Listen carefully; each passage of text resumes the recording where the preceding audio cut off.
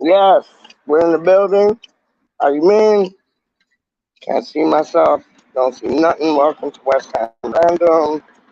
It looks like this broadcast was deleted or on Facebook. Try creating a new broadcast. No, Facebook is piss off. Straight up.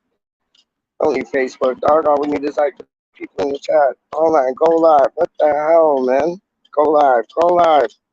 My phone ain't working, dog. Can you put it? Cause my phone ain't working, man. Oh, that's Facebook. Hold on. 1 second. Edit. Hold up. Edit on Facebook. Start time We on are Facebook live could on be YouTube, like mate. what?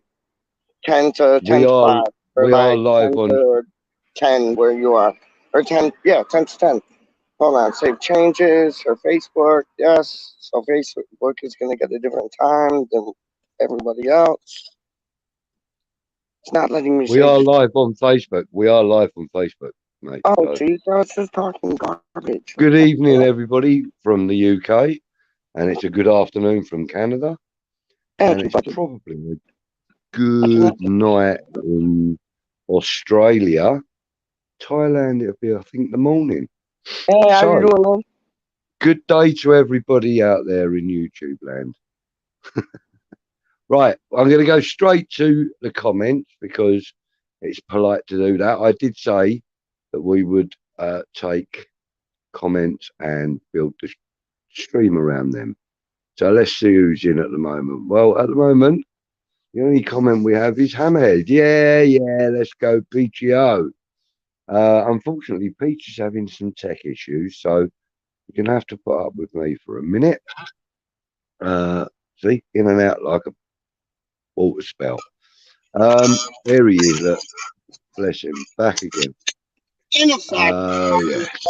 Oh yes. Oh yes. Okay, so we're back. We're live, and we're open to suggestions for the comments. Give us some suggestions of what you want us to chat about. In the meantime, I will just quickly, briefly go over. Did you see any of that interview with TC and Jake earlier? No, I didn't. I know you were excited about it. I was in the dentist while Yeah, the interview was going on, so I couldn't watch it. I will watch but the it replay. was really good. Tell me about it. Give me some It was really spoilers. good. Well, basically, we kind of really know TC's story, but the way Jake put the questions to him was a slightly different angle, more of a youthful angle, which was really refreshing, really nice. I'm just in the middle of actually messaging his dad, so I'm just going to let him know. Yes. We're live on RaNdoM. Yes, sir. Chatting about the interview now. Yes, so we have a couple more comments now, so let's just have a little peekaboo. Hey, it's Happy Amoret with all the H's. Oh, my G. What's she saying about Rosa, dog? She's saying wow. Brozier and Gallagher plus 40 million for Rice this season. No deferring from this offer, yes or no? No, absolutely not for me. Rice is a must until his contract's expired, or until we get 150 million in cash for him. Sorry, but hey, what about if we got Ross Barkley like for Rice, like just a straight swap? Like we get Ross Barkley, definitely not. Definitely not. I'd rather have bloody sick note back. What's his name? Jack Wilshere. I would rather have Jack Wilshere. Happy Amaret saying, oh wait, leave the comments alone. Jake was brilliant with the way. I'll take Colton Palmer before Ross Barkley. Hang on, I'm going through the comments, you noisy git. Right, Happy Amaret says Jake was brilliant with the way he handled the interview with Tony Cottee. Agreed. And the comment after, Mr. Richard Cox himself. Good evening, sir.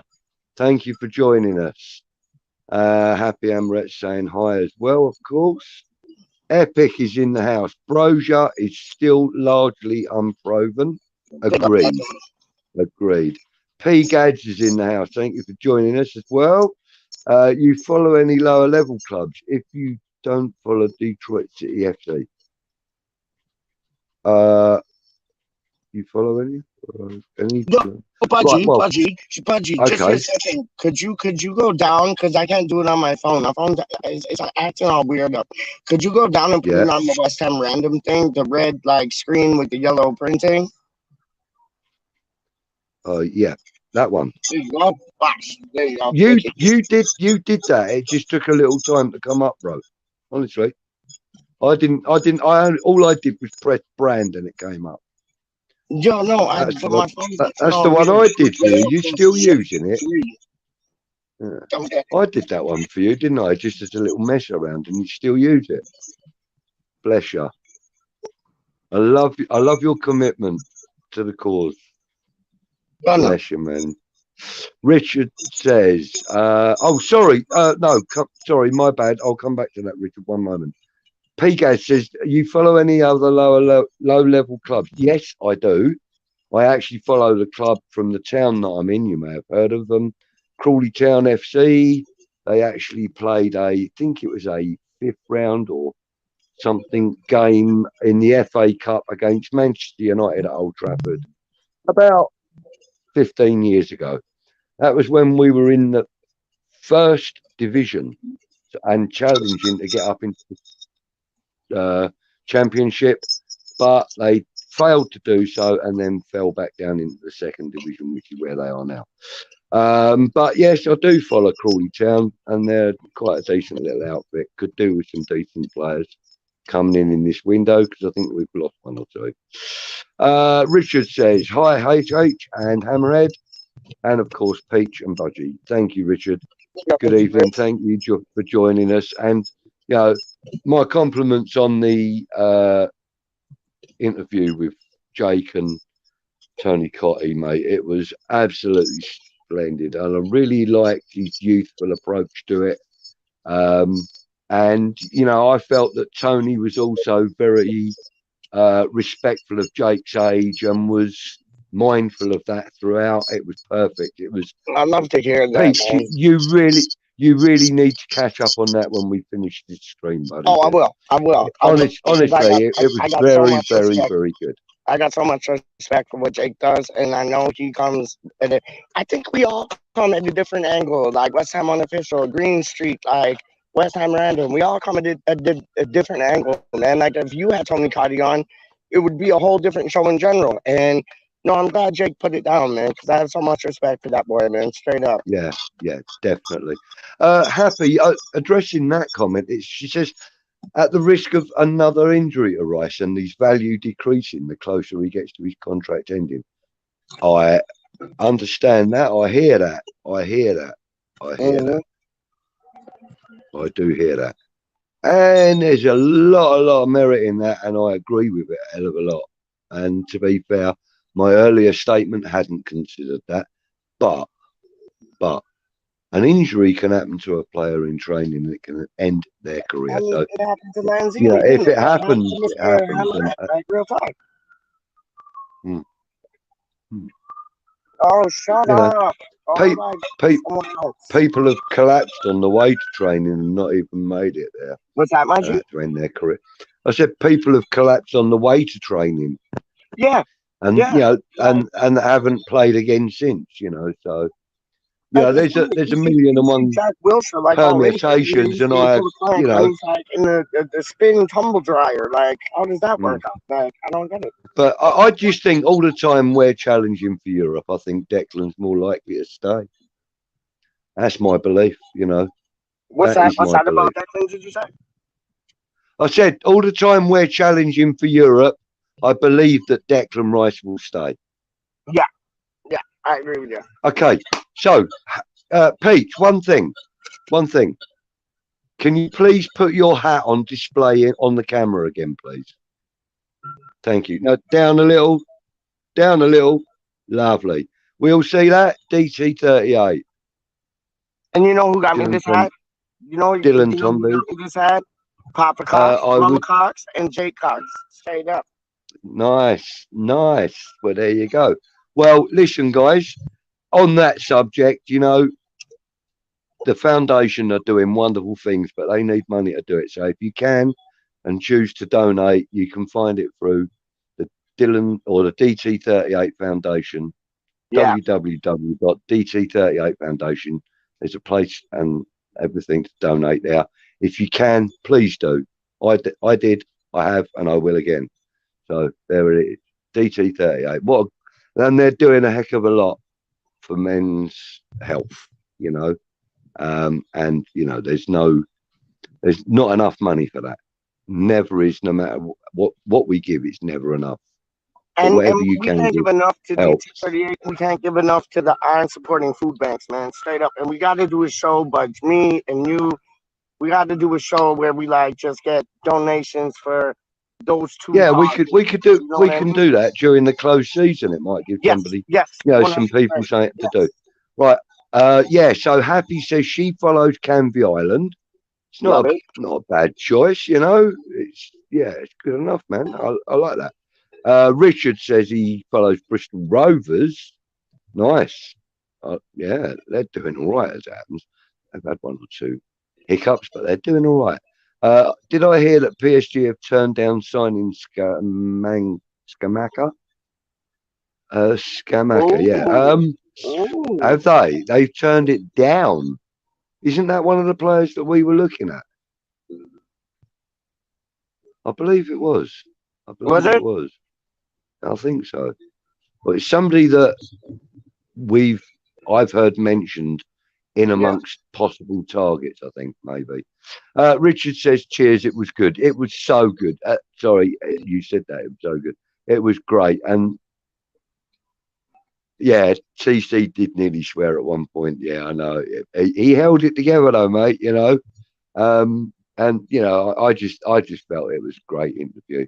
Brilliant, you know, for it to have bridged not just a generation, but there's probably, I would imagine TC's got kids old enough to have kids that age, isn't he?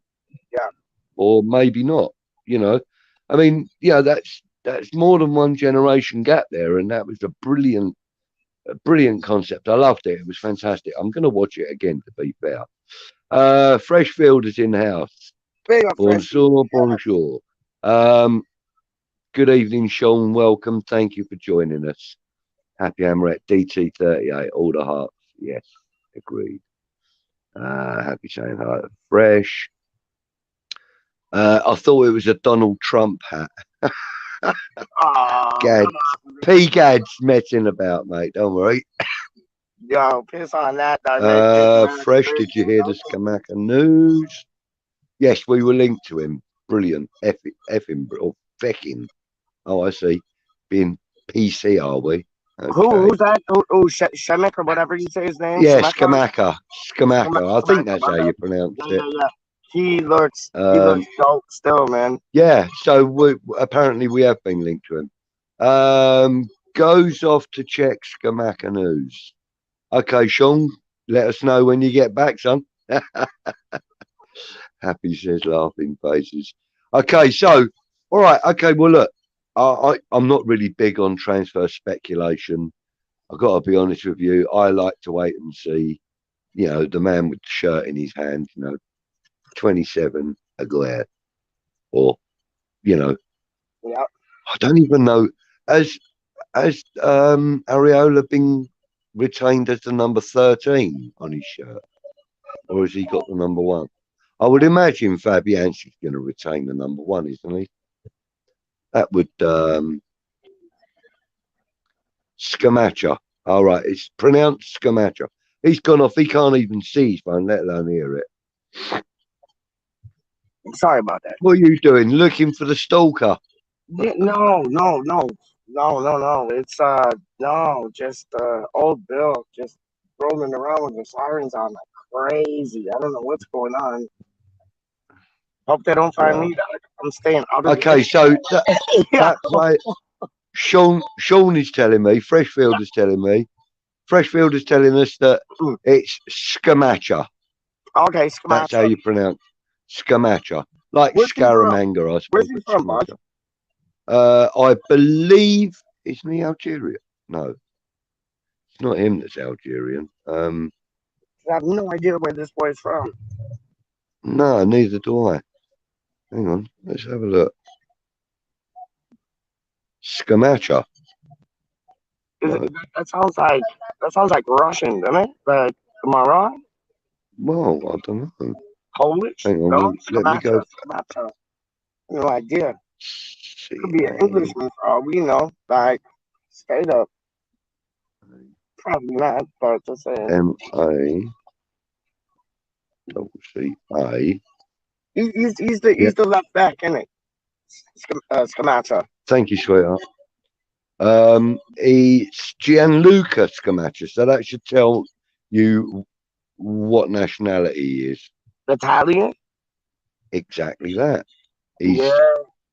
born on the 1st of January 1999. He's 23 years That's old. like my grandfather and my grandmother died. They married each other. Yeah, They're both born on the 1st of January. How weird is that? So big up that's Scamacha. But beautiful, anyways, you man. were That's saying beautiful. Yeah. it's nothing. Born in Rome, Yep, Italy. yep, 1.95 meters height. So that is 6'1" or just over 6'1" yep, and a bit. yep. You're right.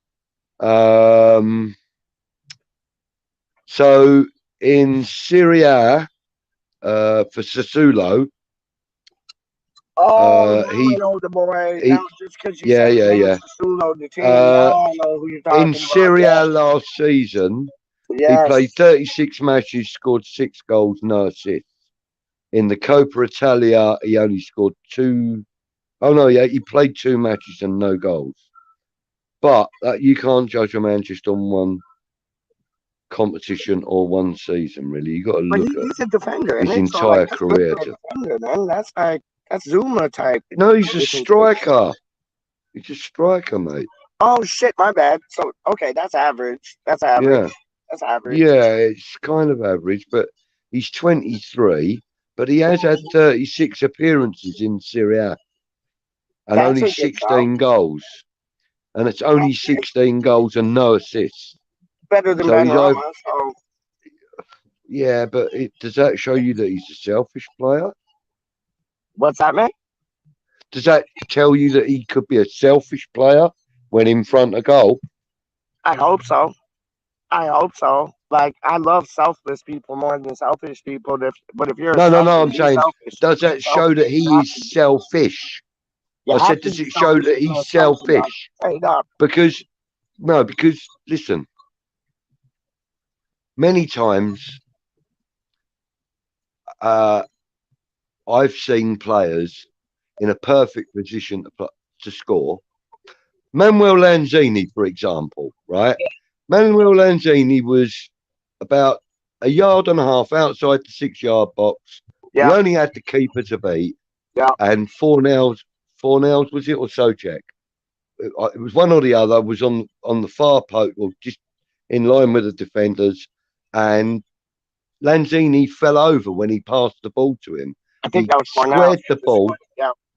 Yeah, he squared the ball to him and scored. Yeah, it was Fornals and scored the goal. In fact, that was when Fornals almost ran into the post, if I remember rightly. Yeah. So, you know, that's what I mean by a selfless player. Lanzini could quite easily have slotted that ball. He had more than enough capability, more than enough opportunity. He chose to square the ball to Pablo Fornals because that showed that he is a team player, which is why I believe he's come out with that statement recently saying, all of these reports about me wanting to go back to River Plate, yeah, they're true, but they're not sure yet, kind of thing. I'm not quoting him, I'm ad-libbing, but he's basically saying, yeah, of course that's where I want to finish my career, but my career ain't nowhere near finished. So, you know, another 2 years at West Ham, 3 years at West Ham would suit him, I think. It would definitely suit us because at this moment in time, I have to agree with Gonzo and I have to agree with, I think Gatesy agreed with him. that Lanzini is technically the best number 10 we have at the club. 100%. 100%. And this Scaramuccia, Budgie, you have to remember, when he starts training with West Ham, if we do get him, he'll have a whole new outlook on the game. Like David Moyes will be up his backside saying, don't be so selfish. But he has that selfish strike in him, or that selfish side in him, which I do like as a striker. Jermaine Defoe was selfish. Paulo Di Canio was selfish. Like, if you know where the back of the goal is, be selfish. But I think David Moyes will like bat it over his head. Like, if there's somebody else in a better position than yourself, pass the blood clot ball, dog. Like, don't try to be the hero. So I think under Moyes he'd be a different player. But I like that. I don't like that side of people in general being selfish. I like them being selfless. But for a striker, you have to have a bit of selfishness in you if you know where the back of the goal is. Yeah. La Parisienne is saying that a €50 deal, €50 million deal, has been agreed. People are, commenting saying that he's a striker. How much would Scaramuccia be? Deal almost agreed. Sorry. How much would deal almost agreed? That's wicked flashy. But how much would Scaramuccia cost us? He's not going to be cheap, is he? If he's coming, I don't want to with 40, 50, 60 million for I'm not saying he's going to be. I'm not going to say he's going to be that. But from what I gather, he's probably somewhere between 35 and 45. Okay. That's still too He's got to be somewhere in that region.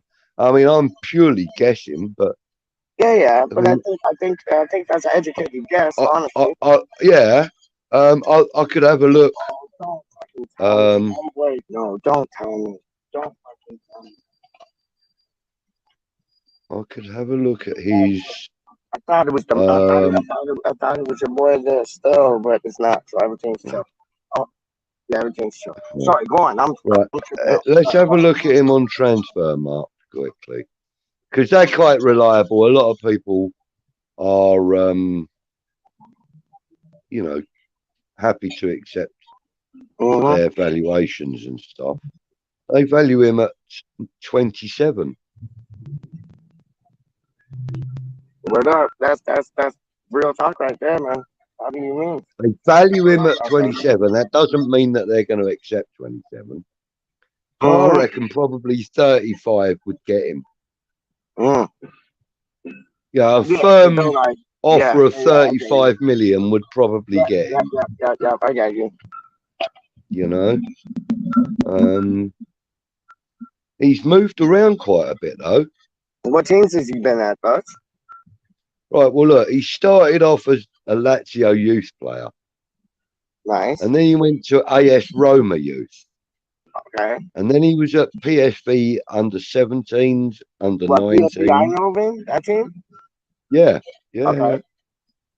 Then he went to Sassuolo under 19s. Yep. Sassuolo senior. Yep. Then and then he went on a loan to Cremonese. Okay. Back to his parent club of Sassuolo. Then he went on loan again to PEC Zwolle, whoever they are, and then back to parent club. Then out to loan in 1920 season to Ascoli in Italy. By PEC Zwolle, looks like it's red, white, blue flag stripes going across. What's that? Inter Milan? AC Milan? No. This is PEC Zwolle. Anyway, so he went from there back to his parent club, then to Ascoli on loan, back to parent club, to Genoa on loan last season, back to parent club. So basically, he's been loaned out since he was a kid, right? he's been getting match time. You know what I mean? Like real talk, Mm. man. That's like But that's he was unbelievable. sold as an under 17 for Yep. £243,000. They're quoting it All in right. pounds. And then he went from PSV, because that's where he went to. He went from PSV under 17s to Sassuolo under 19s for 450,000. So he'd Mm-hmm. almost doubled his value in 2 years. That's all right. It's not a bad dog. No, it's not bad at all. And then, obviously, you know, he's been at Sassuolo since January the 31st, 2017. And now Okay, they're so you valuing obviously him got at something. £27 million. And I Yeah. can see that being a really accurate valuation, if I'm honest with Yeah. you. 27 million. He's been I agree loaned with you. out a few times. I would imagine that he's had a number of goals in that time. And if he scored Um, 16, like in Syria, or Syria A, whatever, if he's in the yeah, Premier Syria. League and he's getting service from Bowen, Fornals, Antonio, Rice, like Suchek, Ben Rama, he's gonna score more than 16 goals. He'll probably be 20 plus with us. Yeah, I think so. yeah, yeah, yeah. Um, let's get back to the comments a little bit for a minute. Go ahead, my G. Yeah, Pigaz, you guys. Italian defenders, yet Italian attackers, no. I kind of tend to agree I with that. I kind of tend to yeah, agree with that. I think unless you're going to get someone like Inzaghi or someone like that, then you're not really Oh, going to he's get, so. Oh, I'd have him any day of the week. He is so you know, strong. Gianfranco Zola. I mean, would you turn him Mm-hmm. down in his heyday? No, you wouldn't have done. No, not at all. Viali, would you have turned him down? No, you No, wouldn't. You know, no. And Gianfranco's uh, oldest goals were so like you his know, dead ball, there like have been a his number soul of brother, man. very, very Soul brother. decent Italian attackers, but currently I hear what P-Gad they are saying. few and far between. They are few and far between, Pegad, I agree. Yes, people, hammerheads in the house. He's 6'5". Yes, epic. Epic. Well, 192.5 is 6'5". Wow. Oh yeah. Yeah, big boy. I'm thinking it was 182. Oh my god, what is the matter with me? And My that's what bad. Morris Watkins was saying the other Thank day. you, Like a Epic, big for striker. correcting That's me, a big mate. striker, man. Straight up. 6'5", mate. That reminds me of Mm-hmm. yeah, that reminds me of days gone by when we had big attackers. And like for We our should dead get ball one. situations, he might be perfect just putting his like Barnett on it. Like honestly, man. Yeah. 16 goals, 1 assist, 16 is a lot in Italy. Is it? Oh, okay. Okay, so what, they don't get like your 30 plus goals a season and that in Italy, no? Wow. Didn't he know that? Di Canio was a unicorn. Yes, he was. Yes, he was. Yes, he was. He was a unicorn. Actually, do you know what? Do you know what Di Canio was? He was a unicorn with skills to pay the no, bills. I think He was I a little shit of a troublemaker. I think Di Canio was bought as a sick patient, but turned out to be the paramedic to repair the damage. Mm-hmm. Do you know what I mean? I know exactly. Yeah. I mean, when we got him, he just pushed over the referee. Everybody didn't like him. They didn't want to talk about him. Yep. He was taboo. Yep. And we bought like the sick parrot. And, look what we had afterwards. We had probably and arguably one of the most creative players we've ever had. One of.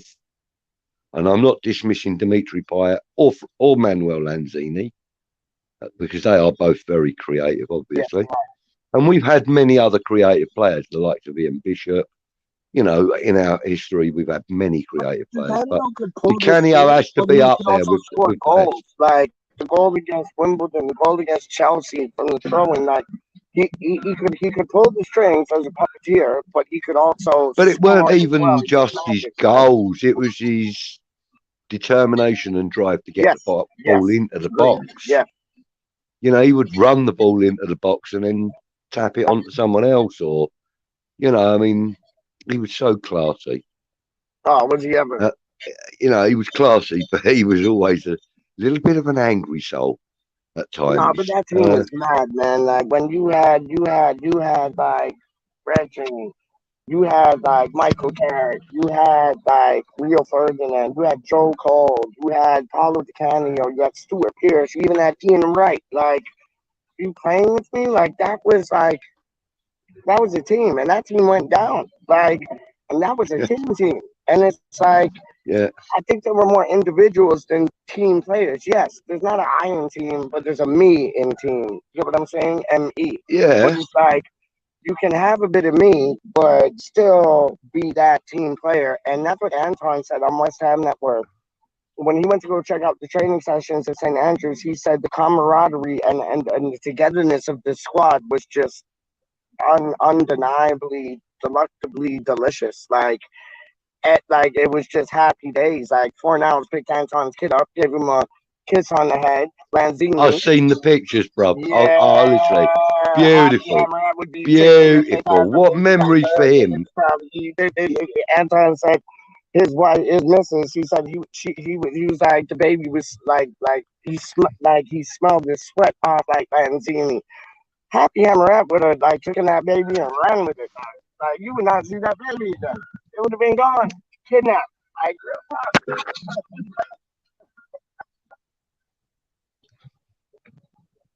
There we go. that's Right, what so the that's deal what is I'm not saying. done. The deal is not done. Sassuolo want 50 million euro. PSG want to pay 35 million. It was Alright. reported personal terms were agreed last week. Will probably end up at Juve. Are What can Juve you do? interested in him? I don't know. What can you do, man? Uh, We're gonna get, and I promise you, who comes in the door is gonna be bang on like Aguerd. He gives me a buzz. Like I think he's a lot more dangerous than people this think. is You a know, good point, actually. oh, he's This is a massive. good Like point. and Obama Have coming you? back, people saying, "Oh, Obama's past his prime." Piss off! Like him and Aguerd, like Hmm, in the middle. JPWHUTV said it, and I tend to agree with him. I think those two would be magic. But like, if he did like a back three of like Zuma, Aguerd, and Obama, yo, we're not playing around. yeah. Hey, We look, are not playing Happy around. Amaret comes up with a good point here. Look, Lanzini Mhm, deserves to go back mhm. to River Plate on a free when Thank his you. career has ended Yeah, with us. Actually, that's not a bad point, and no, that is a good point. I suppose, yeah, that probably would be a touch of class from West Ham if Hmm. they did that. Are West Ham capable of that much of a touch of class? Hmm. Apparently, the Arse have bid 30 million for who and was shot down. For who? For Lanzini or for this fellow we're talking No, about? the next one, not Oh, Lanzini. The oh next no, one. she says Yeah. Skamaka. So yeah, that one. Shamaka. Yeah, Sounds for like sure. Michael Jackson gave him his name. Shamaka. Shamon. Who are we talking about? Shamaka. Not Schumacher, but Shamaka.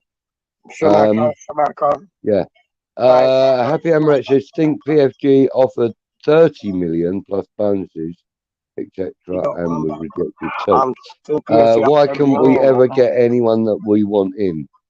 Well, we did. We have done a couple of times, and David Moyes has actually not done too badly with his recruitment.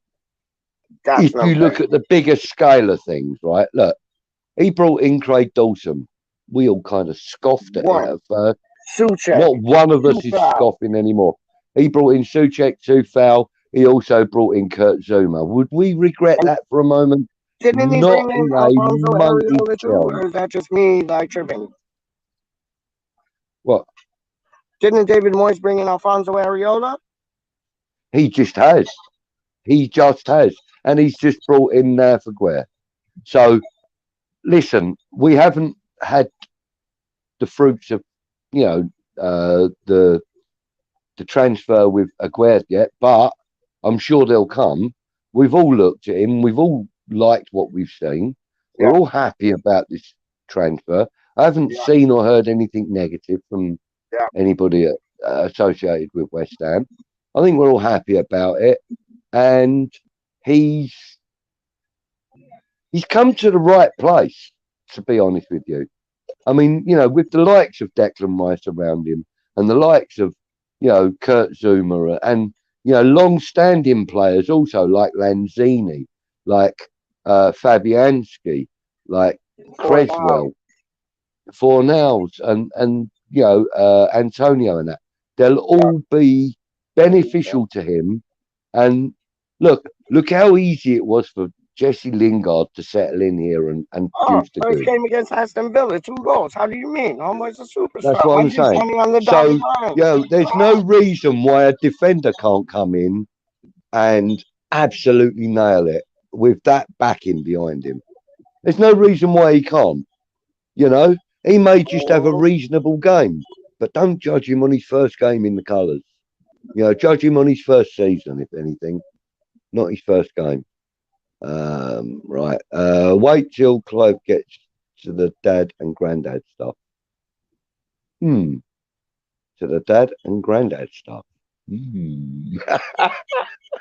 I presume you are referring to me, Sean. So, Wait till yeah. Crowd gets to the Okay. dad and granddad stuff. I know. Scamacco's played in Holland. Yes, he did. He played So for PSV Eindhoven that's like on Italy, loan. France, Holland. No, it wasn't on loan. Sorry, he was loaned out by them, but he has played for them as well. Yeah. Um, Clark, do just feel one for him. one intermission. Like bless him. Do feel for him regarding that. Shizza has been teared with. But yo, let me just say one thing. And I don't talk about transfers. You already done know this. Like Jonathan David, dog. Like bring him in already. Like that would be our marquee signing. I know our marquee signing right now is Alfonso Areola. In my estimation, Aguard is like right there next to him.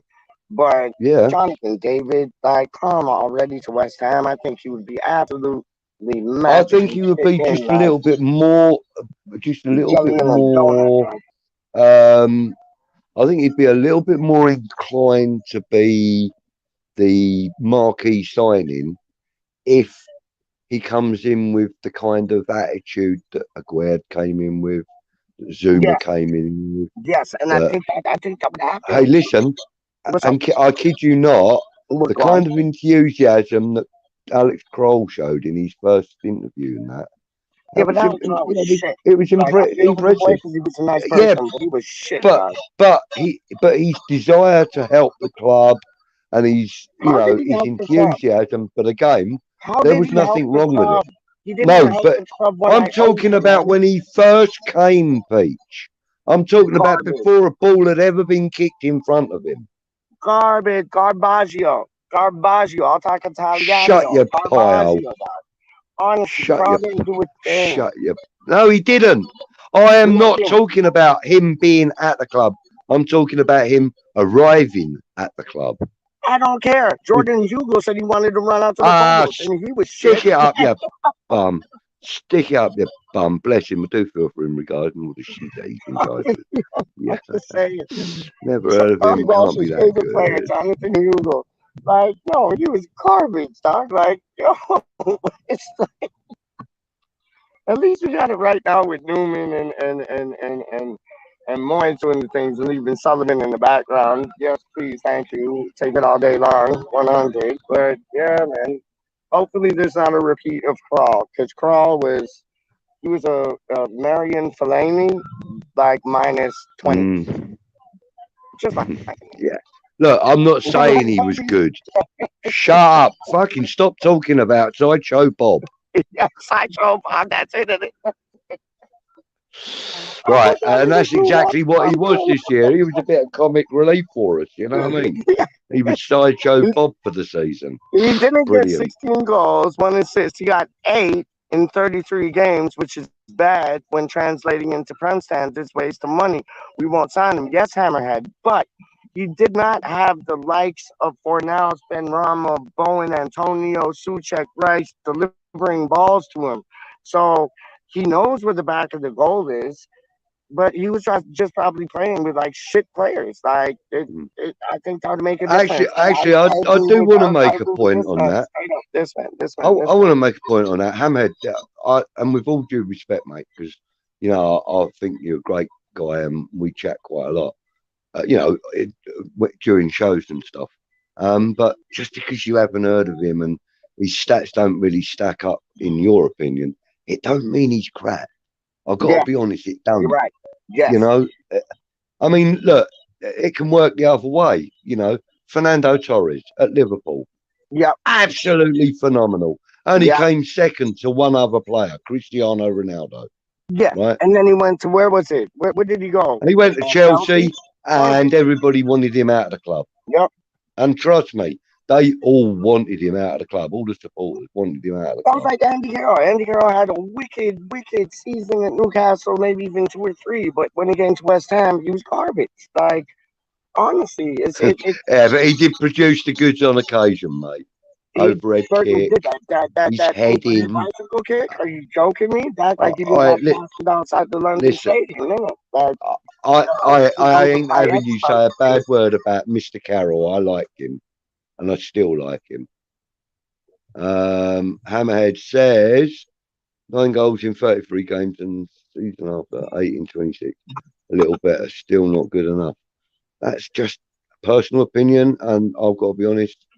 I think, you know, there's merit in what Pete said about the quality of the delivery and the You're right. consistency, of the delivery as well.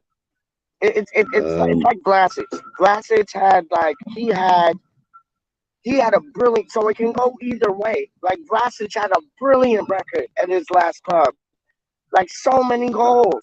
He comes to us. I know he didn't get enough time, but with the time he was given, he should have done a bit more, I think, than he did. Yeah. But he had a brilliant record at his last club. He did bollocks for us, like when he was given the chance. I mean, so I don't base it on like 8 goals here, 9 goals there, and other teams and other leagues. Let them come to West Ham. Prove yourself. Yeah. On this point, so we're talking about West Ham as if we have to pull a Champions League. Yeah. We don't stand a chance of signing a player like that.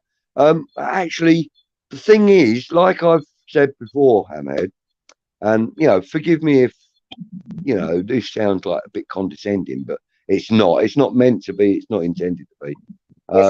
But the thing is, if you want to be a big club, you got to act like a big club. Simple as that, mate. You know, you can't. If you want to be in a big club, you got to have big club bollocks, straight up. You know, you're never gonna sit at the tree if you're passing ladders up all the time. No, trust me, man. I hear that. You're never gonna get to the top of the tree if you're passing the ladder up all the time. I get you. You know, so you've got to start taking the ladder and using it, and or, you know, as a metaphor, it's a shit one, but it's a metaphor. But what I'm saying is, if we want to attract big players, we got to sign big players. Whether they're Cristiano Ronaldo or Jonathan David or Vladimir Sufel. I agree with that. Or Craig Dawson. Can't tell me he ain't a big player. Huge player. Craig Dawson is massive. Craig Dawson is massive right now. Didn't even cost us £3 million. And like now he's in like didn't even cost us £3 million. Chill, Pete, says Hammerit. He's in the Europa team of the season. That's it, something. And we got him for nickels and dimes. Like, are you playing with me? So dope.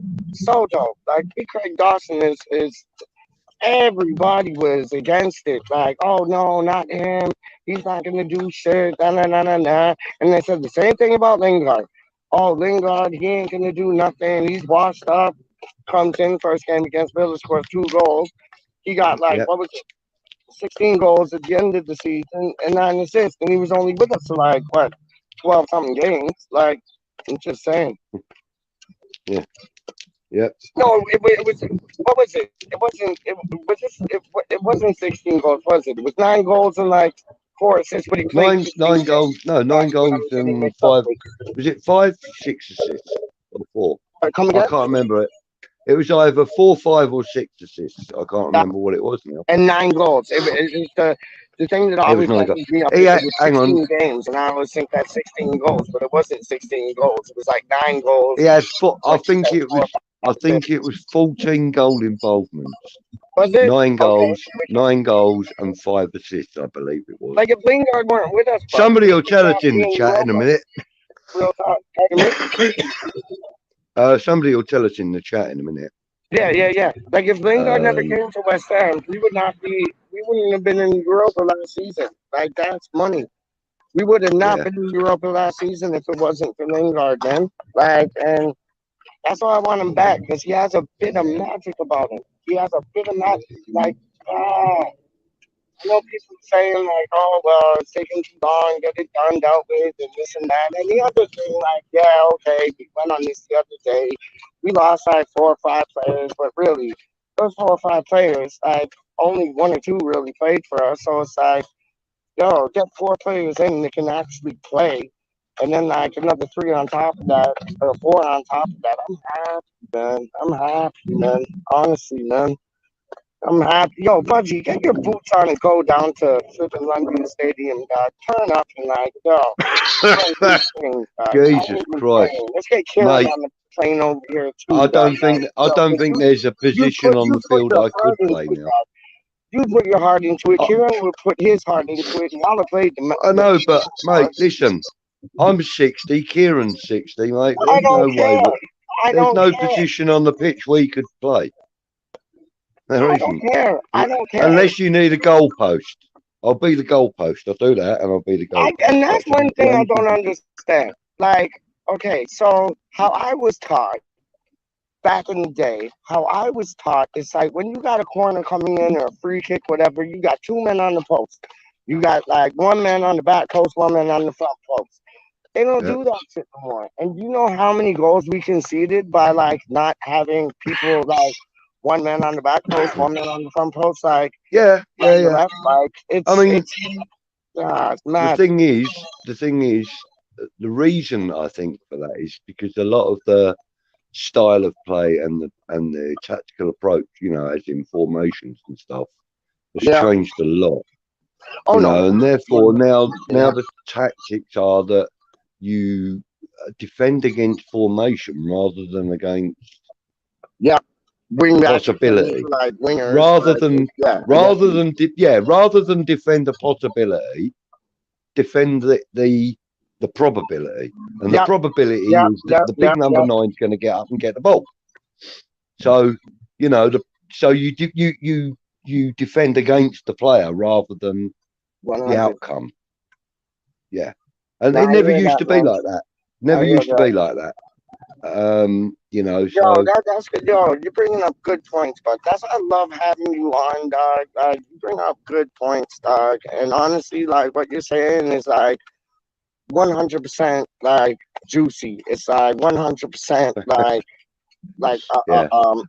relevant. Like not irrelevant. Now, Hammerhead, you're right, mate. We're not a big club, and we don't have big club money. But big club mentality brings about its rewards. Now, look, we brought Carlos Tevez and Javier Mascherano to these shores, and they went on to have great careers from us, from being with us. Okay, they were temporary, and we only had them on loan, but they came. Jesse Lingard was also a loan player, equally as dynamic in his loan spell. I mean, okay, we may have had an actual deal with their representatives for that season, but it was still just like a loan. You know, we brought Dimitri Payet to to Upton Park Festival and then to the London Stadium. Yes, we did. Okay, he didn't stay once we moved, but we brought Dimitri Payet to the club. That's big club mentality, not big club money. Sorry, do a whoop in my berry or whatever. Look. Nice beret, man. Don't let the cat do a whoopsie in your beret, dog. Straight up. That was Michael. Yeah, but that's what I'm saying. You know, sometimes big club mentality can bring about, you know, its rewards. And, you know, I'm not saying that we did anything particularly special with the players that I mentioned or whatever, but the thing is, could it have been the start of something to come? I mean, the thing is, look, people have seen how well Jesse Lingard got on at West Ham. They've seen how much he was integral to the game for us at that point. Other players are going to be looking at it going, well, if he can do that at his age, at 29 years old, I'm a 24-year-old player. I'm reasonable at what I do. Maybe perhaps I can go and make myself a name at West Ham. You know, they probably look at players like Fornals and go, man, that guy has been totally embraced. He's not even from London, not even from the UK. And, you know, the West Ham fan base absolutely adore him, or a good high percentage of us do. You know, and he's completely embraced us. We've embraced him, etc., etc. You know, so players will look at. I know you might think that I'm being a little bit nostalgic or emotional or whatever the bloody thing is that you might think I am, but what I'm telling you is that I'm an ex-player, not a professional, I grant you, but I'm an ex-player. And I'll tell you something, I would much rather play for a club that wanted me there than a club that didn't. Yes. I would much rather play for a club where I know that I'm on a par with everybody else around me and I'm going to have to work hard and challenge for my position in that. 100%. And that was like when Jesse Lingard wore the right England shirt when England were playing. It just showed you that, like, they're mates. You know what I mean? Like he supports him and he supports him. I'd rather play for a club that is a club that want me to play for them. Perfectly said. Right, okay, let's change the mood, says Hammerette, peeps. We are Mahushiv and have the most willing players that give their hearts to the shirt. Many other clubs don't have that drive and passion. That give their hearts to the club. Many other clubs won't have that drive and passion. I agree with you. And as West Ham United is 100,000,000% up on the pitch. Sweat, blood, tears on the pitch. You do that, we win. Pete, you're breaking up. Still get my respect. That's 100. You were breaking up a little bit, but I got most of what you said. Thank you. Right, okay. So Hammerhead says that's true. Rome wasn't built in a day, but we're moving backwards at the moment. Only because we're selling players and not making signings, or releasing players and not making signings. We've made 2 signings. Okay, one of them was already at the club. No, we made 3. You know, 90% of people would have expected him to go at the end of his loan deal, or whatever. You know, that's generally what happens.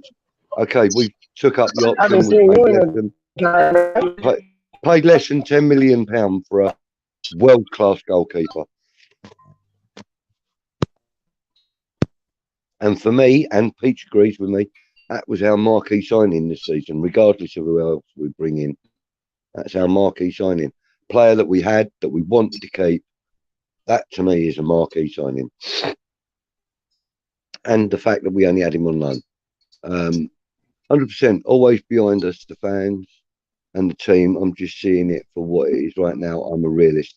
I get it, Amred, but hey, let's cheer this up a bit, mate. I agree with what Hammerette said. Let's cheer it up. Yeah, I get you. Yeah, that's cool. He would rather we would do better than he thinks we are at the moment. What's that one? 9 try. We're just going to call you try hard. 9 goals and 3 assists. Wally's in the house. Good evening, Budgie and Peach and everyone in the house. How are you doing today, my love? Hammerette.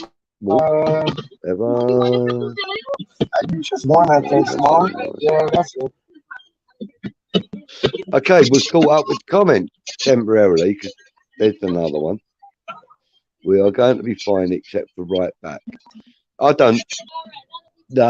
Listen, I know where you're aiming at. we seem to have released a player that you're very fond of. We are aware of that. Peach, I'm going to mute you for a minute, unless you're actually going to contribute. He's chatting up some bird, isn't he? There you go. Right, I've muted him. Yes, we're going to be fine except for right back.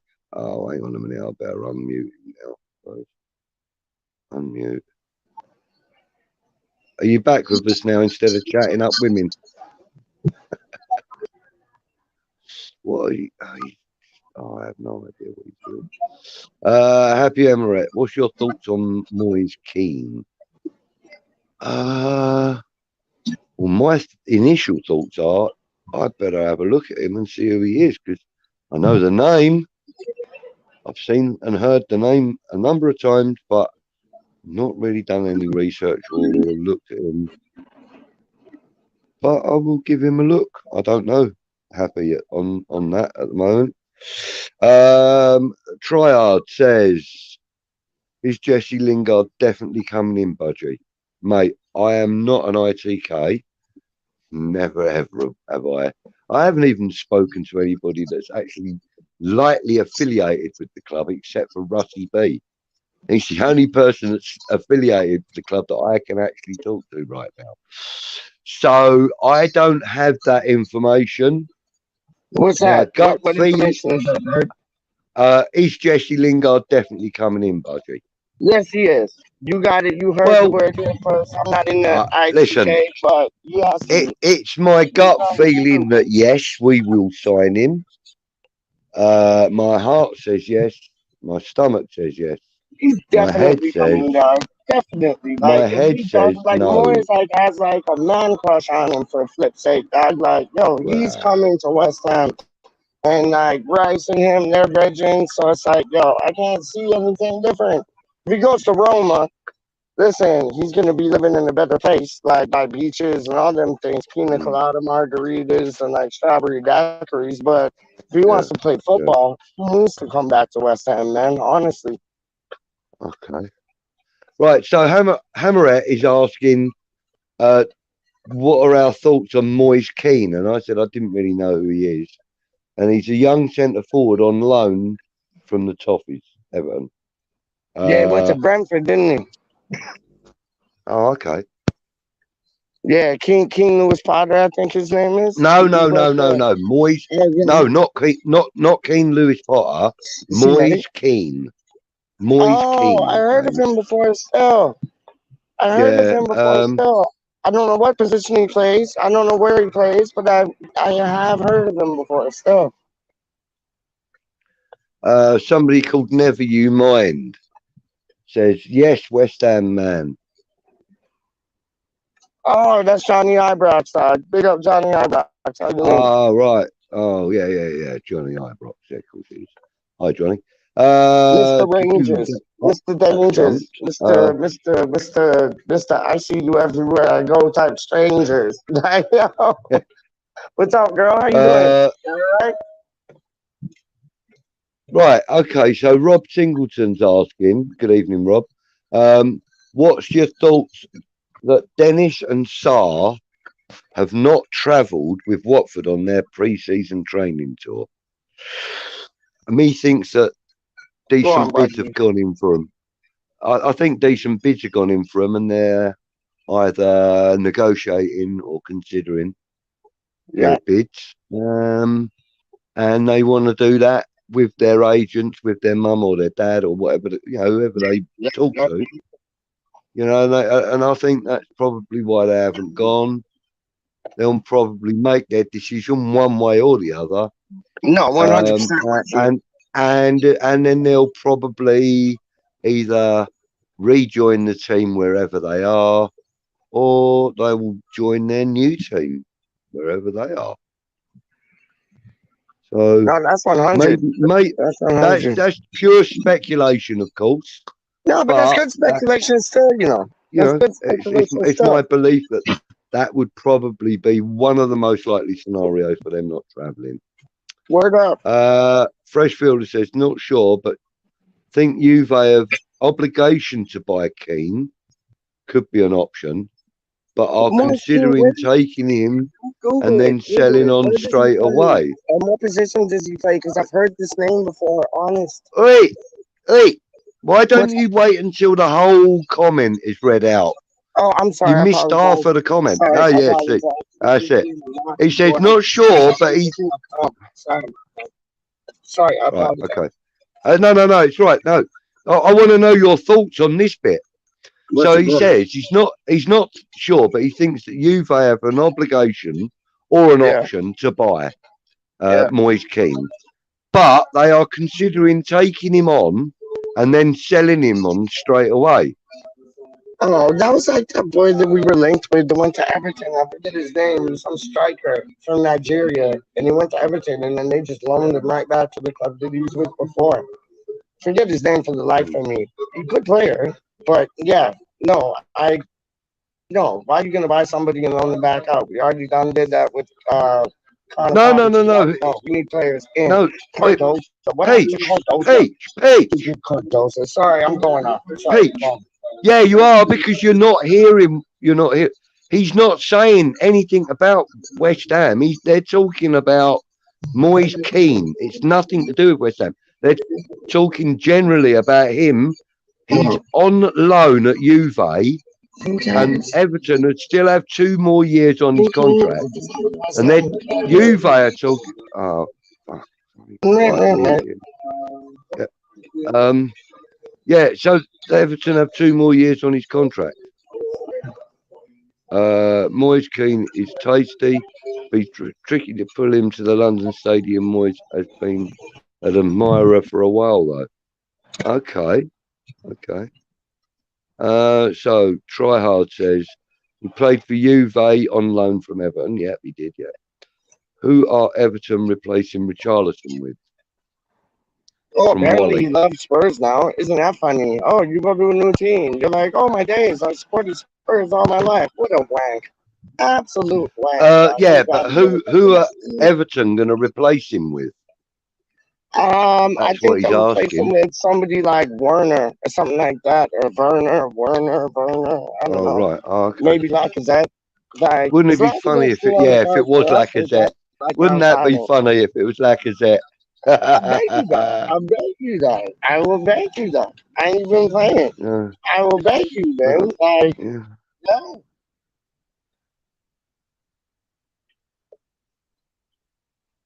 Yeah.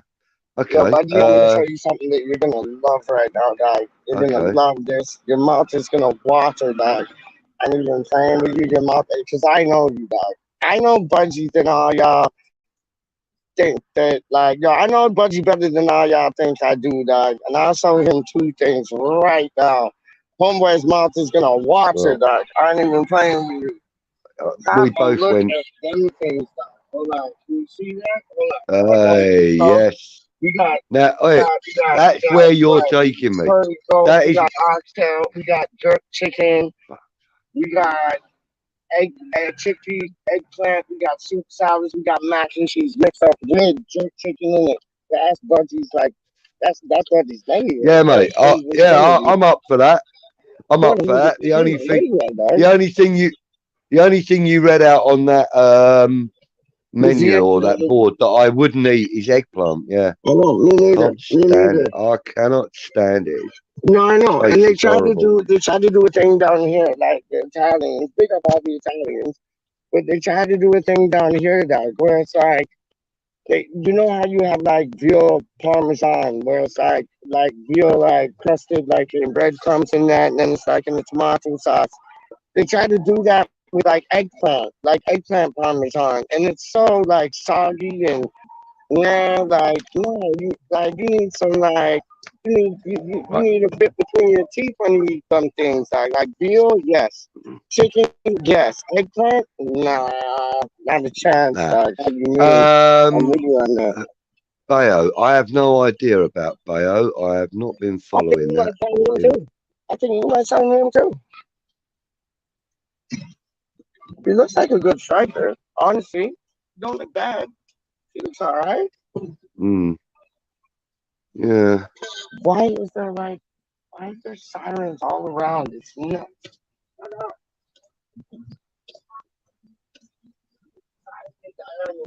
Yeah. So Why'd you go out to get me, dog? I'm showing you, dog. as of now, I'd take Watkins, Pookie, Brozier, Keane, Shamaka, Depay, Danjuma, or anyone who can stick it in the net. I've missed But what about what's the anyone. other boy? I'd take them too. What's the other Sean, boy? fresh builder. You're Oh, funny, man. and Nazari. Do you think like that'll come to fruition or nah? No, not a chance. Not a I'm chance. feeling it. I'm feeling it. Yeah. See, Hammerhead's got it right. He says bring back Andy Carroll. No, thank you. Andy Carroll can stay wherever the flip he is, dog. I don't want Andy Carroll, dog. Andy Carroll can just stay put. Stay put.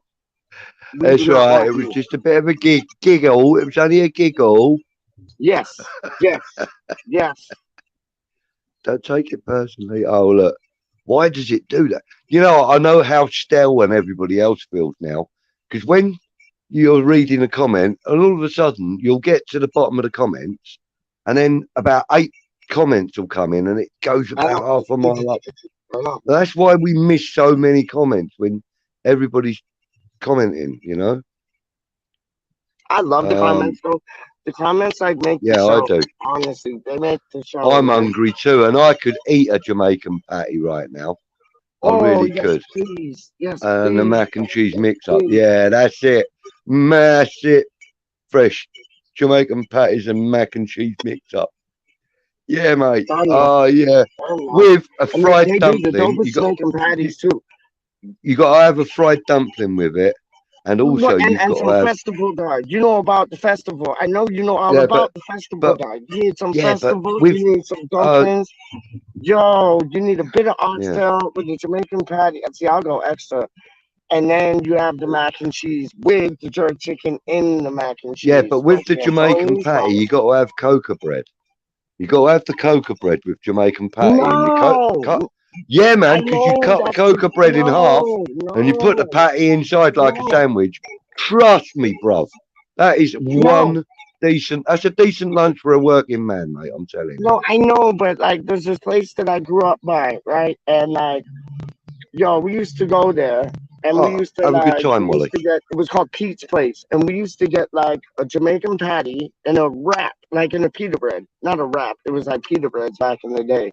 So a Jamaican patty and a pita bread with like it was like a submarine shop too. So it's like, but it was like a low key one. So you can have like sub sauce on it, mayonnaise on it, tomatoes, onions, like whatever you wanted on it, hot peppers, hot sauce. That was like, I respect the cocoa bread because that's the traditional, and they do that there. They do that there. Yeah. But is it that good? I've never had it because I've always liked the pita bread.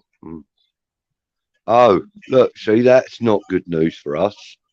Try hard. No, but is the pita bread? Is the no, not the pita bread? Is the cocoa bread Cocoa bread. Is it like that much fire? Like, what'd you get on it? Just like it's just like Jamaican patty, cocoa bread done? Yeah, mate. I listen when I go uptown, like in the car. I always stop at my favourite baker's, which is called The Best, and it is the best. I love and that. it's in Acre Lane. It's in Acre Lane, Brixton. Right? Yeah. And for me, it is the best bakers. I go there. I buy a bag of 6 cocoa bread normally, and then I'll buy like maybe 6 or 8 or 10 different patties. You know, like lamb one, chicken one, and veggie ones. I quite like the veggie ones, although I'm not a veggie. But they're quite nice. So I might just buy like 3 of each or something. Yeah. You know, and then I'll get myself perhaps some fried fish, snapper fish or something. Yes. Like some maybe some Guinness punch. Maybe some Guinness punch, or even, you know, even sometimes I even just like their fruit punch as well, because the peanut punch is dope, man. Peanut punch is dope. But I think Yeah, like but then I African also food, I like think I'm gonna African get cocoa food as bread and well. like You Jamaican know, pasta still, man. yeah, I like African food as well. I mean, there's a shop up Oh, in Croydon that I go to, like name and some you dishes know, I 'cause I'm can not buy. too familiar with African Uh, food. What are a couple dishes? um, well, there's one called jollof rice, which is really nice. What's that? Jollof rice. It's basically Oh, sort of jollof like a rice. Yeah, spice. yeah, I know Yeah, that. yeah, Well, you yep, know yep, jollof yep. rice. Yeah, that's one of them I like. Um, I can't remember what they call it now, but they do this. It's almost like a sagaloo. It's like a Yeah, like spinach spinach thing. based, spinach based with tomato, onion, garlic, spices, etc., etc. And then Yep. they'll put meat into that and cook it down so that the meat is tender. So that could either be chicken or that could be lamb, or Oh, I traditionally love in that. Africa they'll even use tripe. Oh, I'd have a bit of that. Um, I'm not me, mate. No, When I went to no, thank Barbados, they did flying you. fish, and it No, was no, so no, good. no. The flying fish in Barbados, Flying I fish, was just really? Yeah. like with some hot sauce But and some yeah, deep fried so plantains, sorry, plantains, there's some some deep really fried nice. plantains. Yes. So, Yeah. But whatever you do, yeah. there's this sauce that they do. I'm not sure about other African countries, but they definitely use it and produce it in Yeah. Ghana, and it's called shito, right? And it sounds You told me funny, about this before. Yes. and Yes. it's spelt like Shito, shito, right? Yeah, yeah, And yeah, yeah, yeah. I'm kind of saying it with an accent because that's the only way you can say it properly. Um, Do you like? and Yeah. basically, it's like just pure ground down like black pepper and spices and hot chilies, and it's just fire in a jar. I'm Love it. telling you, it is Love it. fire in a jar. Love it. I Love cannot it. even I cannot even put my finger on the lid and put it Yeah. on my tongue because Yeah. it will burn a Too hole through spicy. my tongue. Yeah. Gosh, it's wretched for me. But my No, brother-in-law, I love that. he'll put about 4 or 5 teaspoons of it on his plate over his food and then eat it. Well, then he's used to it. He's Ghanaian, isn't he? You know, but yeah. So, but like Ghanaian Love that. food, I love Ghanaian food. I've tried some. In fact, I've even tried food from Iraq. Believe it or not, when I was working for a company called um, Adelphi Homes, Adelphi Hotel, Mm-hmm. sorry. We were service providers for asylum seekers, basically during the Gulf War, and Mm-hmm. yeah, we were the company were providing housing for the asylum seekers while they were, making their applications and stuff, Yeah. and we were providing services for them, helping them to, do whatever, get their, you know, food parcels and stuff like that. Yeah. So yeah, and also we had to do the dirty side of that job as well, which was when they were refused asylum, we had to take them basically back to the Home Office in London and return them back to Iraq, which was the dirty side of the job, but it paid well. I was on £180 a day in 1992 That's doing big that. money, dog. Was it That's big money. 92? Was it 92 that during the Gulf Like, War? Was yeah, that yeah, yeah, 92? yeah, yeah, yeah, yeah, yeah. It was, dog. It Was it was. It 92? was like Yeah, late 80s, early yeah. 90s. Yeah. Anyway, basically, it was into the sort of like the year after the war had started. That was when we were doing this, and yeah, it was £180 a day then. I That's can't even dope. earn that now. I What can't yo? even What's earn your that thoughts now, on mate. like traditional things like a lamb shank with like a red wine reduction sauce Oh, on it, mate, like them things you're enough. talking my kind of food. That's what I'm Now that's talking about. what That's what I'm I'm talking talking about. about. Like, I real went talk. to I took my kids to a pub not too long ago, Yes, and we had lunch. My son, he loves to try out different burgers from different I places. love that. I You love know. that. My daughter, she's more inclined to have something like, you know, maybe she might have something, you know, like even a like a pasta dish, or you know, my daughter's quite, you know, quite willing to eat or try anything when it comes to food. So yeah, the chat has jumped. Um, so I went to this pub and they said, you know, minted lamb shanks in cider gravy Yeah. with boiled or roasted potatoes and, you know, veg of the day, Yes, blah blah please. blah. Yes, please. So I said, yes, please, yes, please. Yeah, is it good? It was about 18 quid, I think. But there was two shanks on the plate, not just one. That There were ain't two bad, shanks on the man. plate. No, right, and instead of them putting traditional mint sauce on it, which a lot of places do when they do minted Yep, lamb shank, what they did was they sliced the meat and they yes. laid mint leaves into it, Love it. and Love it. then they chop up fresh mint over the top with a vinaigrette dressing, which They chop up what in really, it? You said? really 'Cause I heard the mint. I heard the mint. What did they chop chop up up? the Mint? mint. Coconut, you say? They just drizzle over like a vinaigrette dressing over the top of the mint So you got mint on the sauce meat. and like vinaigrette dressing. Kind of, yeah, but kind of, but it's So, put on separately, drizzled yep, over, yep, yep, yep, yep. and you know, and it was really, really good. The meat fell off the bone literally as Oh, soon as I it has to. It as has soon as to. I It has tried to to. cut it. The bone literally slid out of the Yeah, meat. It was beautiful, and you know, I asked them for roasted potatoes. of course. And like the veg was like carrots and green Runner beans. beans or some shit like that. Yeah, yeah, runner Yeah. beans, carrots, and broccoli, cauliflower. What do they call that? Mm-hmm. Jubilee. Is that called a jubilee?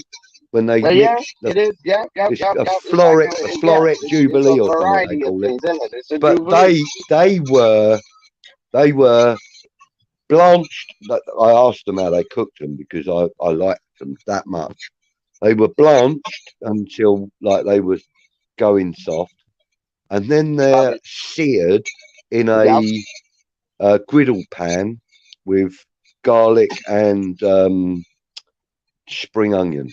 You know, Spring onions oh make so mate, much of a difference. So much of a oh, difference. Even it in was like your so good. traditional salad. And then this cider gravy, honestly, Yeah. peach.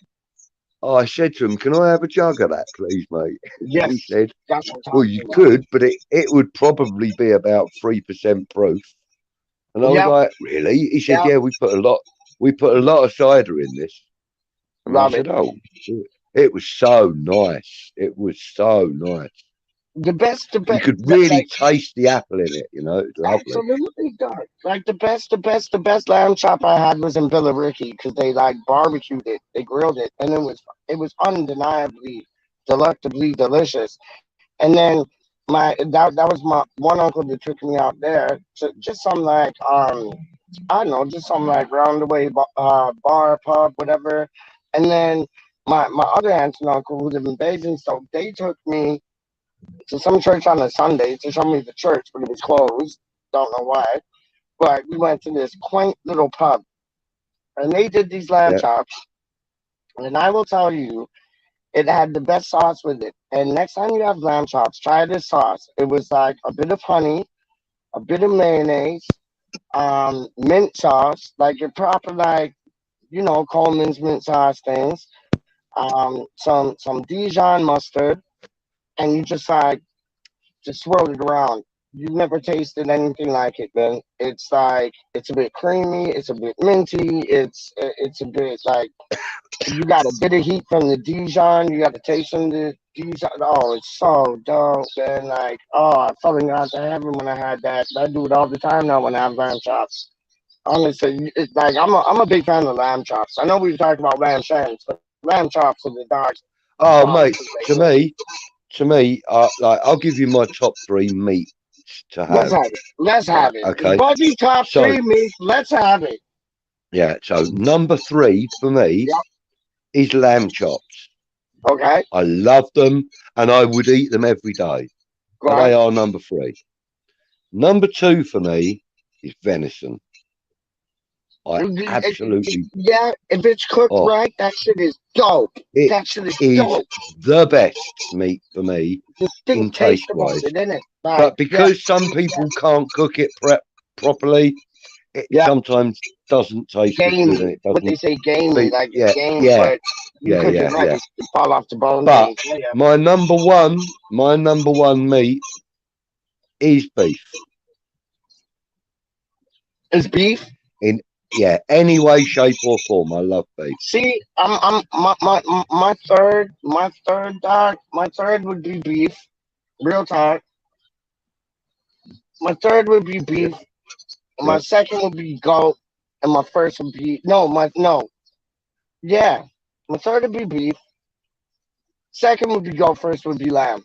Like I just Mm, like, and you get a lot of Canadians like around these ways. They're like, ooh, lamb. uh-huh.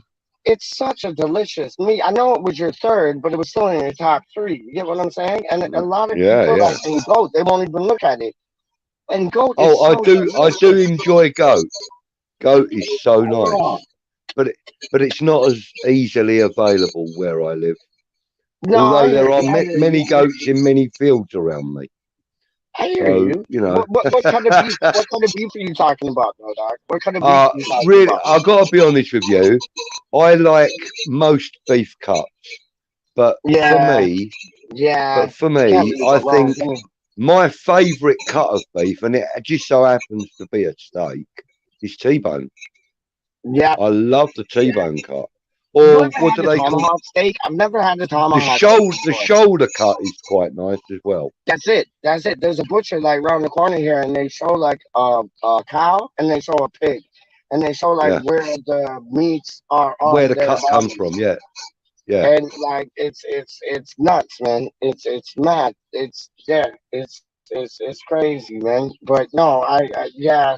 That's a good choice. That's a good choice. That is a good choice, man. T-bone. Have you ever had the tomahawk though? I've never had the tomahawk, like bone in and all that. Have you ever had that? No, I haven't. I haven't. Me But my neither. brother has, and he reckons it was so big he couldn't finish it. And my brother can Yo, finish they're any massive. fucking food. They're as big as You me. know? They're as big as Uh, me. They're massive. Happy Amaret has given us a little light entertainment. That Love Jack and it. Jill went into town to fetch some chips and sweeties. Jack can't keep his heart rate down, and Jill's got diabetes. Love it. Love it. Yes, happy. Yeah. Applesauce is real nice. Sharky, I love Sharky, that. thank you for joining us. I have seen some of your comments, mate. Big up shark. But yeah, thank you for joining us. 100. Fresh Fielder says he was done at the roast spuds. But I do see Moyes getting the right personalities over the line, albeit slow as. Yeah, I agree with Yeah, that. I get that. Yeah, Yeah. completely. Happy Sharky, beef, beef, chicken, and chicken, lamb. and lamb. Dope. Dope. Yeah. Dope. I like that. Wally says lamb chops are great. Yes, they are. Love And I that. used to like the ones that had the bone that, like, it was almost like a T-bone steak, but the bones come Yeah, up like, and then you'd have like chop either side of. Oh, like just the New Zealand love them. ones. The New Zealand ones, like Yeah, that's the ones. That's the ones, mate. even pork Mm. chops are good. Like I know they're kind of like man, No, but actually, do you know no, what? pork chops with applesauce, I've that's fun. I've grown to start liking pork chops over the last sort of year or so. Mm-hmm. And like my brother always says to me, "Oh, you can't get them now," but I used to love the pork chops that had kidney in Yeah, it, the bit of kidney. yeah, And I was like, yeah. I wish I could get them now. I wish you could get them now, but you just can't. Nobody does them Pork, anymore. the pork chops aren't that accessible in quality. Yeah, with the bit of kidney and that in them, Oh, those My are brother said, dope. Those I are would dope. like, I I know would it like sounds to. like disgusting, but they're I so know, but I dope, would like to man. try it. I Yes, would love to please. try Yes, that right now. please. Yes, please. Uh, Triad says this food talk is making me hungry. Good. There you Yeah, go. yeah, Yeah, yeah, Sharky. yeah. Big up. As I say, I've been addicted to cheese spreads and caramelized onion chutney recently. I don't blame you. That's a good show. Honestly, Yeah, Happy, that's a sounds good show. Literally woke up at 5:30 a.m. today to eat something. I I find I'm more hungry when I wake up. It's weird. It's like I'll mm. have a kip, like let's say like I don't know, early evening to like late evening, and it's like just I'm like doing two things in the day, and it's like I don't know what it is. I Look wake who's up and I'm all arrived. hungry, like Look who's oh I get that. arrived. Oh my Oi, day, oi, oi. Julie Mr. baby, yes yes Mr. yes. Duke. Oi oi, Lord, Sir baby. Duke, as I call him. Eh? Nice to see you, sir. Always Thank you for nice to see joining you us. guys. Always nice to While see we're you, on the man. subject of food, My too. I just want to give a personal little plug to an online friend of mine. I haven't met him yet, but he's an online friend of mine. Um, and he runs a little organisation called Hammer Bakes. Now, Oh yes, play the they're video. all little Play the video. cakes, You gotta cookies. play the video, dog. I'll have to unload it. I'll have to upload it. Upload that But shit. Play have the you got video, it or dog. not? It's live up, man. It's live up. All Big right, up, hang dude. on. Big up, Lewisham Tavern. Yo, they got Yeah, I'll baseball tell you what, matches going on in Peach. the office, man. Straight up. Go through the chat a little bit for a few minutes, then. I can't go through the chat, but like I'll just talk shit. Oh, Yeah, I know, cause my phone's all messed up. Like I get a new phone and it's messed up, cause like I'll go into the settings and then I flip and muck up my own phone, dog. Like just going through the settings and thing. So big up Duke, big up Lewisham Tavern, big up Forge from Iron, Duke and Gatesy. If you ain't seen, if you ain't subscribed already, sheesh, subscribe. All they do is talk like WeStHaM through and through. They get a lot more in detail than I do, but yo, trust me, it's dope. It is well, just saying that means it's dope, isn't it? Like, oh no, big up James the Anvil. If nobody's checked out James from the Anvil's channel, I want everybody to subscribe right now. Because yo, homeboy, yo, he puts two things down, dog. So like, yo, if you ain't subscribed to James from the Anvil right now, like leave this video. Go to James from the Anvil and subscribe to them things, dog. Because yo, he knows two things. He's a genius when it comes to like scouting and all that. Scouts. Like, Yeah, oh, so brilliant, man. So and big up he is West very Ham good. Unofficial, of course. West Ham Network, everybody like Hammers Chat, Charlie, Charlie Bombs, Gonzo, Gio. You got a shout out by Gonzo the other day, dog. That was dope. That was dope. That was dope. That was Yeah, dope. yeah, That was dope. That was dope. That yeah. was It was dope. That nice. was dope. That was nice. I Do you loved know what? hearing I'm that, having man. trouble It's like, finding yo, it. somebody from the I team is am getting having love. I love trouble hearing that. finding. I got a little bit of love from Gonzo, but Peach is like the dark horse, black cat in the room type things. You know what I'm saying? But like, I no, big can't up find that Gonzo video. channel straight up. Big up Gio with his pink book. Big up Charlito, Charlie Boss, Others, 32, Hold up. Becca, Becky. And yo, I'm picking up my pineapple. She knows who she is, so I'm just gonna leave it at that. Pick up pineapple, don't know. And or pumpkin pie. Fudgy, I called her pumpkin pie today. I was like, "You all right, pumpkin pie?" Trust me, trust me, guys. Nice, Because it was nice. like pumpkin pie, 4th of July. It was like on some like 4th of July things, guys. And homegirl walked like Yeah. literally like 2, 3, 4 miles just to take her youth to like go see like fireworks and things, dog. Like, yo, big up pumpkin pie, guys, 100%. Yo, what do we got here? Oi, oi. No Hold up. more comments? Yeah, there are, but I'm trying to arrange this What bloody up? Yeah, video. the cake bakes Right. So just and bear yeah, with me we for a moment. translate the cake bakes and everything is great.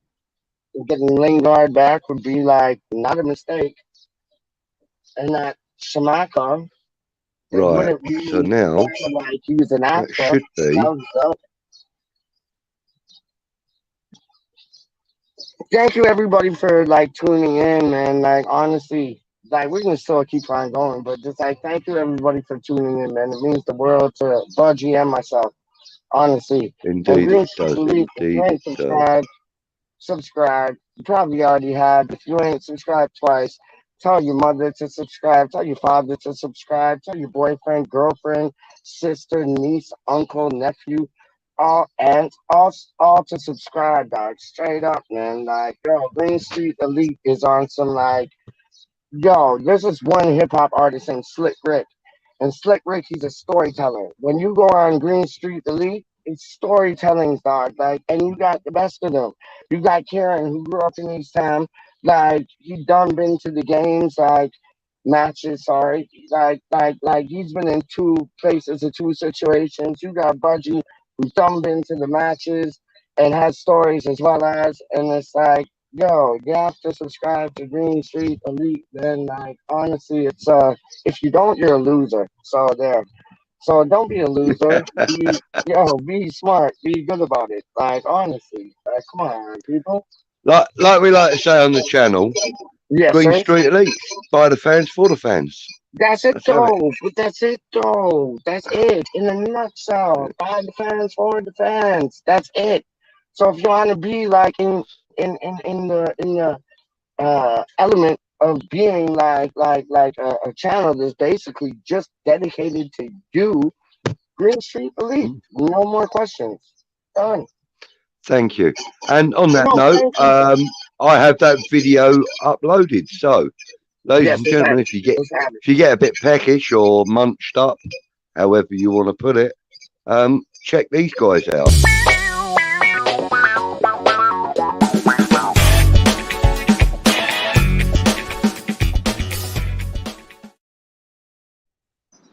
And in case that was over too quickly for you, I'll play it one more time. Okay.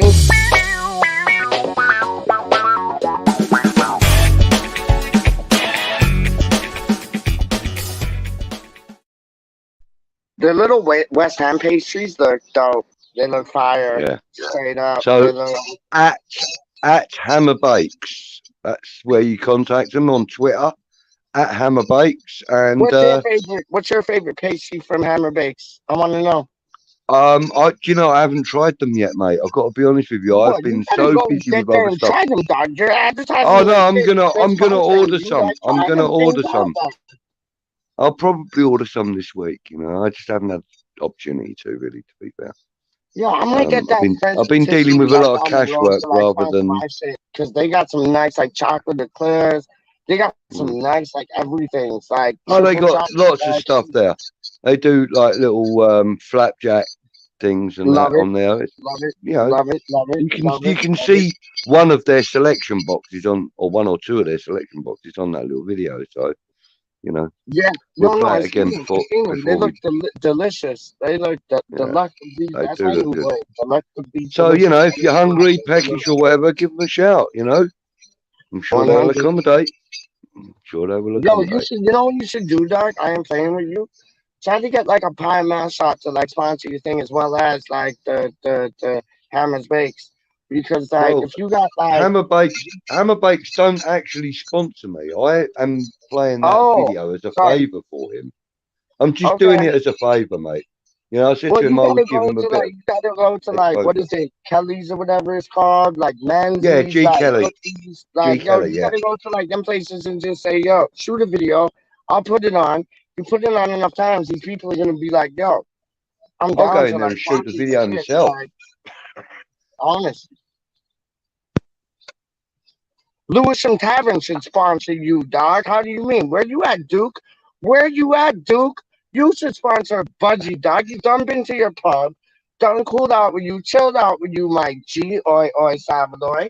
Yo, Duke should sponsor your channel, dog. I ain't even playing with you. WeStHaM Tavern / Green Street Elite. Done. Let's go. Sheesh. Straight up. That sounds nice, Happy. Homemade burgers with shitloads of garlic and strong cheddar. Love that. Everyone's saying they're hungry. I love that. Hey, Joe, my other half, makes amazing homemade burgers. Wow. Actually, talking of homemade burgers, my mom makes the best burgers, dude. So, well, my mom makes you know what? My ex, my mom makes the best burgers in the world. We could have a my ex burger once, real talk. My ex once made them, and she put Monterey Jack cheese inside the burger. No, no, Oh, old like mate, 2, 3, 4-year-old like they cheddar dog, like white were cheddar dog. nice. Yeah, but they were really nice, though, mate. Where's my invite then, Crocs? You ain't Anytime, on the happy. same vibe as me and Duke dog. Like I know Duke's talking like 2, 3, 4-year-old like white cheddar dog. Like that's all you need for the I burger. love it. Don't get me wrong. I'd have that on top of the burger, but the Monterey Yeah. Jack in the middle, really good. No, You should ew, try and start your no, day with big no. breakfast. I try to. It's I like a do try to. with a cross Food stuffed with makes cheese. me so No, tired. Oh. no, no. What's going on? This is we got to Hammer. rename. We got to rename. Oh, we got to name. I Next love time that we do a Hammer Flash stream. TV. Flash.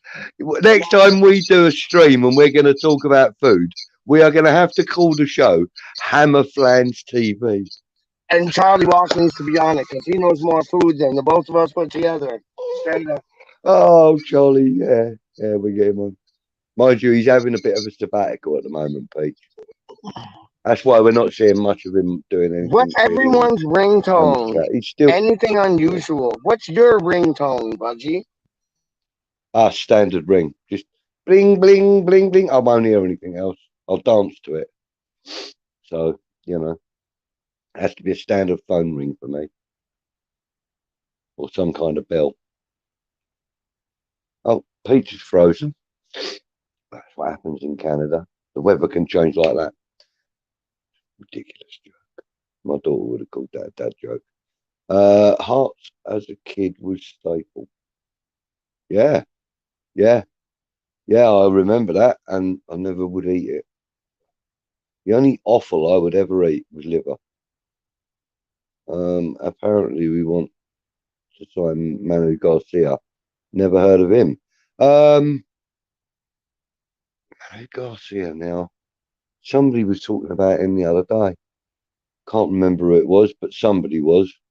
It's nice when Peach disappears like this and freezes and whatever, because I can catch up with the comments a bit. Mine is whatever came with the phone. Happy. I can figure out how. I can't figure out how to change it. All right. Okay. Theme from A Few Dollars More. That one, yeah. Yeah, I got your correction there, Wally. I just passed that, mate. He's older than Ego CR7. Laugh out loud. I certainly am. Bless your walks. Can't your son help you? Ah, true. Yeah. Yeah.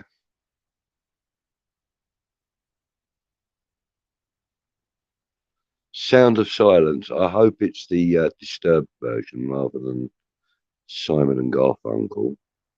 Because the Disturbed version. No, is it Disturbed? Yeah, I think that's their name. Brilliant version. Absolutely haunting version. Love it to bits. Let's get talking about some music in a minute. He is useless happy. My daughter could do it. Get your daughter on it, mate. Polyphonic ringtones, bring them back. Yeah,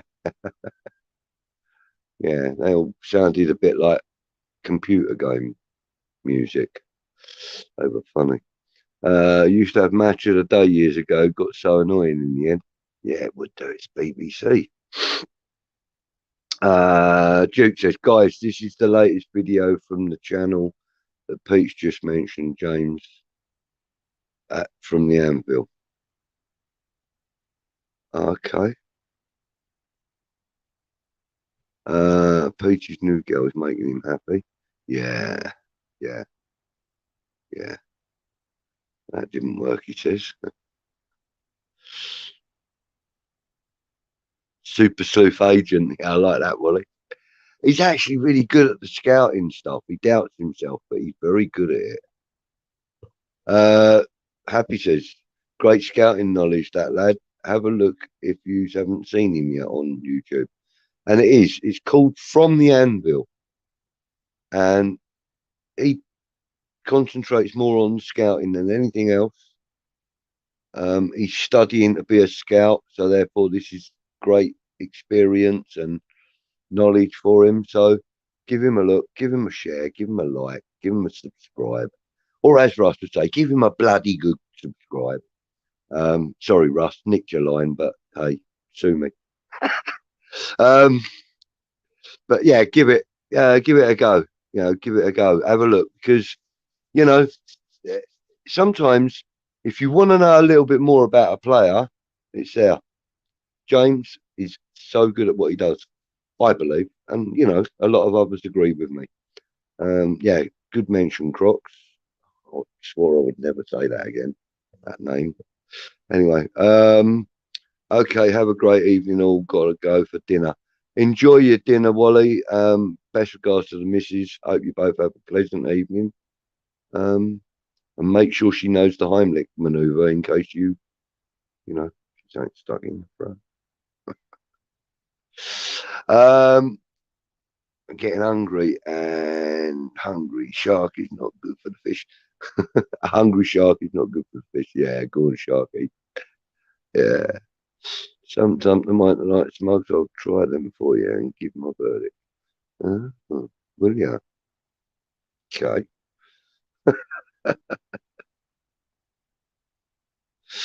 James has some fantastic knowledge, and he's actually taking a scouting course. Yeah, as I mentioned a couple of moments ago. Thank you, Duke, for reiterating that. Or maybe I'm just reiterating what you've already said about 20 minutes ago in the bloody chat. I don't even know how long ago that was, that chat.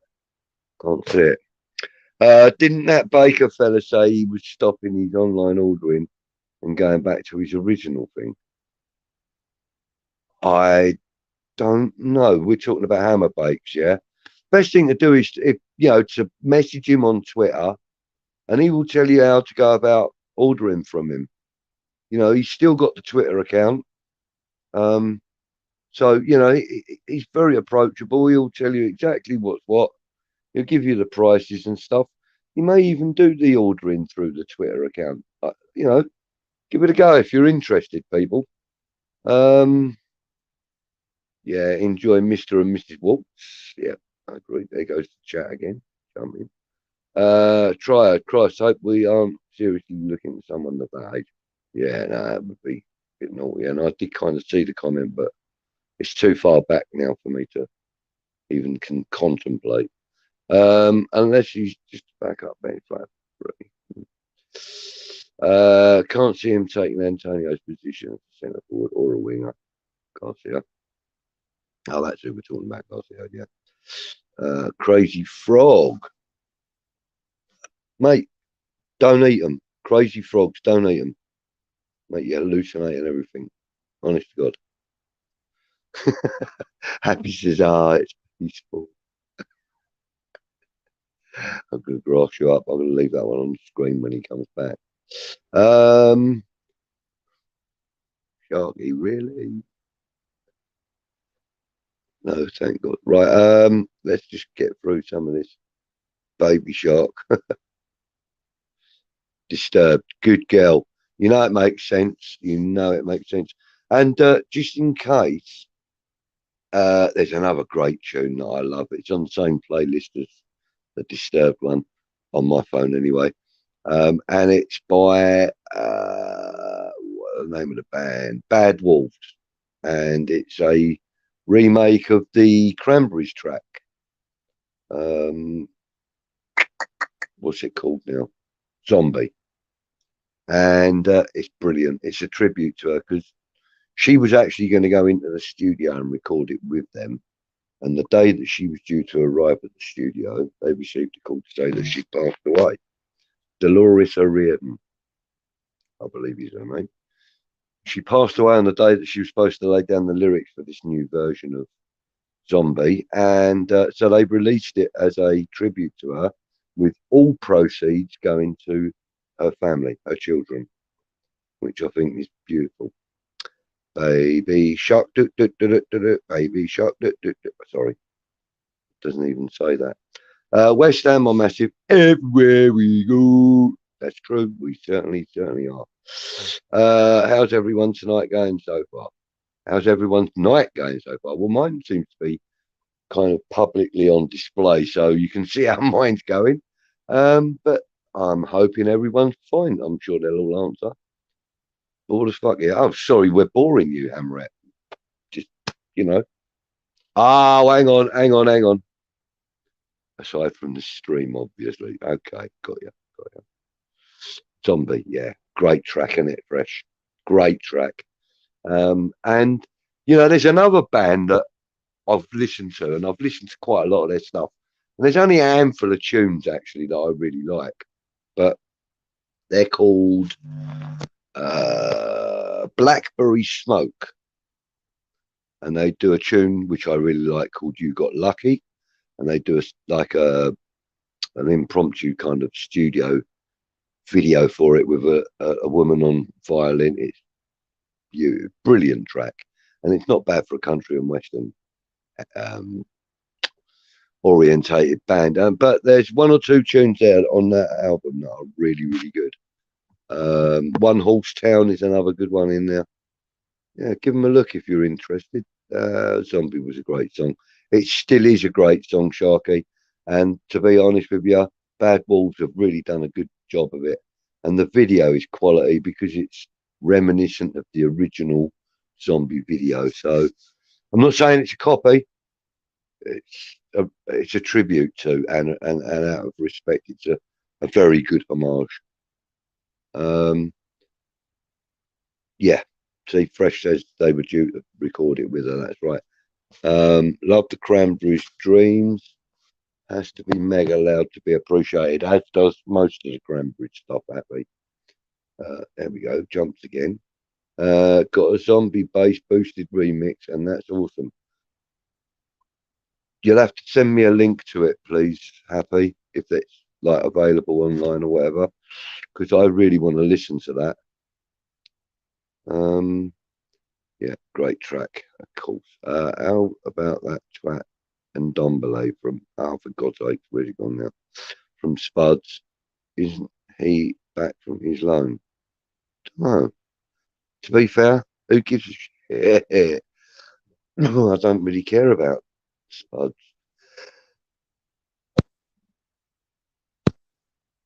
Fresh, there's definitely smoked blackberry. Yeah. Yeah. Yeah. Strawberries and but no, blackberry smoke. They're really good.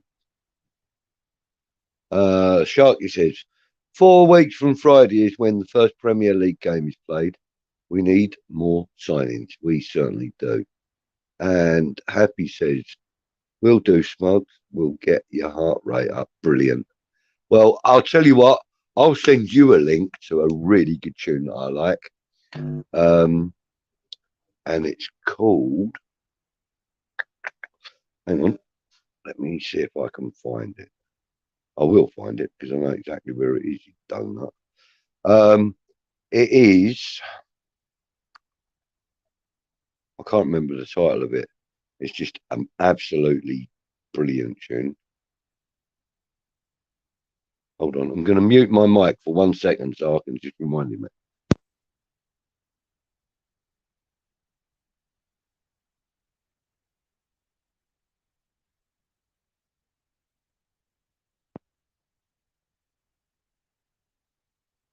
Oh, yeah. Got it now. Got it. Okay, so, oh, get off. Well, that's the tune. I bet you've heard it now. Going in for the kill. It's In for the Kill or whatever it's called by LaRue, and it's a proper good remix of it. Absolute banger. We have a guest in the guest room. Let's see if it's Peach or not. It is, but his camera's still off. So obviously he's still having technical issues. But yeah, I'll send you a link to that. Have you got Spotify, Happy? If not, I'll send you a link to it on YouTube because I know it's on there as well. Okay. Let's get back to the comment. Oh, for God's sakes, how far back have I got to go? Oh no, not that far back, you soppy nana. Ah, here we go.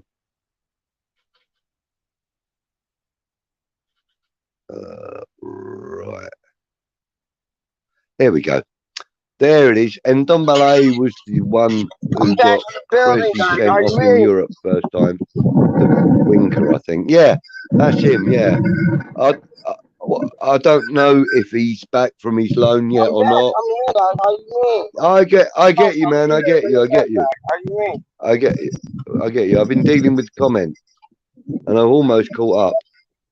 That was Dembele. Oh yeah, so it was. There's like a So it million was. Dembele, dog. On Mr. Dembele, this and that Dembele, Chicky Dembele, Chicky Food hour, Dembele, music hour. Is it knitting hour next? No, no. We don't do knitting hour, mate. Yeah, it was Leon. Happy. There's so many Dembeles, it's silly. But we may discuss some other stuff, like for example, some European football next season. No, the Spud was the one who levelled after Boeing gave it to Lee. Okay, right. Okay, look, stop jumping. Yeah, actually, my bad. She says she's wrong. Okay, blimey, a woman admitting she's in the wrong. God, blimey. Next thing, you know, women will start thinking, I wonder if my boyfriend's all right while he's at work. No, not food, please. Wu-Tang forever. Shall we do a quiz, but not food? Okay, all right, okay. Right, then. In that case, Hammerette wants to know if we can do a little quiz. So, yeah, let's do a little quiz. Let's find it. Right, okay, right. So, I'm going to come up with some questions. Me too. And, yeah, you come up with some questions too. And we will endeavour to entertain. How's that sound? All right, okay. Okay. Let's talk about music first of all. Let's talk about what, Reggie? Music. I've got a question on music. Love it. Okay. So,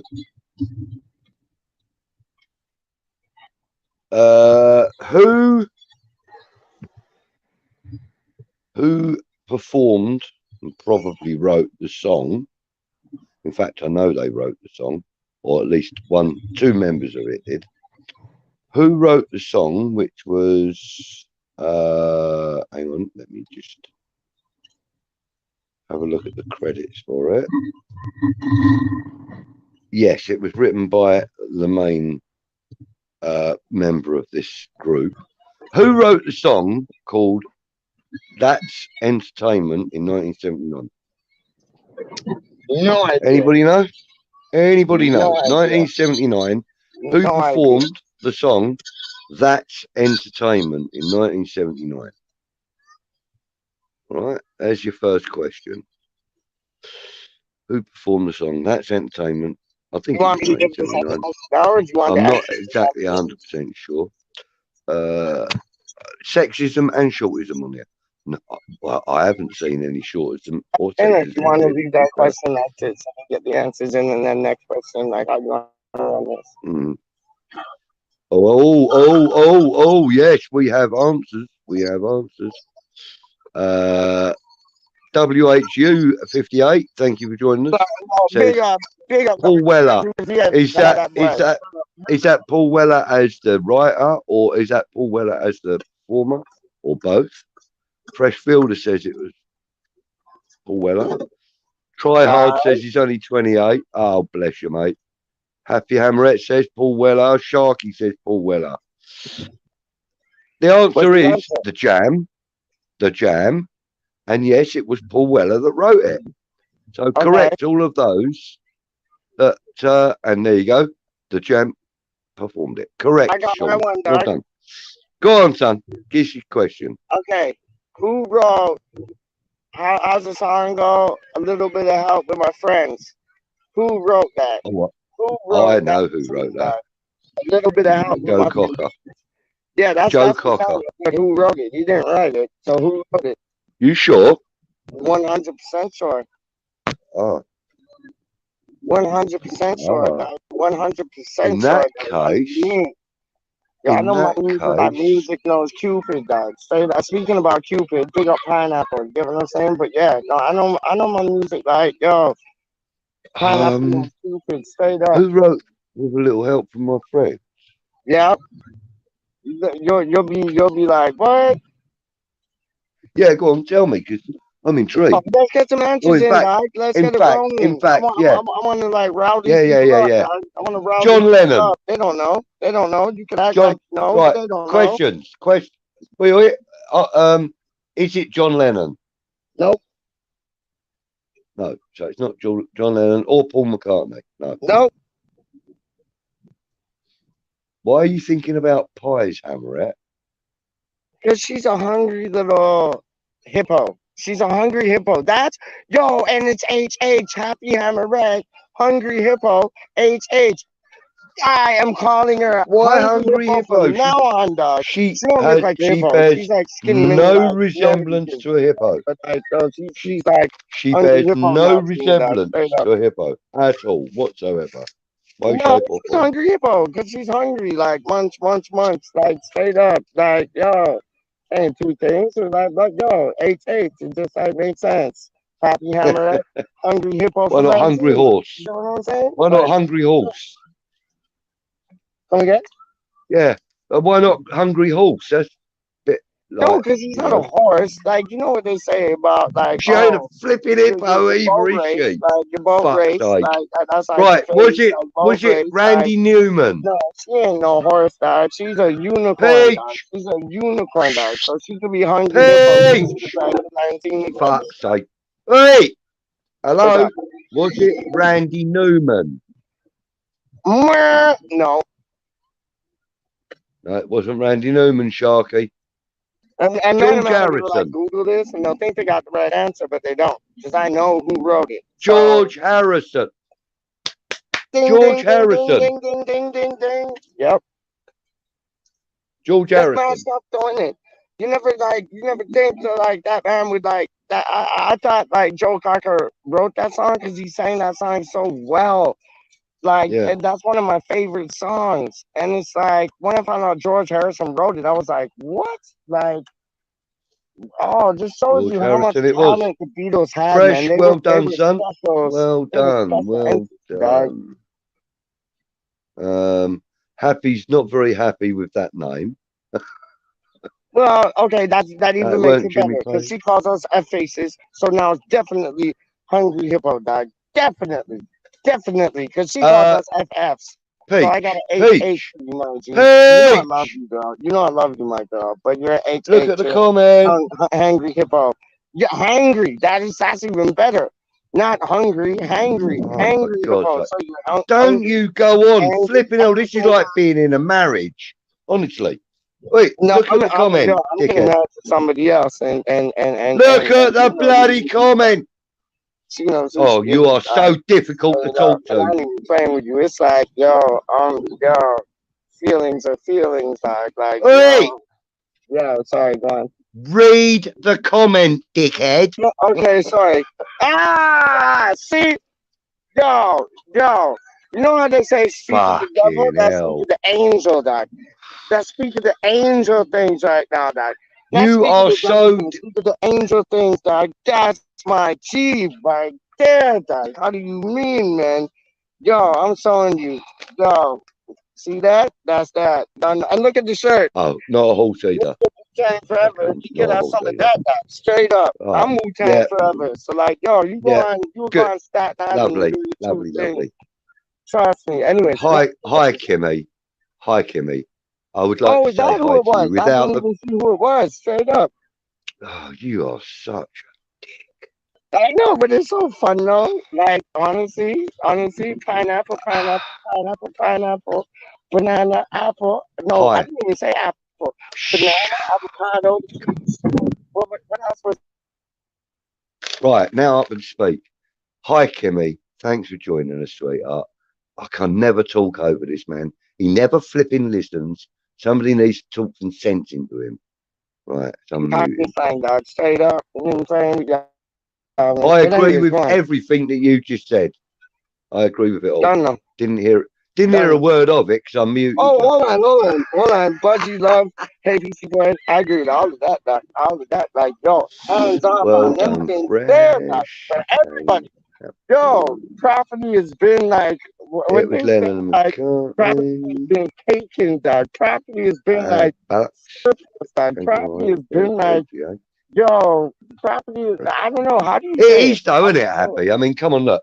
I'm talking to people and like, I and know, but how do I'm you say trying like, to tell you something, like, Peach, and all you do is just go off on a property's been tangent. You taken. don't even Property has been consider what other people are. See what I'm saying? Property, Doc. Straight up. Okay, Get sorry. some bloody earphones. Get some earphones or No, a never, headset or something. never. Get something, Yo, Happy. mate, because Yo, you never it's know. You impossible. never know. You You can't never know. fucking You hear never me. know. And that's like, yo, that's gonna be a new show that me and Budgie are gonna be doing called You Never Know. And you're gonna be on it. There's gonna be another person on it, Pineapple, big up. There's gonna be other people on it, and the show's gonna be called You Never Know. And honestly, it's not gonna be about West Ham things. It's gonna be about life things. And yo, we're gonna start a show called You Never Know. So I'm so happy you said that, Happy. Sorry, Budgie, go on. No, all I was saying is it's so bloody difficult to talk to you without earphones or headset or something on because you can't hear anything I'm saying. I can hear And when everything you're in you're the saying, middle of Doc. chat, no, you can't because I you're can't chatting away. You're going on a chat and you're not hearing my I comments, and yeah, you just go on and on and on and I on know. and on. You don't I hear me. that's You what people don't hear me. I know. Sorry. It's on record. Rewind the video. It's on I record. You know, don't but hear that's me. what when you come up to West Ham Random, you just talk shit. I know. Come It's on the too show. random at times. It's like Sometimes I need to be sort of reading out a comment, and you I because you're know what talking, happens I on your can't. channel. It's all short and said it. On my channel, it's like, yo, things will go from like south to north, from east to west. It's Ah, like short, right. Okay. Listen. uh, Right. Shh, don't make me so mute you. Right. All right. Listen. I have just signed up to yeah, Kahoot, okay. so I am going to be putting some proper little quizzy things together. I'm not going to try and do what Russ does or anyone else does. These will be questions along the lines of, some football questions. There'll be some food questions. There'll be music questions. I want You a sports know, question, but not football. I want a sports question, but not football, Doc. And I'll go first. I'll oh, go first. And I oh, said this on my channel like enough already, so people should get this in like a jiffy. But what country invented the game ice hockey? ice hockey. Yeah, I'm on my guessing it was channel. a European country. Mad I'm time. guessing it was a European country. I don't know. You tell me. Well, am I in the right neighbourhood? Is it I Europe? don't know. You tell me. Well, that don't help me, does it? Who invented ice hockey? Who would be dumb enough to go on ice with a Mm-hmm. stick and slap around a flat bit of plastic? Mm-hmm. The only people I can think dumb enough to come up with a game like that. I'm just being a bastard. I'm just being a dick. Who would invent ice hockey? Ah, the Brits. Whereabouts? Was it us? Whereabouts? Wales? No. Scotland? I didn't even say you were right in saying the Brits, but I'm gonna keep going on with it. You're wrong. Right, okay. Well, I'm kind of, I don't know. All right, I'll go with, no, actually, I'm going to guess Sweden. No, you're wrong. Oh, right.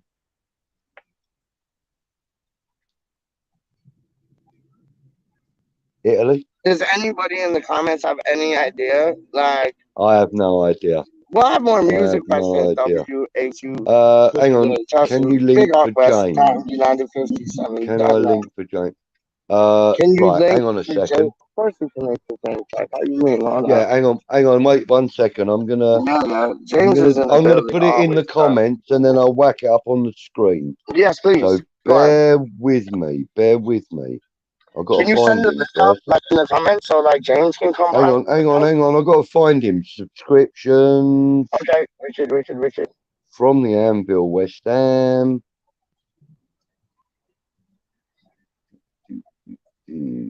Right, okay. So if I do that. Starting to make me a bit sad. Not allowed to play it. Pineapple, banana, and plums. Pieces Right, in okay. So building. Avocados. description. Oh my god, I love avocados, dog. I love avocados, dog. I didn't even, yo, you like avocados, Budgie? Yes, I do. Avocados I are dope, man. love, Like, oh, yeah. trust me. Love avocados. I love guacamole. Oh, that's I fire. That's love fire. That's fire, guacamole. dog. That is fire, dog. How you mean?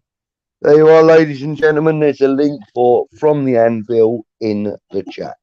Big up Okay. James, man. James from the Anvil. Yo, subscribe to the thing right now, dog. How do you mean? Well, then that means we'll lose viewers. Wait until after we finish. I'm in a real playful mood now. I don't know what's the matter with me. Budgie, Anyway, you're a gentleman, a legend. No, what did they say?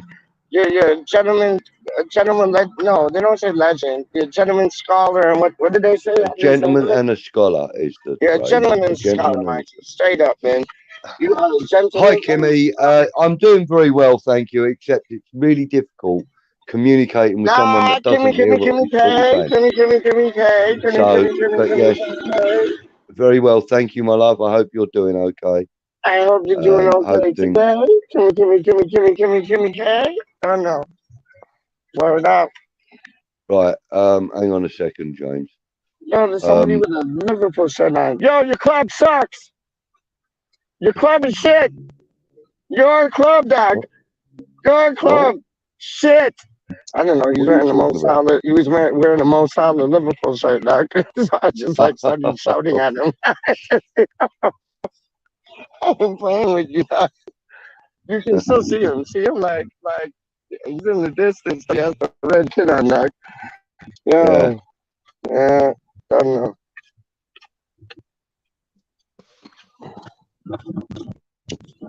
Budgie's in the building. Budgie's in the building. Read the comment. Read the comment. Read the comment. Read the comment. Read the comment. Oh, my G. My 100 Peach is the dog. I want to meet Peach before I do be a proper what? What's it? No, he says he wants to meet you before he dies. You're a proper G. Me before you die, dog. Come on, like. Come on, right, hang on. I'm gonna meet you before you pass. How you mean? We're gonna go out and go on the last dog. We're gonna go on the last dog. That piss up dog. So look at the youths, man. The youths are playing in the water. Straight up crazy. Yo, I'm gonna meet you before you pass dog. We go on the last dog. How you mean? Big up yourself. Yo, come on the show already. What's wrong with you? Hang on a minute. I'm trying to give him the link. You Yep. Mm-hmm. Chat with everyone in the studio. That's not what I want. I said it the other day. Him mentioned Lucas put down a good stream the other day, man. It was live. Right. Actually, it's actually quite handy that that you want to come on, James, because I'm going to bugger off for 10 minutes because I'm going to put a little 5 or 10 questions together. Oh, love it. Like a breakfast muffin. How you mean? Right, there you go, James. The link's in the chat. Right, let's get through some of these comments quickly. I learned something new today. I learned something new every day, Happy. Just so you know. Someone called Stanley, the Russian man, took over, didn't he? Then he started talking Dutch. Steve McClan, what a wank. Right, here we go. Right, so got him. What are you gonna do, Budgie? What you gonna like? Don't you? Yes, I'm gonna go. I'm going to Yo, go and what put a you few gonna go questions do? You gonna together. watch some food I'm and going to shit? go and use the bathroom. I'm going to grab Oh, and then myself you're gonna a lay down for bite this to eat and a question. drink. I'll be Yeah, back in 10 minutes. James, done. I'll be back. Look at Done. him with his JD. Bless your cottons, mate. Bless your cottons. I'll see you Done. in a little while, all right, guys? I'll All be right, back. done. Done. I'm going to have you loud on TV as well. Done. So, James, let me ask you this one question, dog. Pete, Let me you ask are you this one question. Pete, you're my dog, You bro. have You're my dog, mate. a I'm plum, slightly an pissed, but I don't care, avocado, mate. or a I'm not pineapple, afraid or a to admit it. banana. What would you have? Plum, Fuck knows, mate. avocado. You'd have pineapple? I'll have a Canadian. You'd have a Female. Canadian. This guy would have a Canadian. Right, gee. That's me. So it's like, yeah, plum, pineapple, avocado, or banana. Yo, Oh, I banana, think I'm gonna mate. go avocado, dog. Straight up, like, yo, you ever had But do avocado you on toast, like with some like but do you have Marmite, a car though? tomatoes? Yo, shit, dog. Yo, shit. Do you have a car though? What's that coming in? Do you have a car? Do I have a car? Avocado.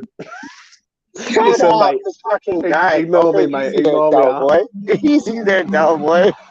I'm acting like some sort of waste man, mate. That's like, yo, that's like when I watched Love Island and they were like, yo, she's a sort. I'm like, what? Why are they calling like their girls a salt? Like, yo, she's not a salt. Like, and then I realized sort, like she's a sort. Like, okay, she's a sort. Same thing with the avocados and the cardos. I bet you that.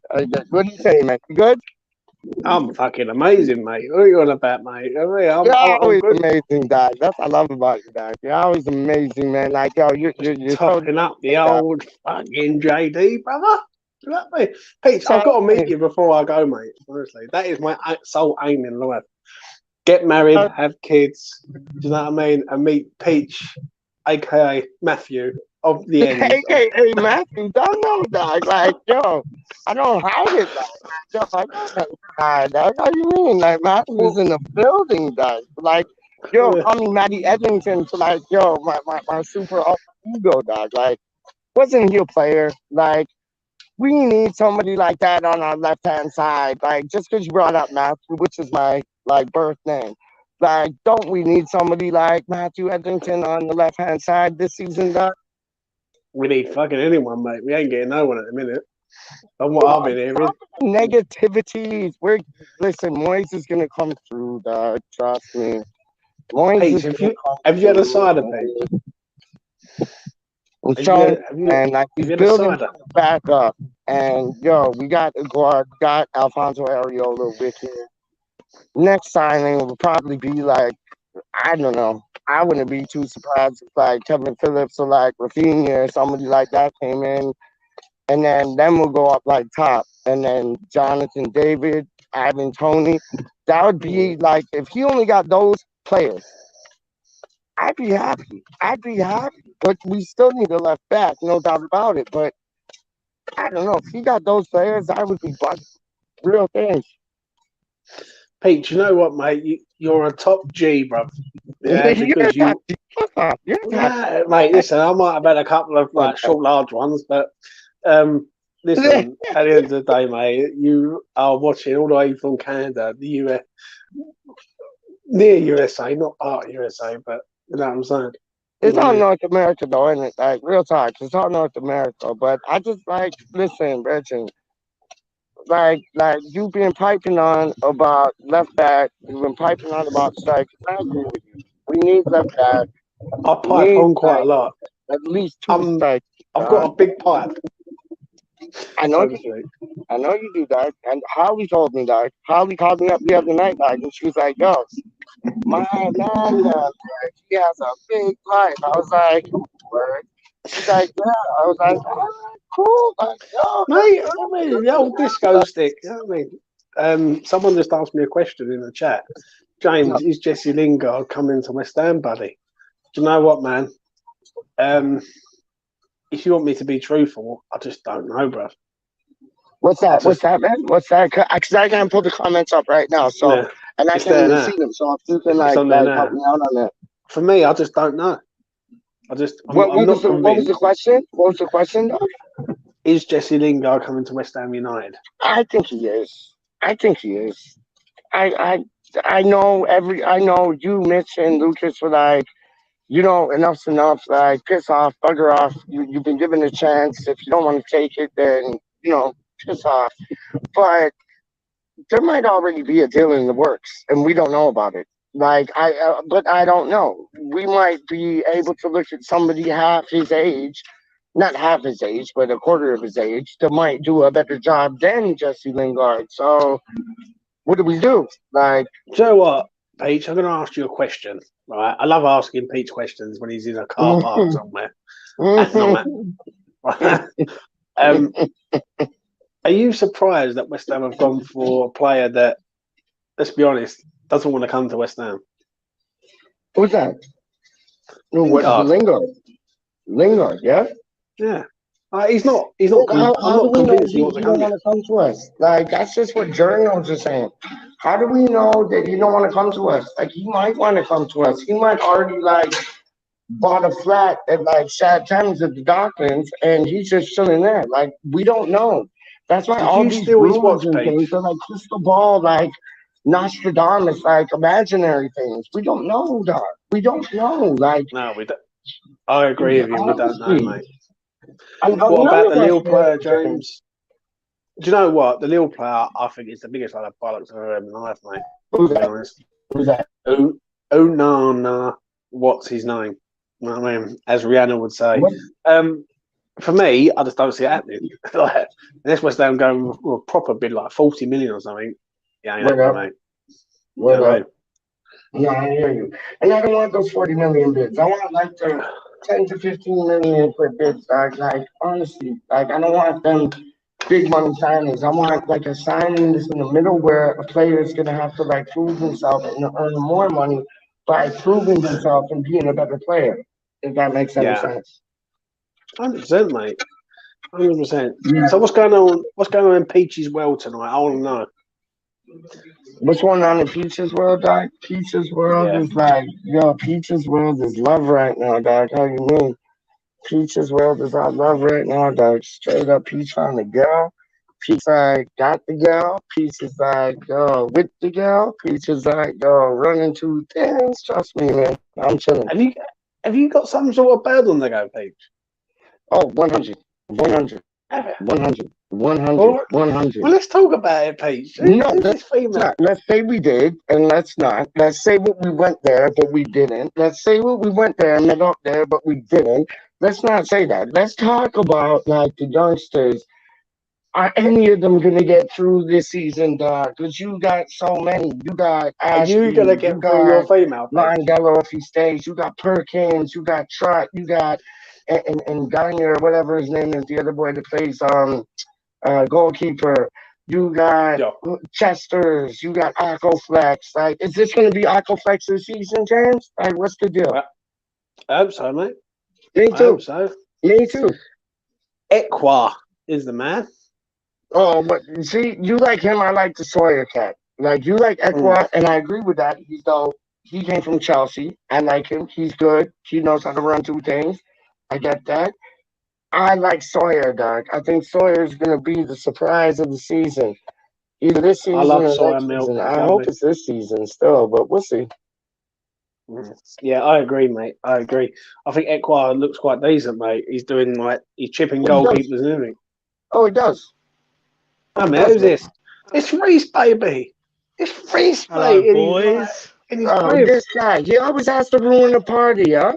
Me and you were talking some real things, dog. 5% some battery. real things, football things, dog. And then this man has to come in and ruin a party, dog. I don't know whether you're in someone's house or you're in, or this is like a Christmas festival or something. All in lights. What's them lights behind you, Reese? Hold on, I'm searching myself. Them are Christmas lights that are refusing to take down. Well, he's gone. I've literally only popped in to say hello and how we all doing because I've got like a 5% battery. So, well, but where's he? People want to do it. Literally disappear. Peach is just a waste man. I mean, let's be honest. That man is just he's like the lower ends of South East London, mate. He would be like a Millwall fan if he wasn't a West Ham fan. Honestly, 100%. Yeah, definitely. Peach, I love you, mate. What do you think about the Lingard thing then? Do you know what, mate? I'm not convinced. I'm being honest. I done I'm a show the past, other I'm day. past giving a fuck, to be fair. Yeah, and I've never known it in all my life, ever, that West Ham would go for a player that doesn't really like. It just feels so flat. This signing. Well, we should all be buzzing about Lingard, but we're not. We're like, in one way, some of us don't even want the fucker here, and that's Exactly. unreal. Right? Like, When you, I'm saying, I don't know if you saw my tweet that went quite viral of yeah, Lingard the other day, where he was at that train thing in near Manchester. Like the amount of I did people see that were that. just Yeah, like, yeah, the amount of people that were slagging him off because of it. It was just like I was just stating the fact that he's not in London signing terms at the moment, and like mm. it's just the fans were completely all like, "Oh, we don't want him in the club. We don't want him in the club," and all that. And it's just like, give the man a break. Give Not me that a in fact that he had a percentage. break the whole last season. Give me a percentage out of 100 at what you think the chances of us signing Lingard. Probably about 20%. I don't see it. No, do I, mate? If I'm being honest, I just don't. I'm not convinced Nah, on this geezer at all. I think we've heard this story so many times. if he does sign and plays the same as he did when he was on loan, happy days. But if not, I couldn't give a fuck. I've passed the point of caring now. Well, if he don't play the way he played before, mate, I think he's going to get massively scapegoated by a lot of the fans. Because I think a Yeah. lot of the fans will go, "We waited a year for you, mate, and you've turned up like this." Let's talk about how good Jake's interview with Tony Cotty was. I haven't seen it. I saw that Jake did an interview. I saw his dad post it on Facebook, but I've not seen the. Well, I mean, good luck to him, mate. Even though them lot Yeah, don't he's a like good me, lad. it's good. Do you know what I'm saying? But But yeah, each one like his own we TV, do. baby. That's what I'm saying. Yeah, I was gonna say we can't just keep like following Lingard for the rest of the window because we're just not gonna go for any other targets, and it's just. I can just see it just like being like, oh, Lingard, Lingard, Lingard, and then we don't end up signing anybody. Do you know what, though, mate? It wouldn't surprise me. Nothing surprised me with this club at Exactly. all. Even so much as like the fucking borderline signings. I see Brownhill today being into West Ham. That's a West Ham signing all day long. Do you know what I mean? Josh Yeah. Brownhill from Budgie. Burnley. All right, mate. How's it going, Yeah, how you Budge? doing? All right, mate. Yeah, I just had to sort of go and eat a couple of bits of pizza and get myself a drink, you know. Well, Yeah, I've had about I'm 7. only on for a few minutes. I'm only on for a few minutes. My phone's low on battery. Yeah, So. I've been listening because I've been doing the chat, and Oh yeah. hang on, where did we get What's going to on about there? the Oh, uh no, that one. Oh, for God's sake, Arnold come on. Demanja situation? The old Danjuma. Do you know what, mate? Yeah. Listen, I spoke about it the other day with Budgie and Peach, and my fucking internet started cutting in and out. But for me, it's a non-starter, mate. Absolute non-starter. Moyes is literally adamant that he ain't having none of it. None of it. Oh, Peach is whatsoever. sending me a voice message. I think someone sent me a message. If I remember this rightly, the reason why Danjuma won't be coming to West Ham because he likes to fight with his own teammates or some Oh, shit. really? Yeah. Yeah, that And won't go down with boys. Oh, So- no, not at all. That- No, that- damn right. That's not happening. You know what I mean? Even though he's a good player. No. But yeah, that ain't happening. I agree. I think Dan Jones is a quality player, but I don't see him coming. And yeah, I'm kind of on the fence with the Lingard thing. But I'd like him to come because you know what he did when he was with us on loan, etc. But you know, I think I'm sick and tired of it, and I think let it be done already. Do you know what I mean? Yeah, we need to start. Even if he was to go Milan or fucking Brentford or wherever he goes, you know, it doesn't matter to me now where he goes. I just want it I've done just had so enough. that I'm bored of we it. can It's all we you can see. strike it Lingard, off our Lingard, list. Lingard. You know what I mean? Yeah, all you see is Lingard, Lingard, Lingard. Isn't it? I've got a question for both of you, right? Let me ask you this: if you could have meet 3 West Ham players, past and present, and have a beer with them, Yeah. who would it be? Oh well, do they have to still be alive? Live or present? Or past, yeah. Well, obviously, I think number one on my list has got to be Bobby Moore. Yeah, Bobby Yeah. Moore's on my list. Got to be number one on my list. I think number two on my list. Now, we're talking about going out and having a proper knees up and a beer up with the lads, yeah? That is it, mate. That's Yeah. that's- Right, so Bobby Moore, purely because he will keep us all down to earth. I think JuLy and Dix would have to be there.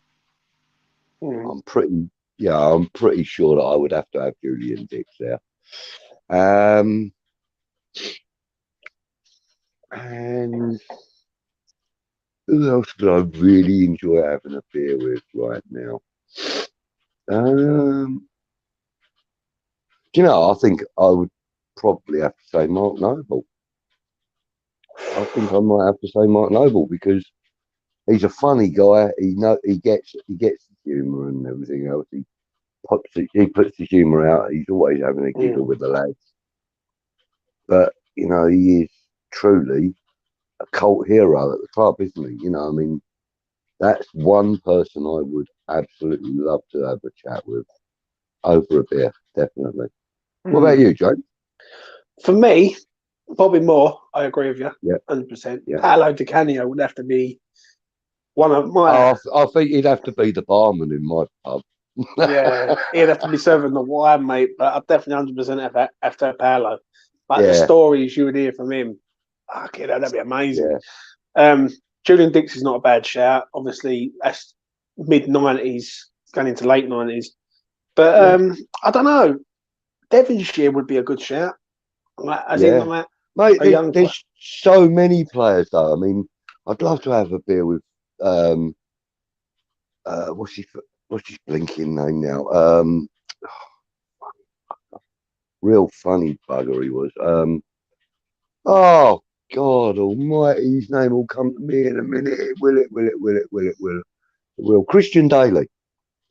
I think he was hilarious when he was about, and I'd like to have a beer with him. I'd like to have a beer with Ginge. I think he'd be a great bloke in the pub.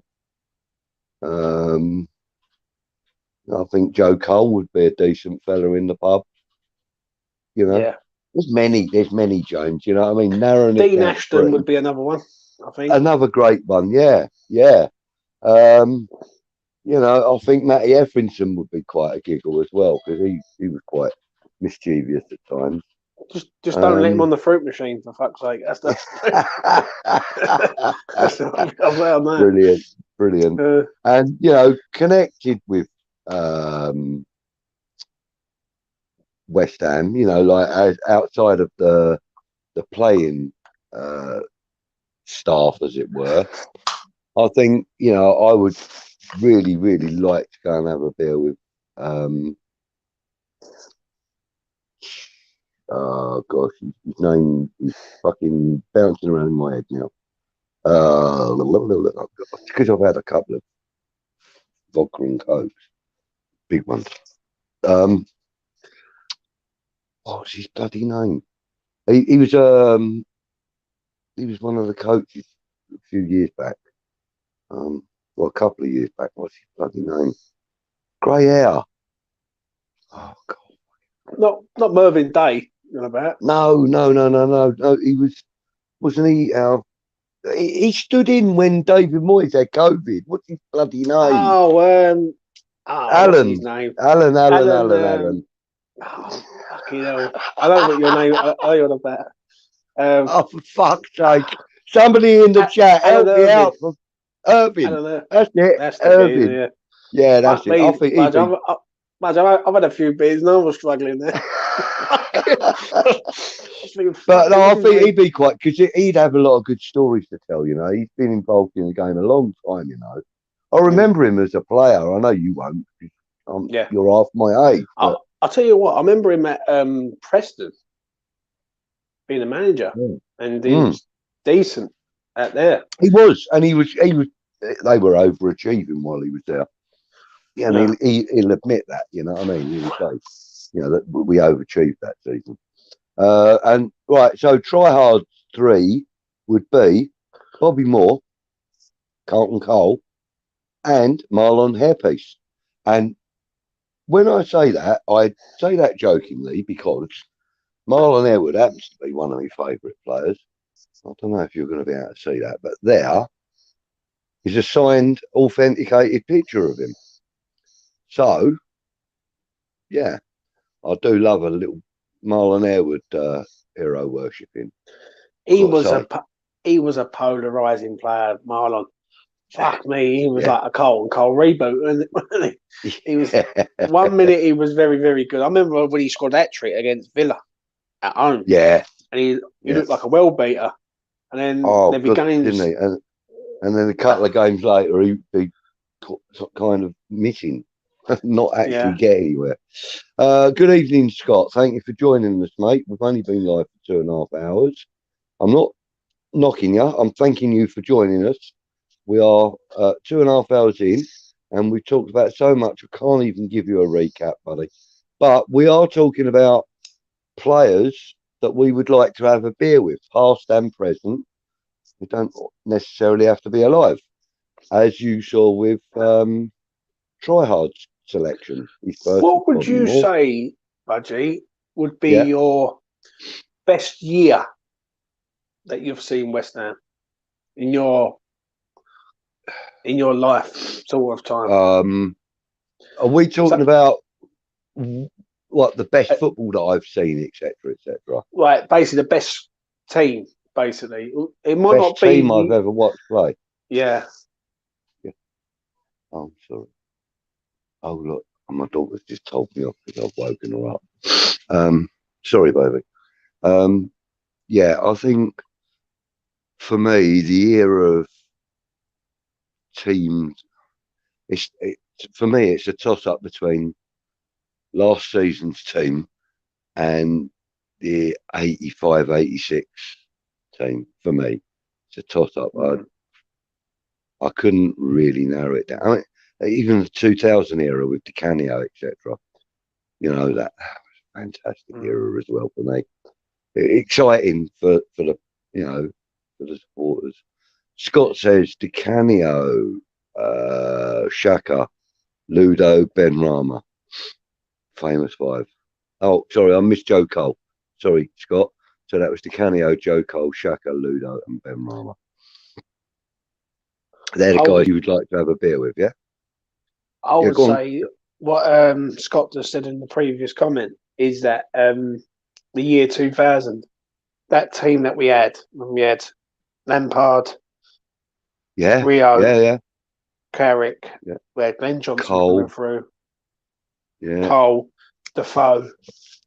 I think that would be, if I could pick a team now, that team would do some damage, I reckon. Sinclair was good, Moncur. I think we'd even have Mark Vivian Foe, R.I.P. Mark Vivian Foe, but loved him as well. Rest in peace. That was a great era as well. I did actually say that around the 2000 era when we had Canio. Tryhard says he's saying the period when we had Payet. That was a good period. Agreed. We had some great players. I think he carried us, but he did look like first class. He looked very, very special, didn't he? I mean, when you talk about world-class players, James, with West Ham, you can probably name maybe one in an era. Do you know what I mean? Like Canio was world class. Even ReaL, Lampard, and all them players wasn't world class when they was with us. Not when they were with us. They became world class later. But while they were with us, at that period, Di Canio was the world class player we had. I see something on Twitter the other day, and they said someone said to me, "Oh, Di Canio's not a West Ham legend," and I was like, well, I don't know about that. What? I was like he scored the best goal at Upton Park that we've ever seen against Wimbledon. The one against Wimbledon, Cool. And that's one that That's one that he's been questioned on many times. Many times.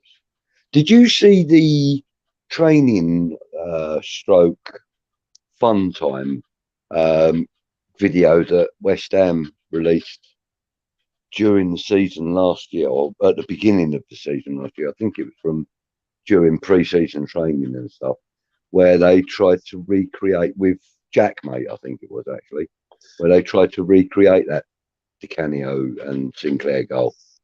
It was quite a funny video. I remember it, yeah. Yeah, I do remember it. Yeah, and they've tried to do it on that other thing as well, that what's it called? Football AM. Is it Soccer AM? Soccer AM. They've tried to recreate on that as well, you know, once or twice.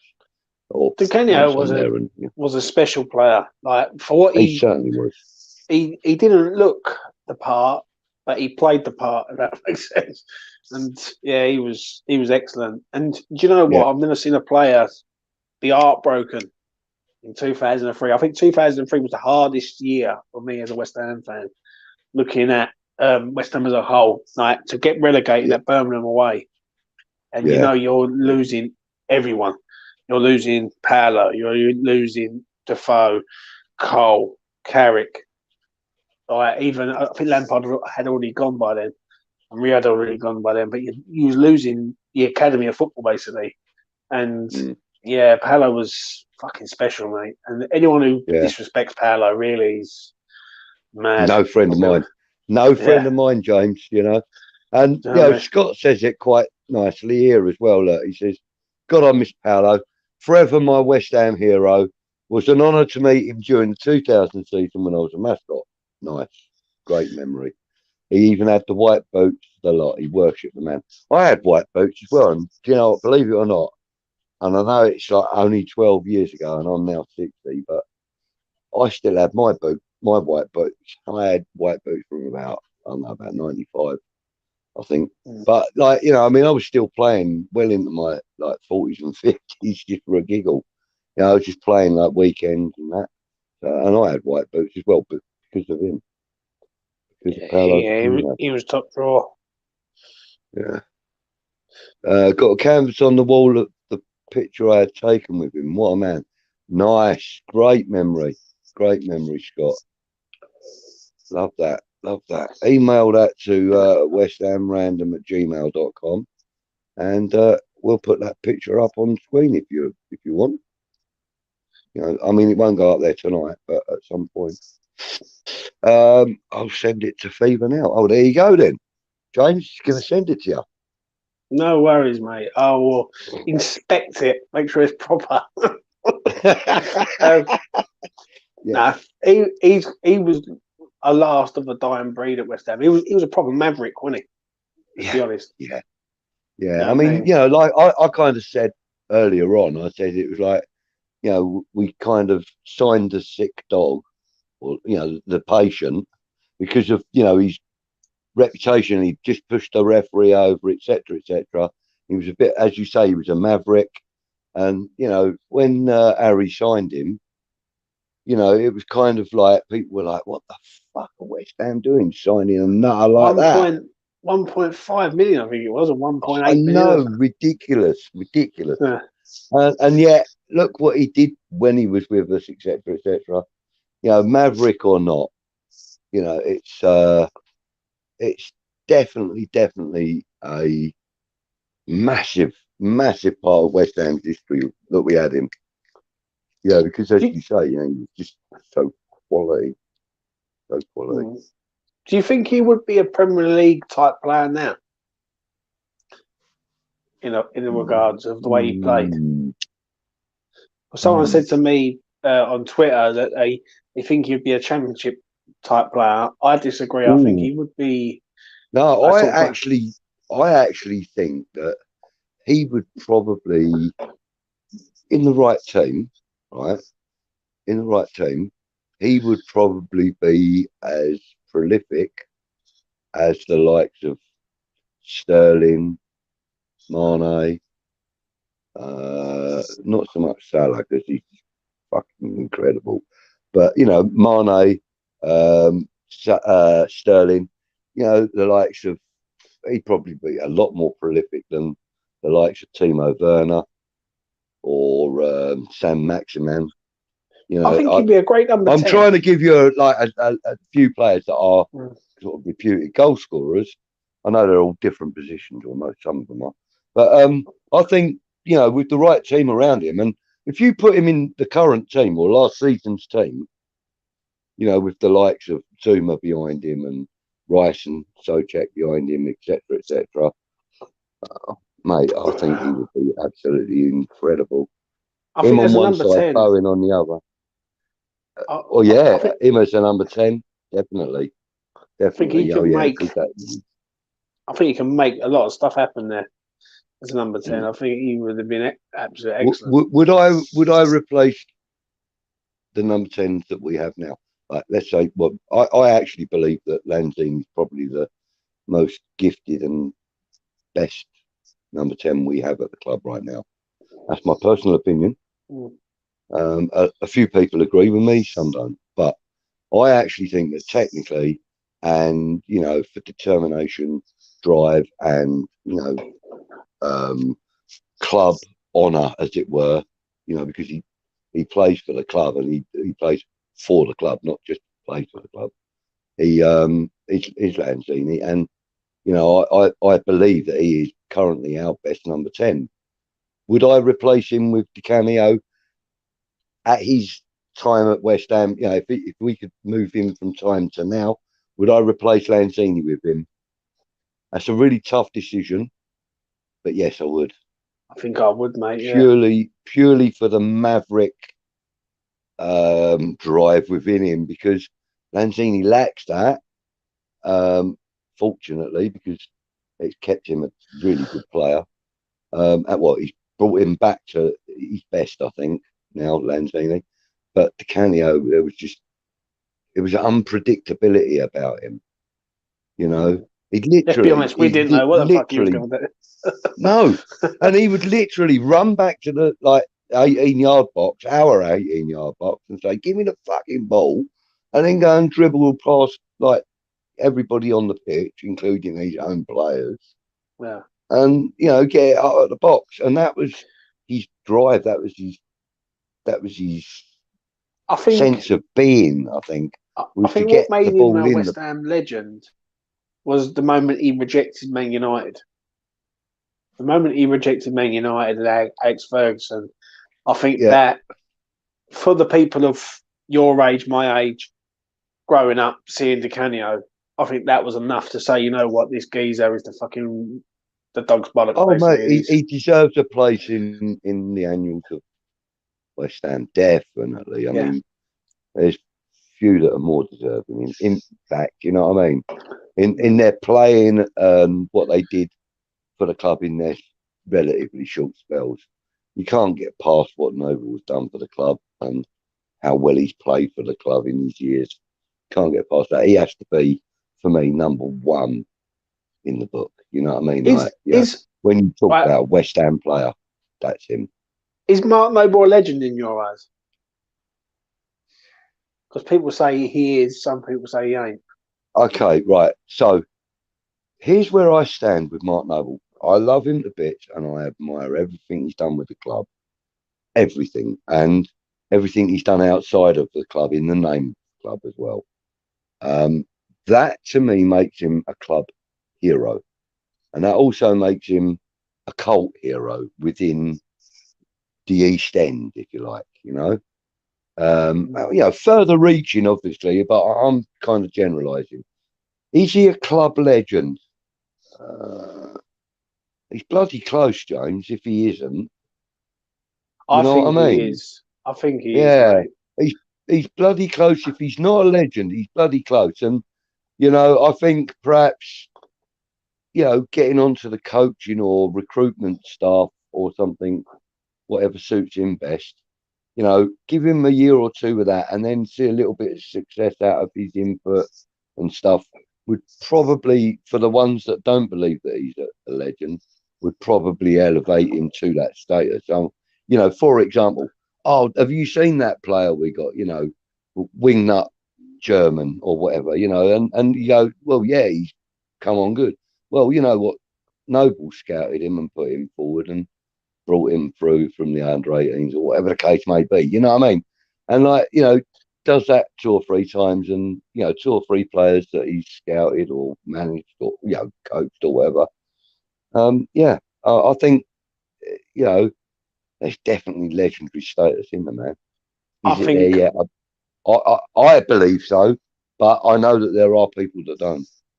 yeah, I think he's definitely a legend, mate. I think for the amount of shit he's had to put up with West Ham.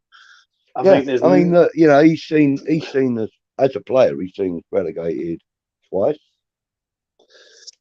Yeah, twice, twice.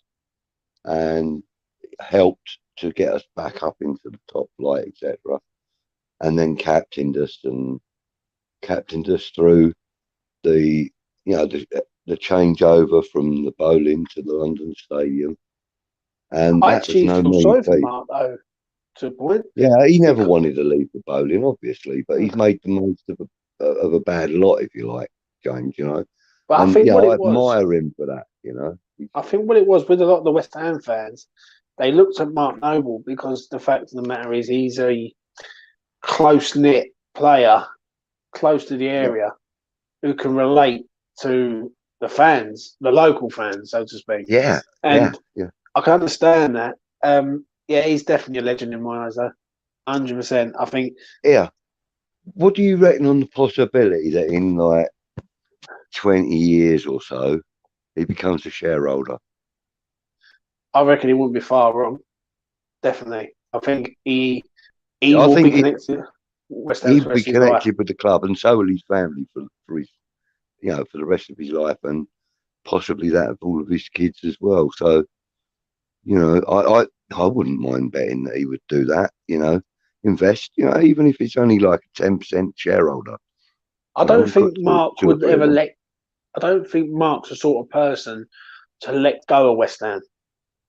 As if to say, you've done your time, you've earned your stripes, you've played your games, and he's just going to sail off into the sunset and buy a couple of bars. I just don't see it. I just don't see it. I think he's No, too. I think he's that's too not Mark connected. Noble. Yeah. That is not Mark Noble. You know. No. Uh, Look, he's made it perfectly clear that West Ham will always be a part of his life. He's made that clear in interviews, James, you know. And he said, look, right now, I want to concentrate on it. Having a, you know, relax, have a holiday. I want to spend time with my family. I want my kids, you know, to sort of like have some time with me, etc., etc. You know, I'm still going to be in and around. I'll be popping in and here and there, like blah, blah, blah, which you do when you kind of retire from a workplace that you've been at for 18 years. Of course, you're going to pop back and see your mates.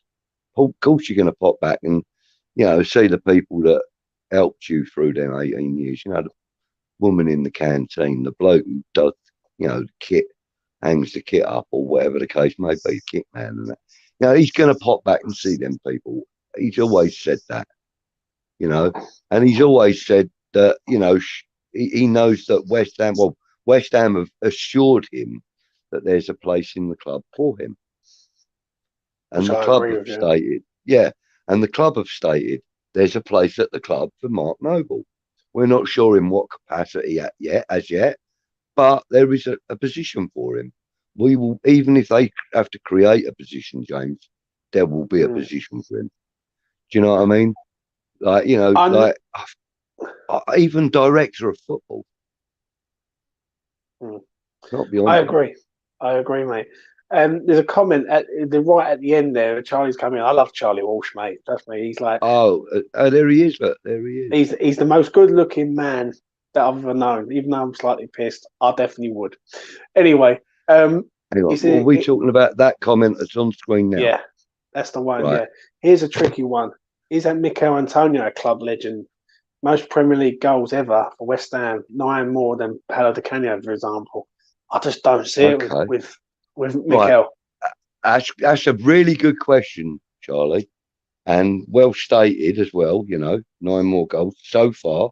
That's going to increase because if he gets game time, he'll get goals. We know that. Might not be as many as we want, but he'll get goals. Is he a club legend? He's an icon for me, but he's not a That's legend. the word. That's the word. He's an icon. And he's also somebody that other future strikers can aspire to. So he's an inspiration to players at the club or that come to the club. But he's not a hero, not a legend, no. I just don't see it. Like when I was growing up. He's been with us, what, 4 or 5 years? He's been, 4 or 5 years. With us 7 years, I think, mate. 7 years. You don't grow legendary status in that short of time. 7, I think it might even be longer than that. I think it's 2014. But then Di Canio was with us for less, wasn't he? Yeah. And we're saying that he's a legend. So. When you are playing over the park, I don't see anyone thinking to themselves, I want to play like Mikel Antonio. But when I was growing up, everyone wanted to be like Di Canio, like the way he played. It's just the style of the man and the attitude of the man. So, yeah. You know what I mean? And yeah, as you've mentioned, Charlie, and he's got comments. I like this one as well. Noble is comfortably a club legend. He's the only one that I'd consider a legend in the last 20 years easily. And that's a really good point. Because, because like Scott here says, club legend is Noble. Loyalty, what he's done for the club, etc. Name the last stand after him. What would you? I agree with that completely. Yeah. What would you class Julian Dicks? An icon. Yeah. He's an icon, isn't he? And that's what I really class as Antonio to a point. For how good Julian Dicks was, listen, fuck me, he's one of my most favourite players. He's one of the reasons why I started watching WeStHaM at a young age. I don't class him as a legend. Like as someone I can say, you know what, this geezer's like. What about Ginge? What about Ginge? Icon again, mate. He's an icon. For me too. I think what it is with Di Canio is a different sort of circumstance with Di Canio because he come from nothing. He was a person that was fucking on the bottom of the pit, and nobody wanted him. No one wanted him. No one would take a risk on him. And for me, Di Canio was a maverick. He's a sort of player that he's a West. And what I love about you've also got to put Harry Redknapp in that same category as well because he was a bit of a maverick to take him on. And even he stated in interviews, didn't he, that the board, whoever the board was at the time, they said to him, "Do you know what you're doing? Are you sure you know what you're doing? Do we really want this man at our club?" Yeah. And Harry was insistent. Weren't we all glad that he was? Let's be honest. It's an inspirational story, really, with Di Canio. Yeah. If you want to look at the story of a man who possibly ruined his career through pushing a referee over and literally going down the pan, and then was given a chance to resurrect it and took it with both hands, mate. And he took it at both hands. He comes that's an inspiration. If you've done, if you look at it in its truest and most logical sense, that is inspirational. I think that anybody that has moments of weakness like that, that can overcome it and make themselves a better person and whatever, they all deserve, some kind of iconic status. Everybody. That means the man on the street or the queen. I just think when I look at Di Canio and look at Antonio, and I just don't feel the same vibe. I think it's also you got to feel the vibe of the band. Yeah. When I look at Di Canio, listen, I think that Declan Rice is at the moment he's iconic, and he's also irreplaceable in my opinion. But Declan Rice is iconic right now. If Declan Rice was to win something though, Budge, you would say he's a legend. Exactly. But all of the players that I see within our setup right now, and I mean that now that Mark Noble has retired, right? All of the players within our squad from the moment Mark Noble retired, the only person within our squad now that I can see being a legend in time to come, at this moment in time, is Pablo Fornals. I'm going to. I don't see Jarrod Bowen being with us more than 2 or 3 years. Don't see Rice being with us for more than 2 or 3 years from now. Would you class Cresswell as an icon then? Because he's been here 8. No, I would call him. I would call. I would call Krez a loyal team member. That's He's not what an I'd call him. icon. He's not an icon to you. Not particularly. Not particularly. Although he's spent a long time with the club. What is it? 12 years now. 8 years, I think it is. 8. Oh, 9 is it years, 8 years? Is it? Yeah. I thought. I don't know why I thought it was double figures. Maybe he's coming up to the 10th year or something. Yeah. I don't know. 9 seasons, 10 years. I don't know. But anyway, but he's been with the club a long time, and I suppose, yeah, he's put in some great performances. He's been loyal to the club. He's been passionate about the club. I suppose there is some measure of iconic status there, but for me, he's just a loyal, passionate player. That's given his all for the club while he's been with us. I think for Pablo Fornells, for me, I think he's got to do a bit more to be a legend. I mean, at the moment, I put him in the same category as Creswell. For the time that he's been with us, he's been a loyal, passionate player with, touches of iconic status about what he does. So in the future, there may be an icon in there, and possibly a legend if he stays with us for 10 plus. Would you say Declan is an icon right now? No, he's not. No. What would you label Declan? Yeah, I kind of covered it before. I'd say that he's inspirational. He's what was the words I used before? For God's sake, he's a role model, basically. Yeah, he is, but he's kind of. I can't even remember what words I used. I've got to stop smoking them bloody things. Well, let's put it this way, Buzz. He's irreplaceable at the moment. What would he have to be a legend in your eyes? What, Declan Rice? Yeah. Does he have to win something? No, he has to be with us 8, 10 years, doing what he does with us. He's been with us, what, 4? If I'll get it right, 4 years. I think he's been playing regularly for West Ham. Yeah. So another 5 or 6 years, I think that would give him open the door for him to be a legend. In much the same way that Bobby Moore was. Do you think it's changed now, though, in regards of like judging players like that? Because when we go back to the 90s, it was easy to say that a player was like Di Canio was a legend for West Ham. And let's be honest, I think if you asked any West Ham fan who's in their 30s or older, they would all say the same thing.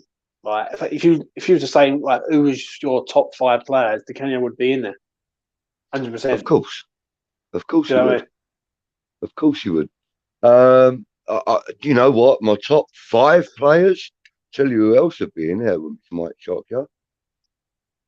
I would right now, at this very moment in time, as far as ability and positional awareness, awareness of what their position entails and stuff, I'd go with Kurt Zouma as well. I'd put him in my top 5 right now. Mate, that geezer is immaculate. He's so good at what he does.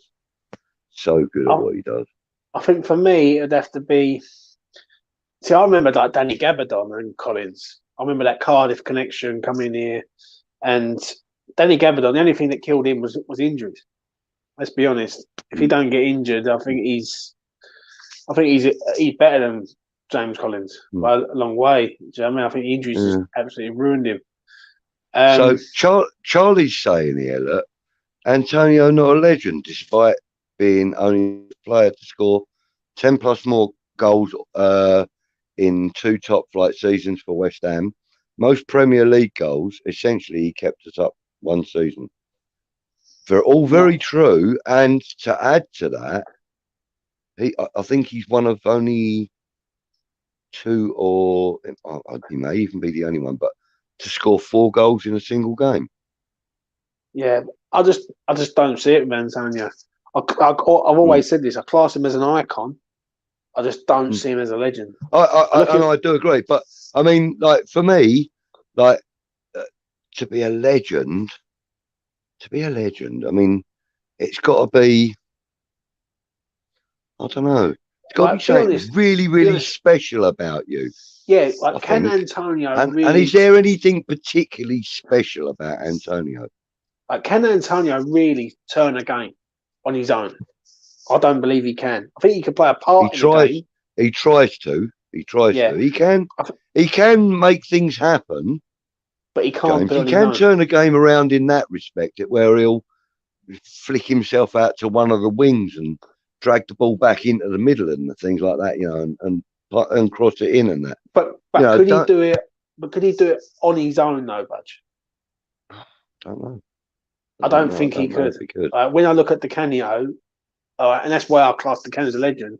Di Canio could get the ball, and if the other 10 players are shit, you know for well he will turn it on, and he'll run around people, and he had I'll never forget a game against Bradford when we beat them 5-4, and he sat in the middle of the central circle, and he was like, I play no more. Yeah. He went up Harry, didn't he? I play no more. I no play no more. That's what I'm saying. And then he'd get up, get the ball off someone, and then he'd run around and score. But then also, like James, you know, like this guy Mark Hart, he says he agrees with Charlie that Antonio's a legend. I mean, like, you know, when you think about it, you know, it takes character to become a legend, and Antonio's got that in spades, really, hasn't he? Let's be fair. I mean, who else do you know in world football that runs off the pitch after scoring a goal and picks up a bloody cardboard cutout of himself, right? You know, does a dirty dancing thing with it and then kisses it and throws it over the thing. Who else would do that? You know, I mean, that the best way of describing that would be Carlton Cole. Like, would you say Carlton Cole was for me, Carlton Cole's an icon at West Ham, but he'd never be a legend. Like, and he scored the goal that got us up. I kind of disagree with you a little bit on that, James. I think he's a legend because he's passing all of what he's done and known onto the younger lads now. And, you know, yes, it's a job. Yes, he gets paid for it and probably gets paid very well for it. And yes, it's with a club that he loves.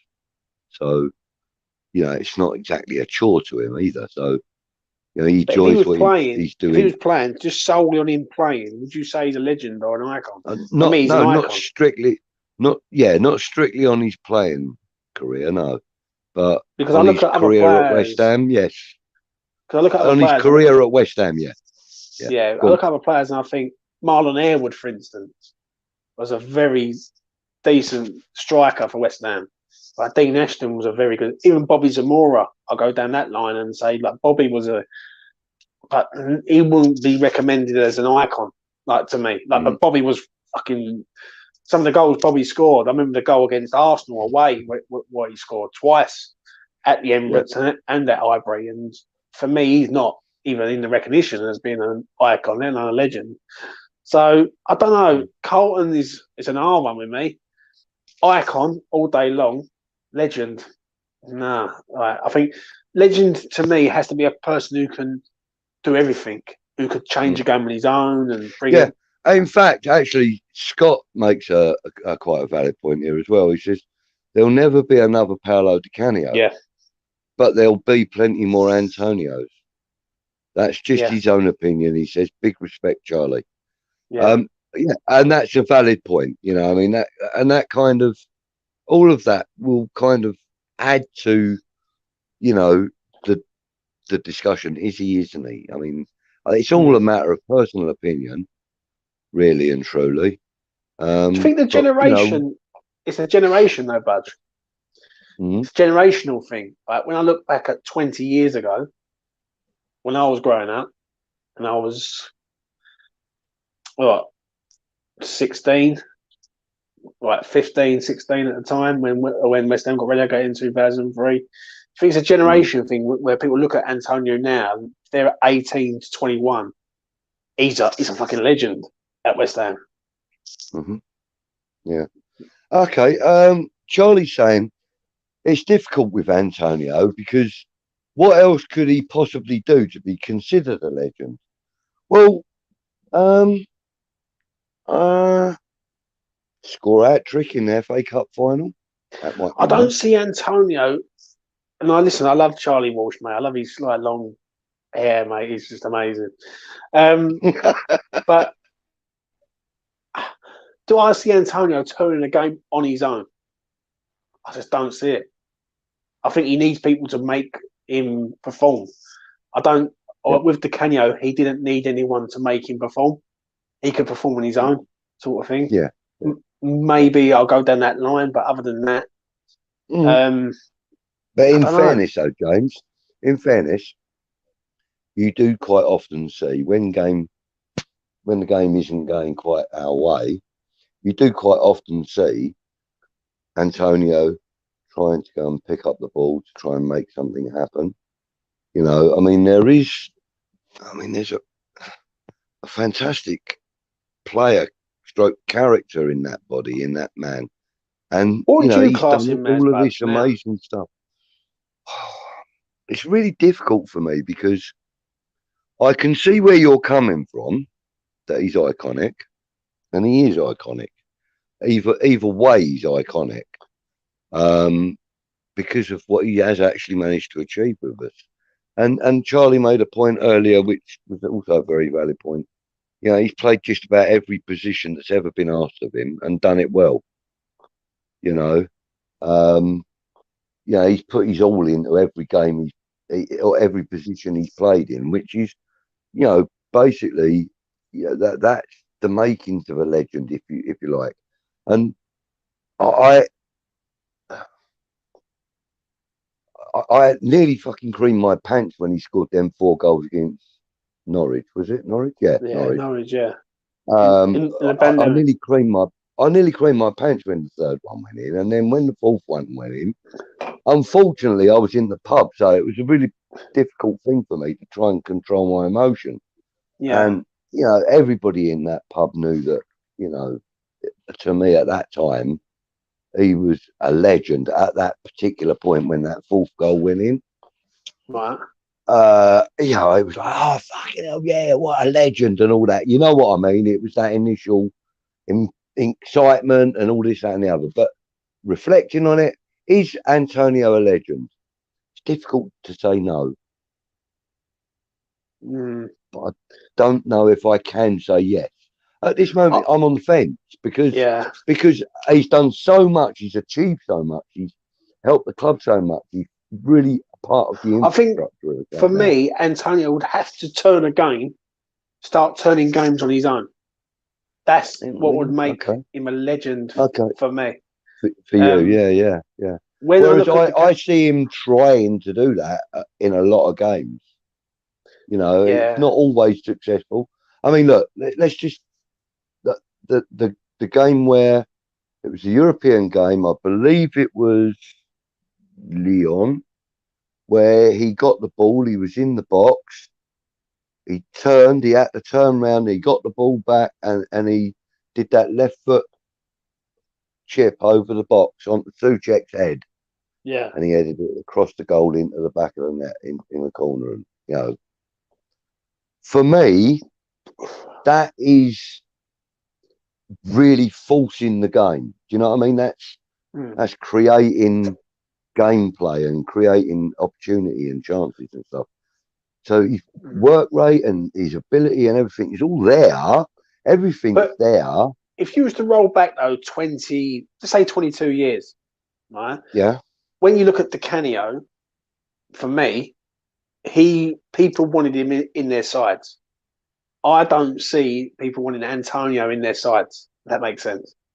Like, I might be wrong. The right people. Yeah, you're not talking to the right people, James. I mean, like, for example, my brother, he's staunch Chelsea. He won't have it, West Ham are, massive or anything like that. You know what I mean? He's proper, you know, I'm Chelsea through and through, blah, blah, blah, blah.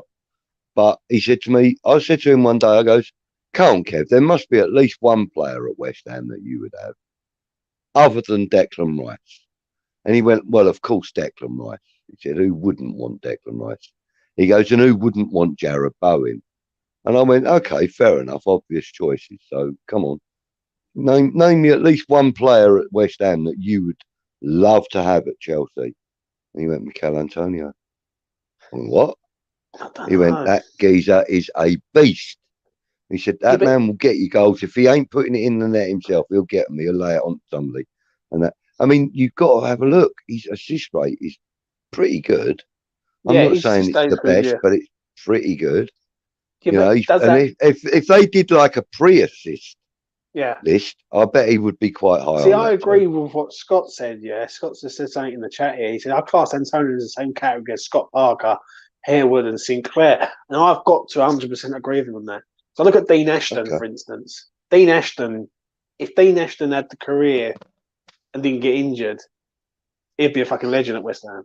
If he stayed at West Ham, he probably would, and he would probably be at a point where his goal number would be probably unreachable to most players, unless you're going to put in a 10-year stretch. And Sinclair, Dean Ashton was definitely probably the finest finisher I've ever watched.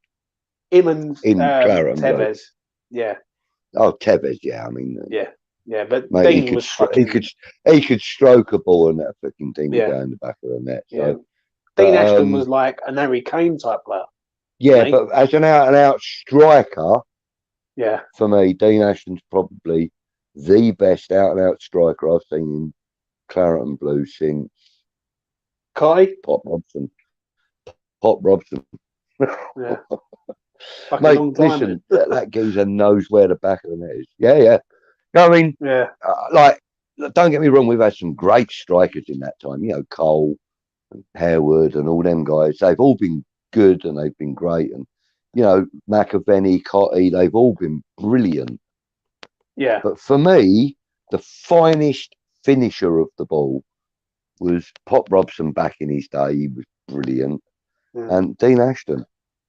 You know? Dean was... I mean, as far as finishing ability concerned, Andy Carroll's got to be high on the list as well, because his finishing ability was brilliant. Absolutely top class. So I look at like Trevor Sinclair, for instance. Now Trevor Sinclair is one of my most favourite players. He's up there with Di Canio and growing up. Like for me, it'd be Julian Dix, Di Canio, Trevor Sinclair, and I did like Berkovic around that era, like them sort of players. But when I look at like Trevor Sinclair is not known as anything. He's not even known as an icon. Like, and for me, Trevor Sinclair done more than some players that have played for West Ham, like in regards of like that sort of late 90s, early 2000s. So I understand what Charlie's saying about Antonio when the opposite fan base, but it's an hard one for me. I just look at him and I just think, is he really a legend at West Ham? Really? I think he scored 48 goals, I think it is. Like, Charlie can get it in the chat how many goals he actually scored for West Ham. I don't know. I'm not convinced. I think he's an icon. I think he's like another Carlton Cole type player who's come in and done an amazing job. But he's just not a legend for me. I just don't see him turning the game on his own when West Ham were under it. Okay. Well, let's move on. We've been talking about Dean Ashton. Let's see what Scott says. He would have been an England legend. It still upsets him what happened.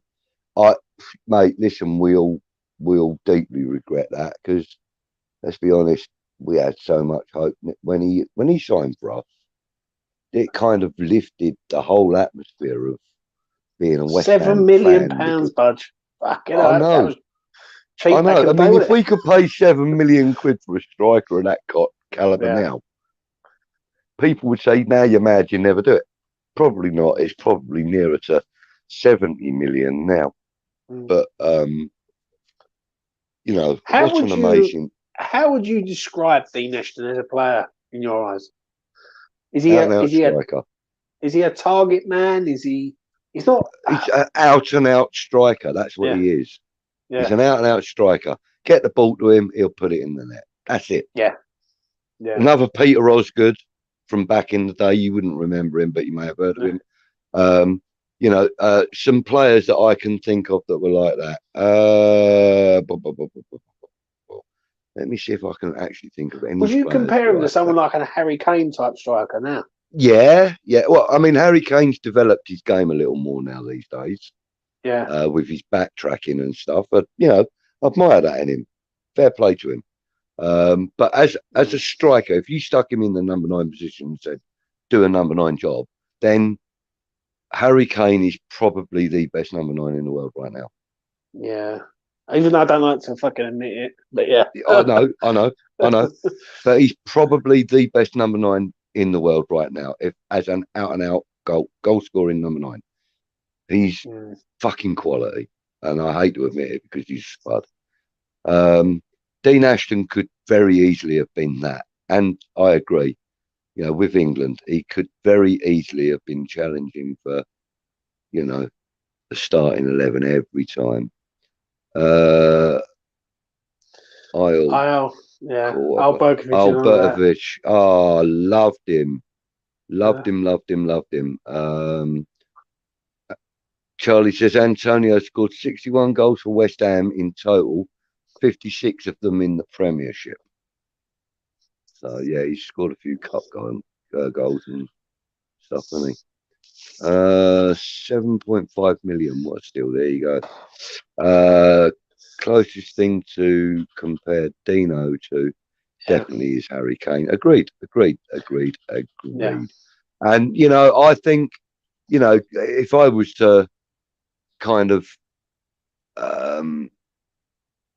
look at modern players within, well, let's say since the turn of the century, since 2000, I can't really think of strikers of Harry Kane's style of and quality.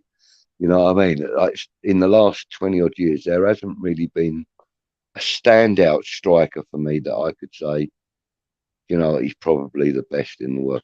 I suppose Didier Drogba was probably close to it, but in his time there were also, you know, the likes of what's his name, the Italian fellow who was pretty decent, the tall Italian guy.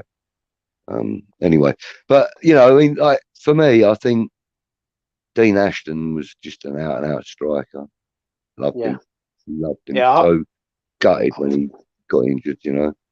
I thought Dean was great, mate. I remember some of them games when he he's just a natural ball finisher.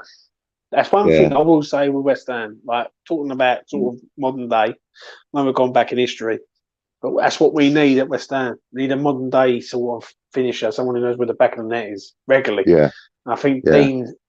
So Scotty says that he loved Craig Bellamy during that 3 months he played for us. Yeah. Before he went to City, class finisher. Agreed. Now, do you agree with me that I think that Bowen's a similar type of player to Bellamy? Not far off him. Not far off him. You know what I mean? I think Bellamy was ready made though, wasn't he? When he came from. He was already. What was he? 29 when he came to us. 28. Yeah. 29. I think he was. He'd already played the best years of his career elsewhere, but you know, nonetheless, what a quality job he did for us. You know, I mean, you know, like sometimes, you know, when we've signed these older players that are coming near to the end of their career and that, like the likes of Ian Wright, I was really happy when we signed him because he was one of the big names, you know what I mean, in the Premier League. And the fact that we signed him, it just made me smile. I thought it was brilliant. You know, I loved it when we signed Nigel Winterburn as well. I thought it was great. I can remember Les Ferdinand, mate, signing for us. Mate. And when Joe Cole came back, you know, that really did make me smile. Yeah, that made me smile as well. But you know, like, the worst signing, though, Bud. Our worst signing. Who's the worst signing that you think, you know what? Fuck, you know, what a work. He was like, I'll waste Oh, the time that one. that's actually a question that I ask people when they do their in crowd. In fact, James, I would like to get your WhatsApp if you don't mind, and get you onto that if you want to do it. If you're up Yeah, for I'll that. do it, mate. Yeah. Yeah, cool. Yeah, Excellent. 100%. All right, definitely. Well, I mean, doesn't look like Peter or anyone else is coming back. So after I finish the stream, we'll exchange numbers in the green room. Yeah, Yeah, that's right, mate. No worries. sweet. In fact, I might even have your number. I think Pete sent it to me a while back. I may even have it. Let me check on my WhatsApp. But anyway, yeah, I mean, that's a question that I ask people is, who is, the favourite signing and who's the worst signing? Who would you rather didn't wear the kit? In fact, is one of the things. And I'm sorry, but for me, I know there have been worse players and I know there have been worse signings, but for me, the most regrettable signing I think we ever made, Sofian Feghouli. I really didn't like him. I really didn't like him. I don't know what it was, but whenever people say to me, "Oh, who's your worst ever West Ham player?" he always comes to my mind first, every single time. It's Yeah. really weird. I don't know. I don't know why. There's a few. I mean, Fucking Mido pisses me yeah, off. Mido, yeah, Benny yeah. McCarthy. Benny, Fucking, yeah. yeah. Although, what's his name? Loved him, didn't he? Harry, Yeah. fucking loved him. Took him to Portsmouth and everything, didn't he? Yeah. Like some of them. And then when I go back to sort of like Nigel Quasi, I remember him turning up at West Ham fucking in like 07. Like Yeah, the serial relegator. Fucking hell. Every time. And I yeah. watched the game But the other day, funny enough. It was on Sky. It was like, the old fucking retro games. And it was the West Ham 3, Tottenham 4 back in 06 or 07, oh I yeah, think it was. And some of the players we had like Callum Davenport. Remember him? yeah. I Fucking do. hell. Some of I the players we do. had, mate. Callum Davenport. Yeah, Yeah, Callum Davenport. We had fucking Nigel Quasi. We had who was the other geezer? Elan. He's called Elan who come on the fucking pitch. And I remember Elan who come on. I think he's from Seville on loan or some shit. But, I haven't got your number actually, James. So I will that's all grab it right. I'll off you send it to later. Peach and Peach will send it on to you, mate. No worries. All right, mate. Cool. But yeah, it was fucking mayhem. When I think about the players that we have had, who would I say is Yeah, the worst player that we've had? Oh, I don't know. We've had some shit. I think we can look quite recently for one of them. Like when you Stood between the sticks and very little else. Yeah, fucking Roberto, 100%. Even Zaza for what he, Simeone Zaza. yeah, Yeah, like, and I think it's easy to say like modern day, but growing up, I think where it is with West Ham, we never really used to sign. Titi Kamara comes to mind. Like, yeah. do you remember him? Do you know? I'll tell you one player I did used to like, and I was really gutted when he left. Mario Zarate. Yeah, I liked him. I Great agree. finisher. And like Scott says here, John Hartson, Paul Kitson, they were great finishers as well. I remember them in 1997, mate. Like, this is like, now you're talking my era, like growing up as a kid. And because I've fucking followed West Ham all my life. And I remember that sort of season where we needed 2 strikers to save us from relegation. And Hartson and Kitson coming, I think it was like, if I remember rightly, it was like something like 5 or 7 million or something for the pair. Yeah. And Paul Kitson was, I've got to be honest, he was not all that, but he was a fucking tryer, that geezer, mate. I remember when he scored an hat-trick. I remember when he scored hat-tricks against Charlton in 2001, I think it was. 2001, under Glenn Roeder. It was a November night, and I'll never get 4-4, right? And he scored a fucking hat-trick, and Defoe scored the other goal. And, Paul Kitson was a lad, mate, honestly. Henry Kamara. Fucking absolute shocking, mate. Yeah. We've had a few shockers, haven't we? But then, we've had a few pleasant surprises Yeah. with players that we weren't really expecting an awful lot from. For example, you remember the American fullback we had, or centre back, what was his name? Jonathan Spector. Spector, right? Now, I weren't expecting an awful lot of, you know, Yeah. awful lot of anything from him, really, because I'd never heard of him. You know, he was American. What does he know about the game? Turned out to be a bloody decent player in the end. Yeah. You know, I remember, do you remember people like David Connolly, though? It was like, he's another try, wasn't he? Like back in 04, 03, 04, and like, even Nigel Rio Coker, for instance, and even though he didn't end well for Rio Coker because he got a bit greedy, he was still a decent player. Decent signing for us, definitely. Obviously, Shaka and all, like it was fucking incredible. Yeah, Shaka was brilliant. But then, you know, I felt that Adrian was a great signing for us. Yeah. At that time, it was a great signing for us. And it was like when he came, we had Randolph as his number 2 then, didn't we? Yeah.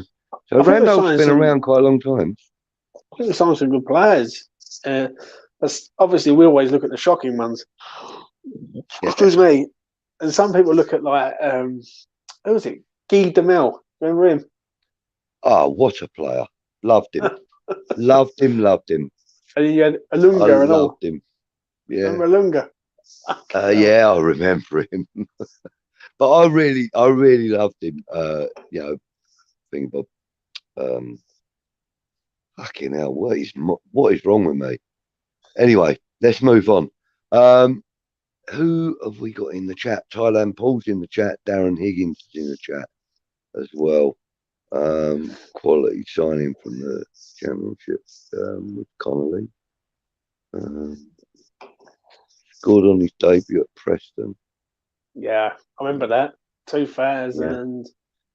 August 2003. That was after we got relegated, and I think we won 1-0. Yeah, those were the days. Guy Demel. Angelo Five. Fucking hell, Scott. There you are. Remember like me watching shit. them in slow mo when they ran. Yeah. But then, you know, if you could bring back a signing that we had and sold, you know, within the last sort of 5 years, should we say, 5 to 6 years, is there anyone that comes to mind that you would bring back? If you said to me last 10, sort of 12 years, I would say Tevez all day long. Well, yeah, Tevez would be the one for me. Do you know what? I did like Scott Parker, mate. I thought Scott Parker was an absolute fucking dryer at West Ham. He had to put up some shit. Definitely. Do you know what I mean? I mean, Stuart Slater was very much in that mould as well. Yeah. Going back a bit further, you know. Well, I'll tell you what. Time. If he's matured, I'd bring back Reece Oxford, mate. Because I think Reece Oxford was a very good player in 2015. Like that game against Arsenal, he fucking destroyed Arsenal in midfield. He was good. He was good. But his attitude just was filth. Yeah, I think it was because he was so young and he had sort of ideas above his station a little, I think.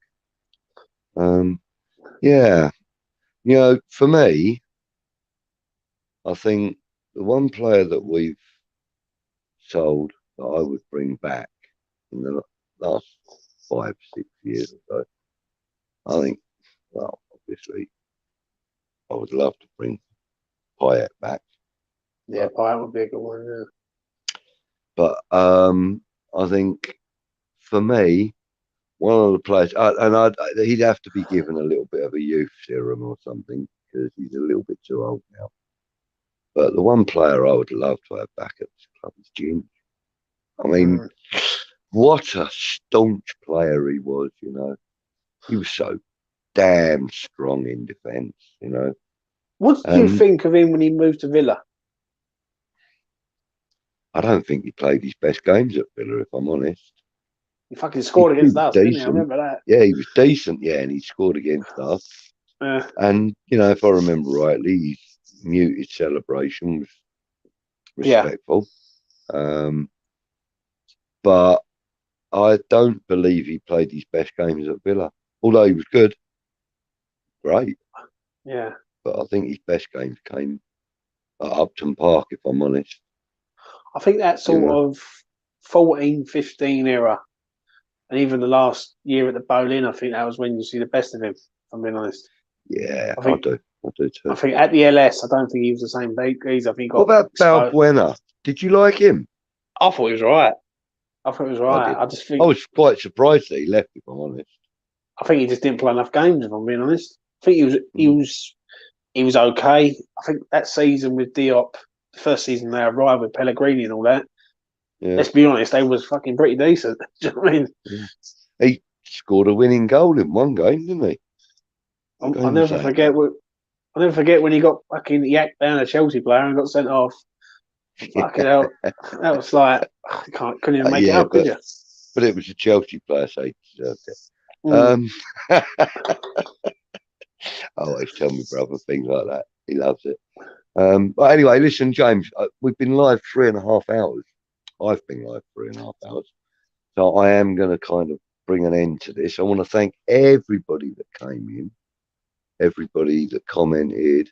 Oh, look, we've got a late arrival. Schmeagol, sorry, mate, but we are about to Schmeagol, knock it on the head. What about Boogers? West Ham legend?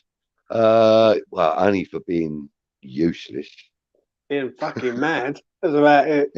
He was mental, wasn't he? Fucking mental, mate. 100%. Marco Boogers. I'm going to let you wrap it up.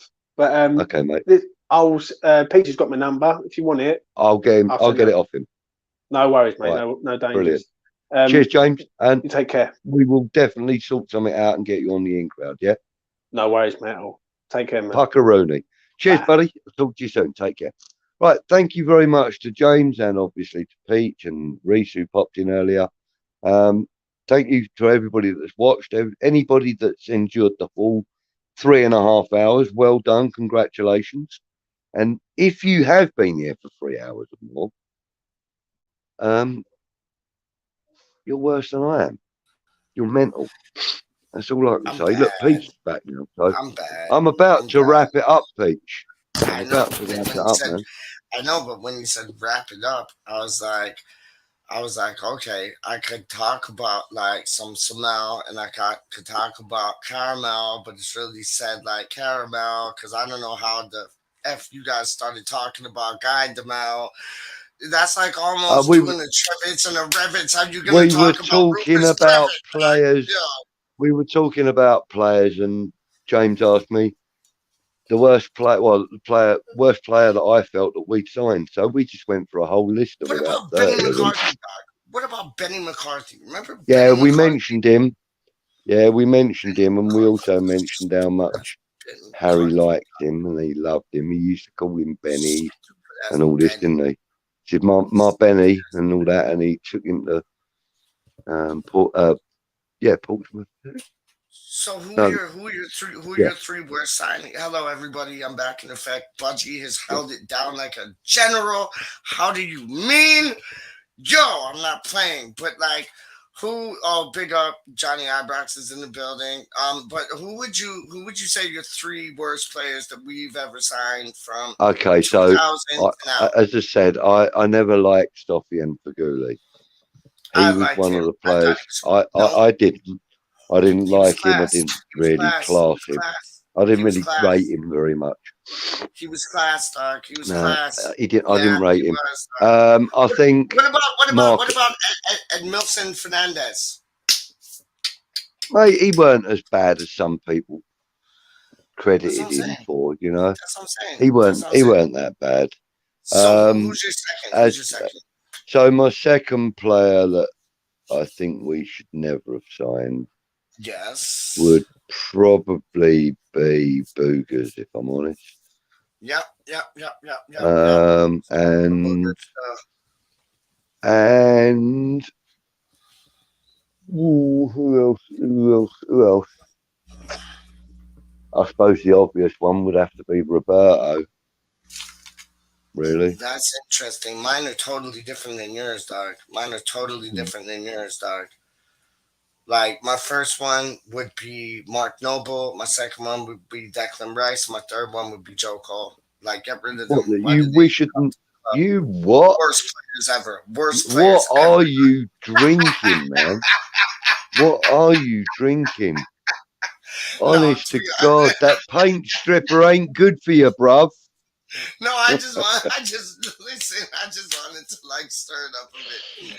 But I no, know, the worst I know. worst player Hey, I've ever listen, known. Go on. it's 1:15 a.m. for me, bruv. I I've don't been care. You're live for. staying up for I 15 know, more I minutes, dog. can't, Half I past one. can't. Half past one, dog. How do you mean? Half past Uh, one. 15 more. In the chat, who wants to see Budgie stay up for 15 more minutes? He held this down all night. Big up Budgie. Big up Green ooh, Street.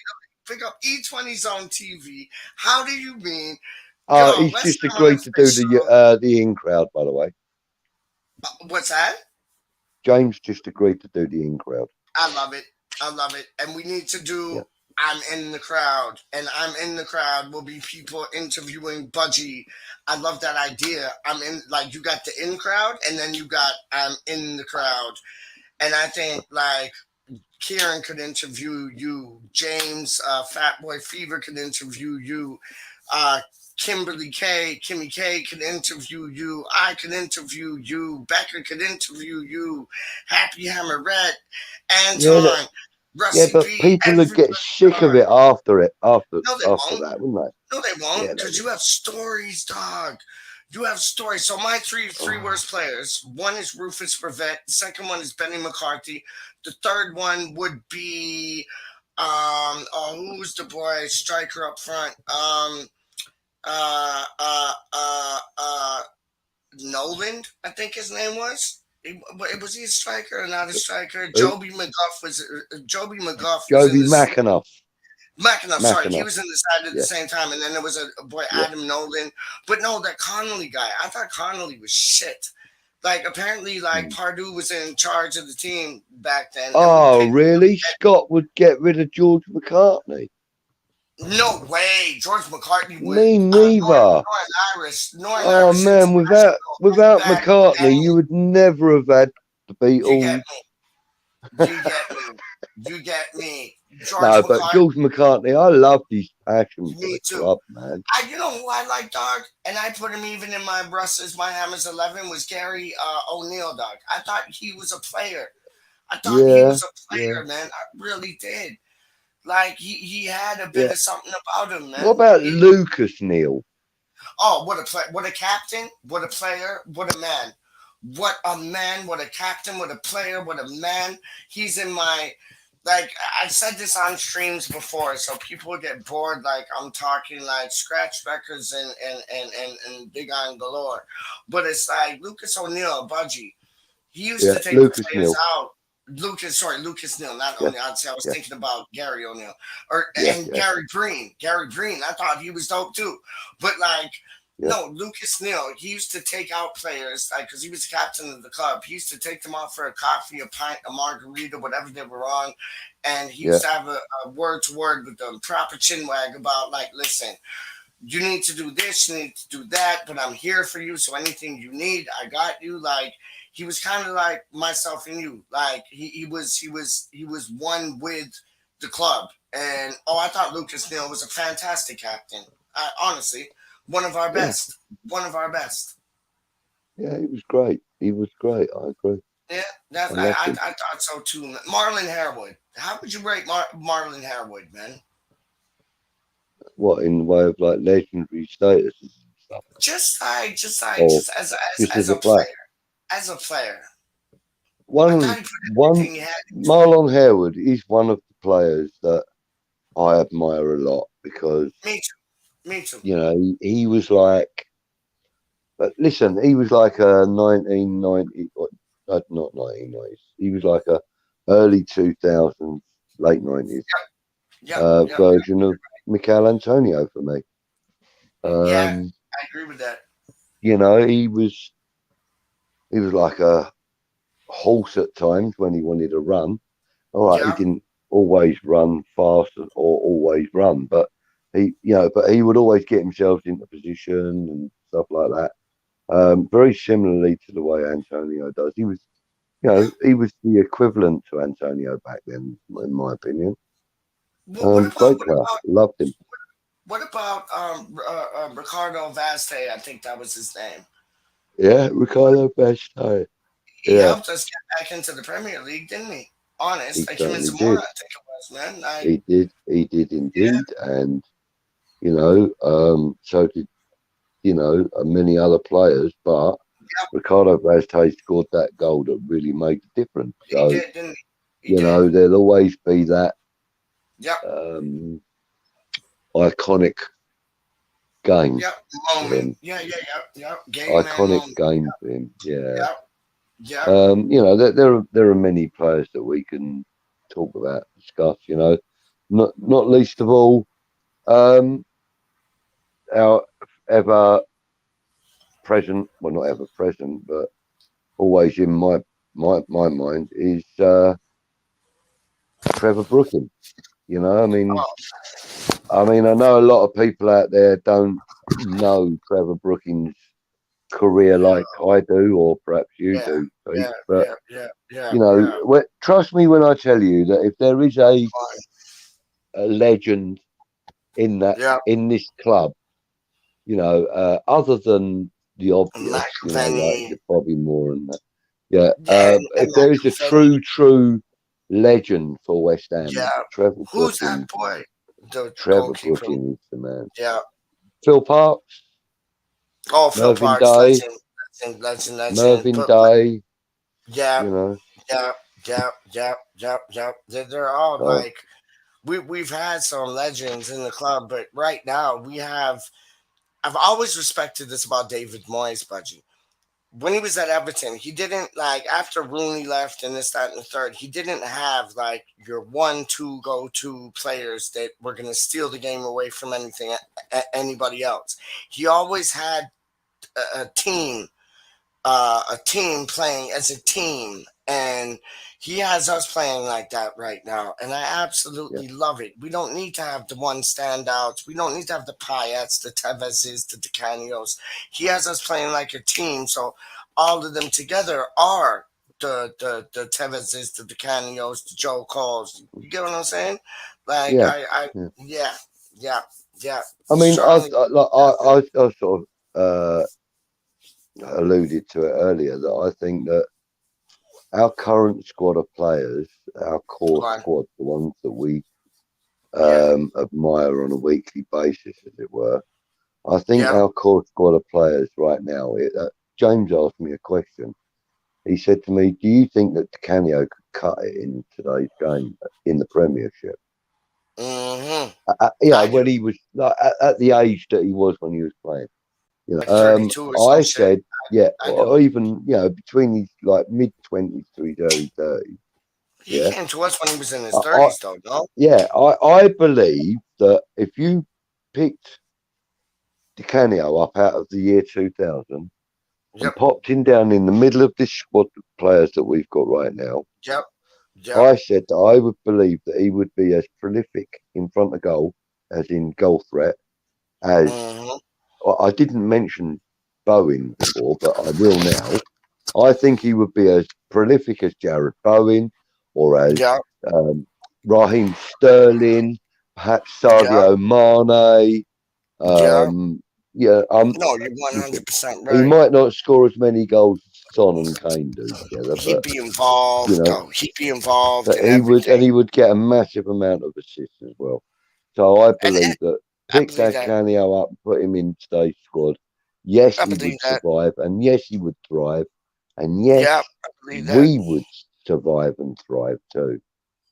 I believe that. With a player of that ability. It's like if you put Dimitri Payet from 2015 into today's squad. Fire. You got world-beating squad. You got a world-beating squad, in my opinion. 100%. 100%. All it needs is, every barbecue needs a special sauce. Every barbecue needs a special sauce. That's it. At the moment, our special sauce is being provided by the likes of Jared Bowen.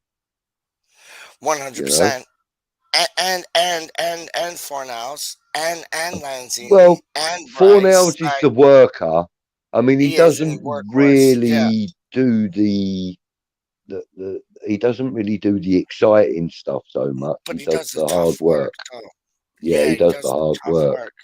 I think Ben Tevez, I like. Rama is probably one of the kind of players that could really light up a game. Yeah, but Unfortunately, he's like a he wannabe hasn't Joe really Cole though, shone isn't it? as yet, but I Yeah, believe he will. I believe he will, and I think this I season he hope may so. come good. I I hope do. so, man. I hope Because so for the sake of I the club yeah, me too. and Me for the too. Like sake of the player too. me too, You man. know, Me too. I 'Cause I have like all the Ben faith in Rama the as a world. person. Trust me. Ben Rama as Yeah, a person he's an incredible young man.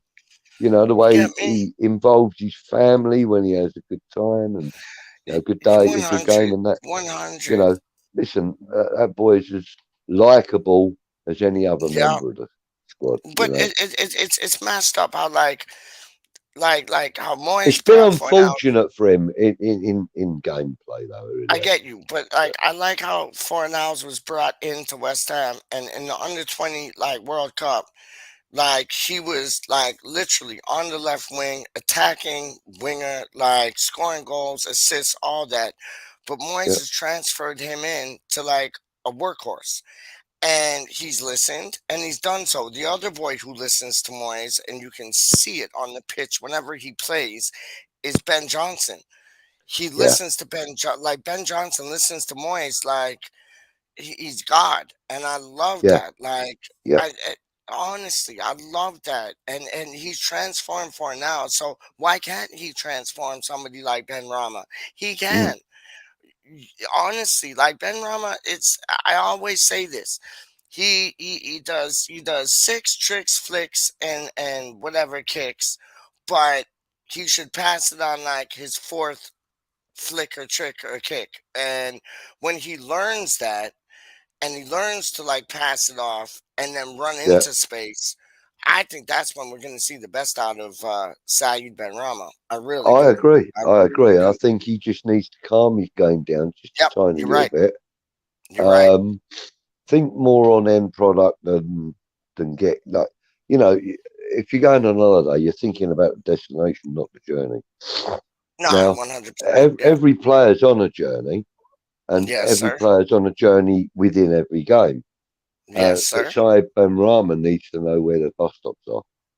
You know what I So mean? I know exactly what you're talking about. Now you said your three worst players from like 2000 till now.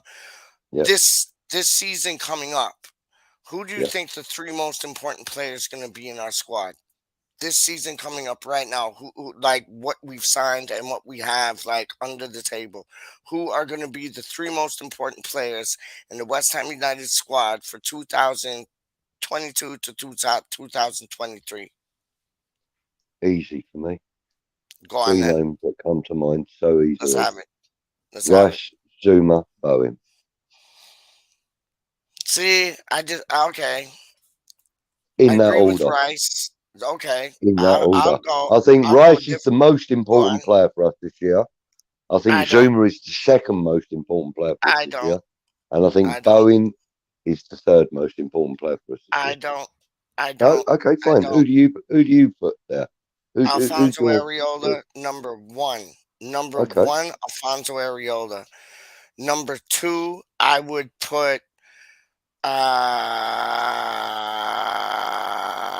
Antonio. Number three, I would put your boy Jared Bowen. Okay. Like I know Declan Rice is everybody's talk of the town, and he is an amazing player. But I think what Bowen has captured in his game this last season has been absolutely phenomenal. I think Areola is probably the best goalkeeper in the Premier League once he gets a run out. I really do. Like and Antonio, He's undoubtedly one of the best at, isn't he? at Premier League level. Yeah, I Isn't he? mean, and Isn't that's he? not just looking at it through claret and blue glasses. Not at That's all. looking on his stats. Yep. You know, Yep. his stats stack up with. Okay, he didn't play many Premier League games. He only got one Yeah. last season, but Yeah, but he Look played at all him the in the Europe games games, that he didn't did he? play. Cup games. Okay, Yeah. yeah. So let's put him into the category in Europe Yep. against any of the other goalkeepers that were in Europe. His stats Bang. stack up. Yeah. I mean, Yeah. you know, okay, he's one of only 3 English goalkeepers that got to a semi-final of a European competition. You get what I'm Sorry, saying? 4. Yeah. There were You get, 2 English. and There you were 2 can't English teams in the no. Champions League, weren't there? But Like from English you clubs, can't forget like Craig Dawson, like massive. Declan Rice, massive. Like yeah, you every can't one of them forget have got these their players. part to Like play, Peach. You know. But for me, 100%. I think you know we need Kurt Zuma's. 4 Uh, massive. yeah, he is. But I think we need Kurt Zuma's experience Yeah, I agree. in I the agree. competition I side of agree. things and in the Premier Yeah, League. yeah, I think we need his stability at the back. I think we need 100%. his leadership at the back. Don't Yes, get we me do. wrong. We've got a back line full of leaders. Oh, Well, 100%. we Yes, we could yeah, fill our back line full of leaders if we yes. chose to. We got Um, choices now. And yeah, we Aguerd, do. we don't know how We Aguerd's have gonna leaders fit. everywhere. Right, We don't know how exactly. Aguerd's So gonna fit in I the mean, Premier League. But I show you the thing Aguerd, is, if he hits the ground running, Budgie, if Aguerd hits the ground running, that's like, yo, you got Dawson, you got Aguerd, you got Ogbonna, you got Zuma, Zuma, you got yeah. like who am I forgetting, dog? Like Well, you got you've also got Creswell that can quite easily slot into a that's what I'm central saying. defence. And You then know, if Alisi and you've got Baptiste step Declan up, Rice like, that you can yo, drop back if you yeah, have to. yeah, You yeah. know, I wouldn't like to see uh, that though. no, I wouldn't. And you know, Like you've I got to know he can remember do it, also, but go yeah, on. no, but you've also got to remember that we've got some decent under-23s which Baptiste, can Alisi, sit yeah, on, you know, which can Longfellow, sit in the Ashby, back there Johnson, and, yeah, you know, yeah. put someone like Baptiste next to Kurt Zuma, you'll see the very, very best of Baptiste, I You'll believe. see a different Baptiste, won't you? You'll You'll see see the, because well, like I don't know if yeah, it'll be a different one, but you'll see the very best he has to offer, I think. you'll see an enhanced. You'll see Yeah. Yeah. you'll see Yeah. not a Yeah. different enhanced. Yes, Yeah. I agree with you. And, you I know, and I I believe agree with also that, you know, if you had, let's just say for argument's sake, you've got across the back, you've got, say, Sufal on the right or Ben you. Yep, Johnson. Yeah. yep, You've got um, an Aguerd and Zuma in the middle, yep. and then you put, say, for example, young Longhello out on the left hand side. Mm-hmm.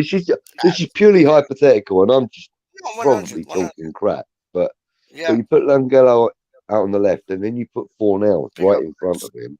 Yeah, I think that's with that different kind story of too. setup, that Yeah, would help that young player, regardless of whether it is Longhello or whoever. But I'm using that as a scenario because it's the left back where we are lacking. oh, You big know, time. and you know, with Zuma next to him, and you Yep, know, Fornell's in front of him, and yep. Souček and Rice just in front of him. I think That's a you'll brick see the wall. You're not best gonna out. You'll break get the down. best out of that boy too. Yep, Do you know what I mean? yep. Just like I we agree did with with you. Ben Johnson out on the right.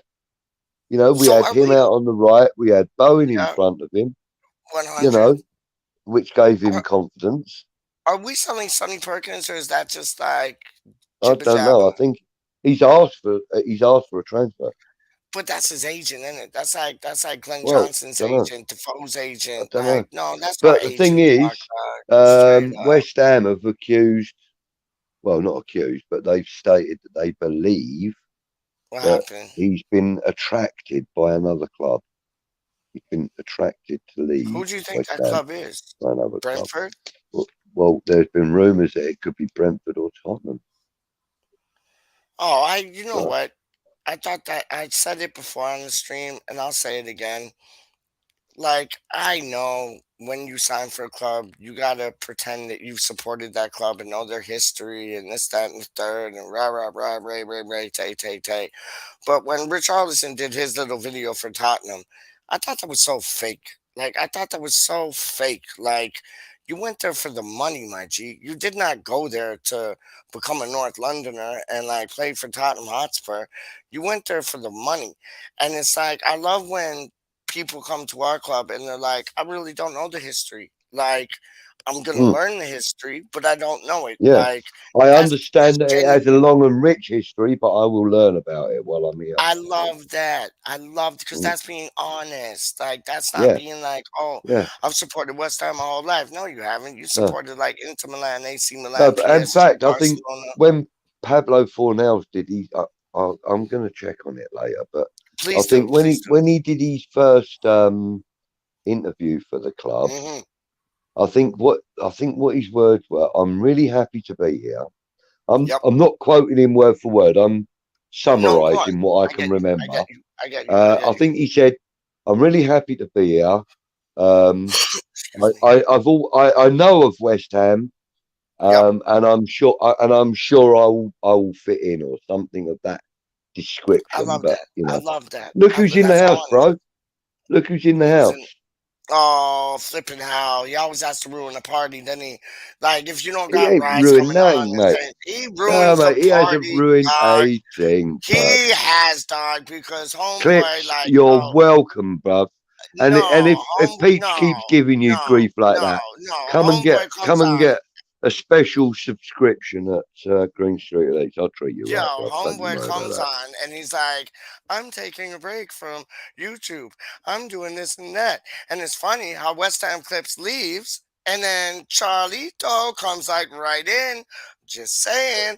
I'm just No, saying. no, Proof is in no, the no, no, pudding, look, look, look, dog. look. Proof is in the pudding. Like, yo, just Uh, man up and tell us your West Ham Clips, dog. What's the he dealio? says that Perkins He has knows I left love on a him, dog. free. Straight up. He knows His I love him, dog. contract came to an end, unfortunately. And Yo, trust actually, me. Charlie is greeting Trust Clips. me. So, Oh, hey, listen, whatever, whatever. He's your greeting theory himself, may dog. be wrong. It may be right. No, no. Maybe West smoke Ham, and mirrors. no way. West Ham Clips is Becca, real talk. But Charlito does like the editing. But like, yo, I'll show you, dog. 4 nows when we played. What was it on the sloppy doppy, stroppy goppy, monopoly foppy loppy goppy pitch against Oxford, dog. And like everybody ducked and dived into the change room trying to just like get away from like, the supporters because we done lost. 4 nows went up to the weigh in and just went like this, like, I'm sorry, I'm sorry, I'm sorry. And that takes some balls to do to like what, 3, 4, 5,000 East London supporters, like, and he Mm, did that. That's why he'll always be registered like high up in my list, just like Charlito is. I'm just playing with him. He knows that. But it's like, yo, yeah. that's why he'll always be like rated high, high, high on my list, dog. Real things, man. Because you get other people that like, yo, they'll just duck and dive, go to the dressing room, go home, maybe smash You up a know, yellow I have Lamborghini I've got a just as theory like for you, Peach. Frosty the Snowman. Go on. I've got a theory for you. What's the theory, my G? Do you honestly think that Becca has taken her IT equipment on holiday with her? Yep, Do you 100%. believe that? Oh, 100%. do you think she's just taken her phone? 100%. 100%. All it What, so is like a laptop, dog. Straight up. All it is a laptop. And that's how you got like the season review. Like, okay, so if she didn't, then it's down. Then it all points at Charlie. It all points at Charlie. But then it's like Adler's could have taken his like laptop with him, but then Lucas, he's just chilling in like Annapolis. He could have done two things and every like I do you bet know you. what? You're like a dog chasing your own tail sometimes, I know, Pete. but I love it. I love it. I love it because I never want to know who it is. So it's like You I will sure you keep don't want to guessing. know? Because I will tell you right here, right now, who West No, I Ham don't. Clips is. No, I don't want to know. Don't want I to know. can Do give not you, want to know. I can No, give you on 100% authority that I no, know exactly who it is. don't want to know. I, Don't I want will to know. tell you. It's No, David blah Moyes. blah blah blah blah blah blah blah blah It's blah blah blah David Moyes. blah blah blah blah blah blah blah blah blah blah blah blah. Can't hear nothing, dog. Not listening to nothing, dog. Yo, All right, okay, let me no just problem. guess it's I won't Charlie. tell you that it's David Moyes then. It's not David Moyes. Shush. It's not David Moyes. Yo, you know what came into my mind the other day? I thought it might be Gio. I was like, you know what? Gio, like, he does this like shit like frivolously. He does this shit Frivolously. frivolously. I think Frivolously, yeah. frivolously. That's how you say it. And Right, I was like, okay. he does his stuff good. Like, yo, you got to give the man respect because, like, he got his little pink book, Gonzo. He puts a video down every day. Like, yo, hardworking man still. And I think, Mm. yo, West Ham clips has to come from Hammer's chat. And there's the people that are involved in that are Becca, Adler's 32, Charlito, Gio, and Gonzo. It has to be one of them because when I first started following West Ham clips, the first picture that came up was Adler's 32. That was the first picture that came up. No joke, not a lie. I'm talking the honest to goodness truth. And Adler's showed me his computer, and he had like different sound effects with like disc ball hitting like the woodwork and this and that and da da da da da. So it has to be from Hammer's chat. I just don't know who it is, or they're all working as a consortium. I don't know. I don't know. But then you might get like Lucas, like getting down with them, or even Gatesy. You never know. Like Gatesy and Gonzo, they're kind of like buddy buddy. You don't know. Like I, but I'm thinking more Hammers chat things, dog. It's not West Ham Fan TV. No way. Chasing your Like tail, mate. You're I chasing your own respect. tail. I know. I respect, but it might be me. I might be West Ham clips. So na. But it's It's like doubtful. no.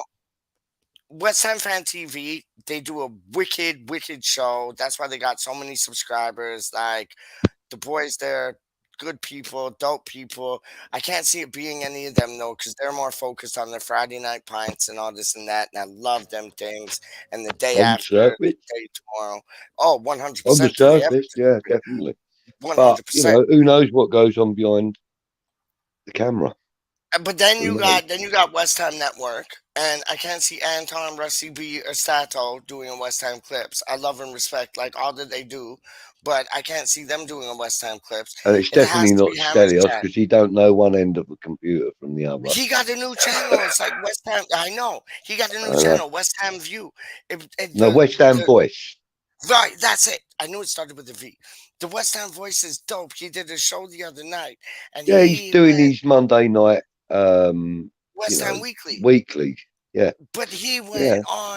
went on a rant last night, dog, and it was the best show I've ever seen Stelios do. Yeah, I'm gonna have to catch up on that I tomorrow. even texted you when the show was on. I'm like, you have to You watch did. this. You have to Yeah, watch this. He was going nuts.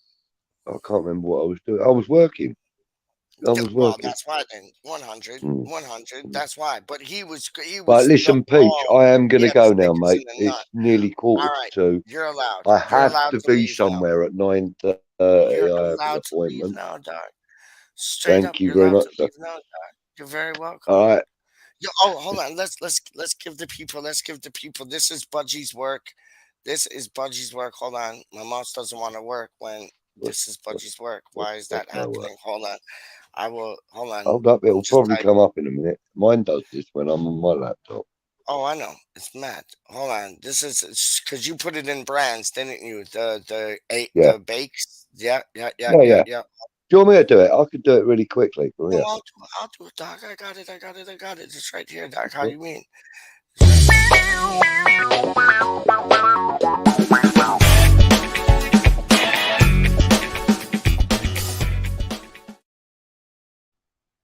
And then we got your boy.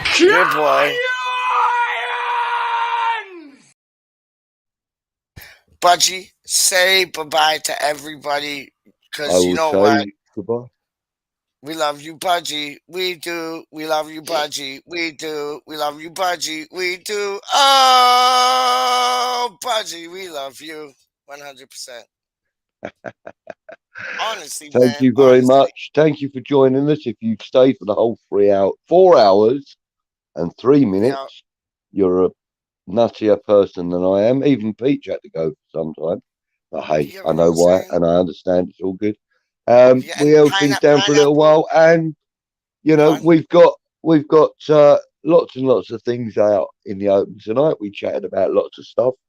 We Love chatted it. about some old players and some Love upcoming it. players, etc. It was Love it. brilliant. Loved it. And listen, Thank you, everybody Brenton. in the chat. Listen, Yeah. Brenton, Pineapple is like the message you sent Pineapple the other day. She's blushing. Like she is Oh, like, bless her. Brenton, she's blushing. She's like, she's so That's right. happy. It's And all good, thank you man. so You much know for me. doing that, man. Oh, No, mate, thank you so listen. much for doing that, man. You're a good person, my G. Real talk, Oh, like thank strong, you. I top, appreciate that. solid, dog, straight up. I appreciate it. Thank you. Okay, so And if one any, final yeah, look go in on, the sorry. comments. Go on. I'm going to look into the comments. Please do. I think we finished them all, No, but nothing yet. go check. Yeah, Okay. nothing yet. Yeah.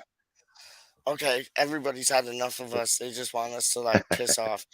But All right. Okay. One more thing I do want to say before we go, though. Go on, my son. Go Show on, my your hat son. again one more time, please, Pete. Yes, you got it right there.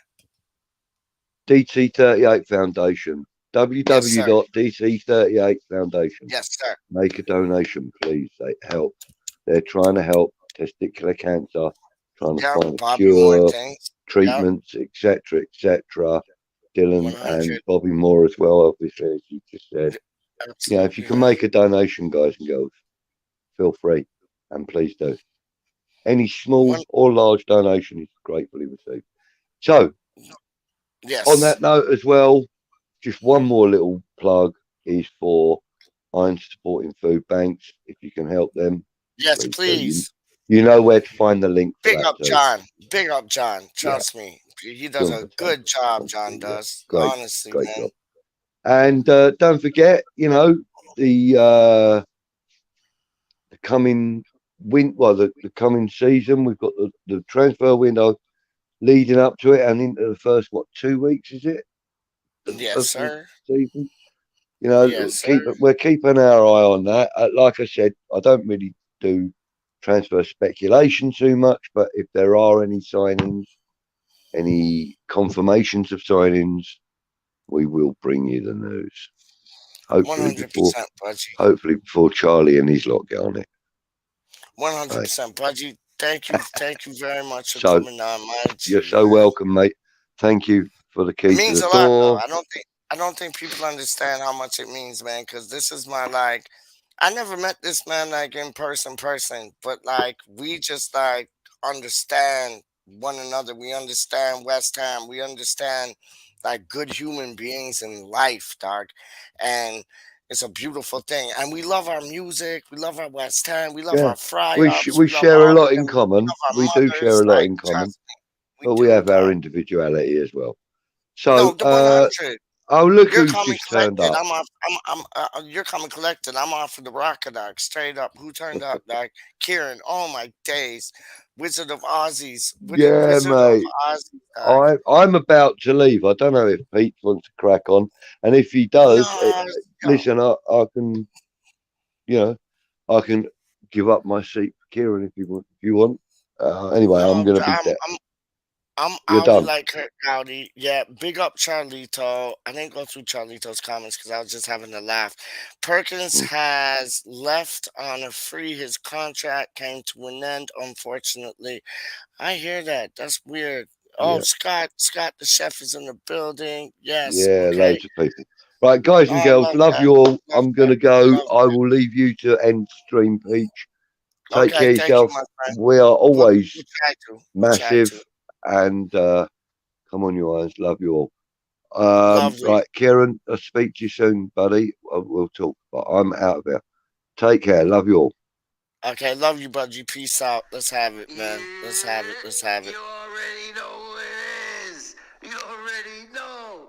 Hey, I called right at there, bro. Told me we won. Yo.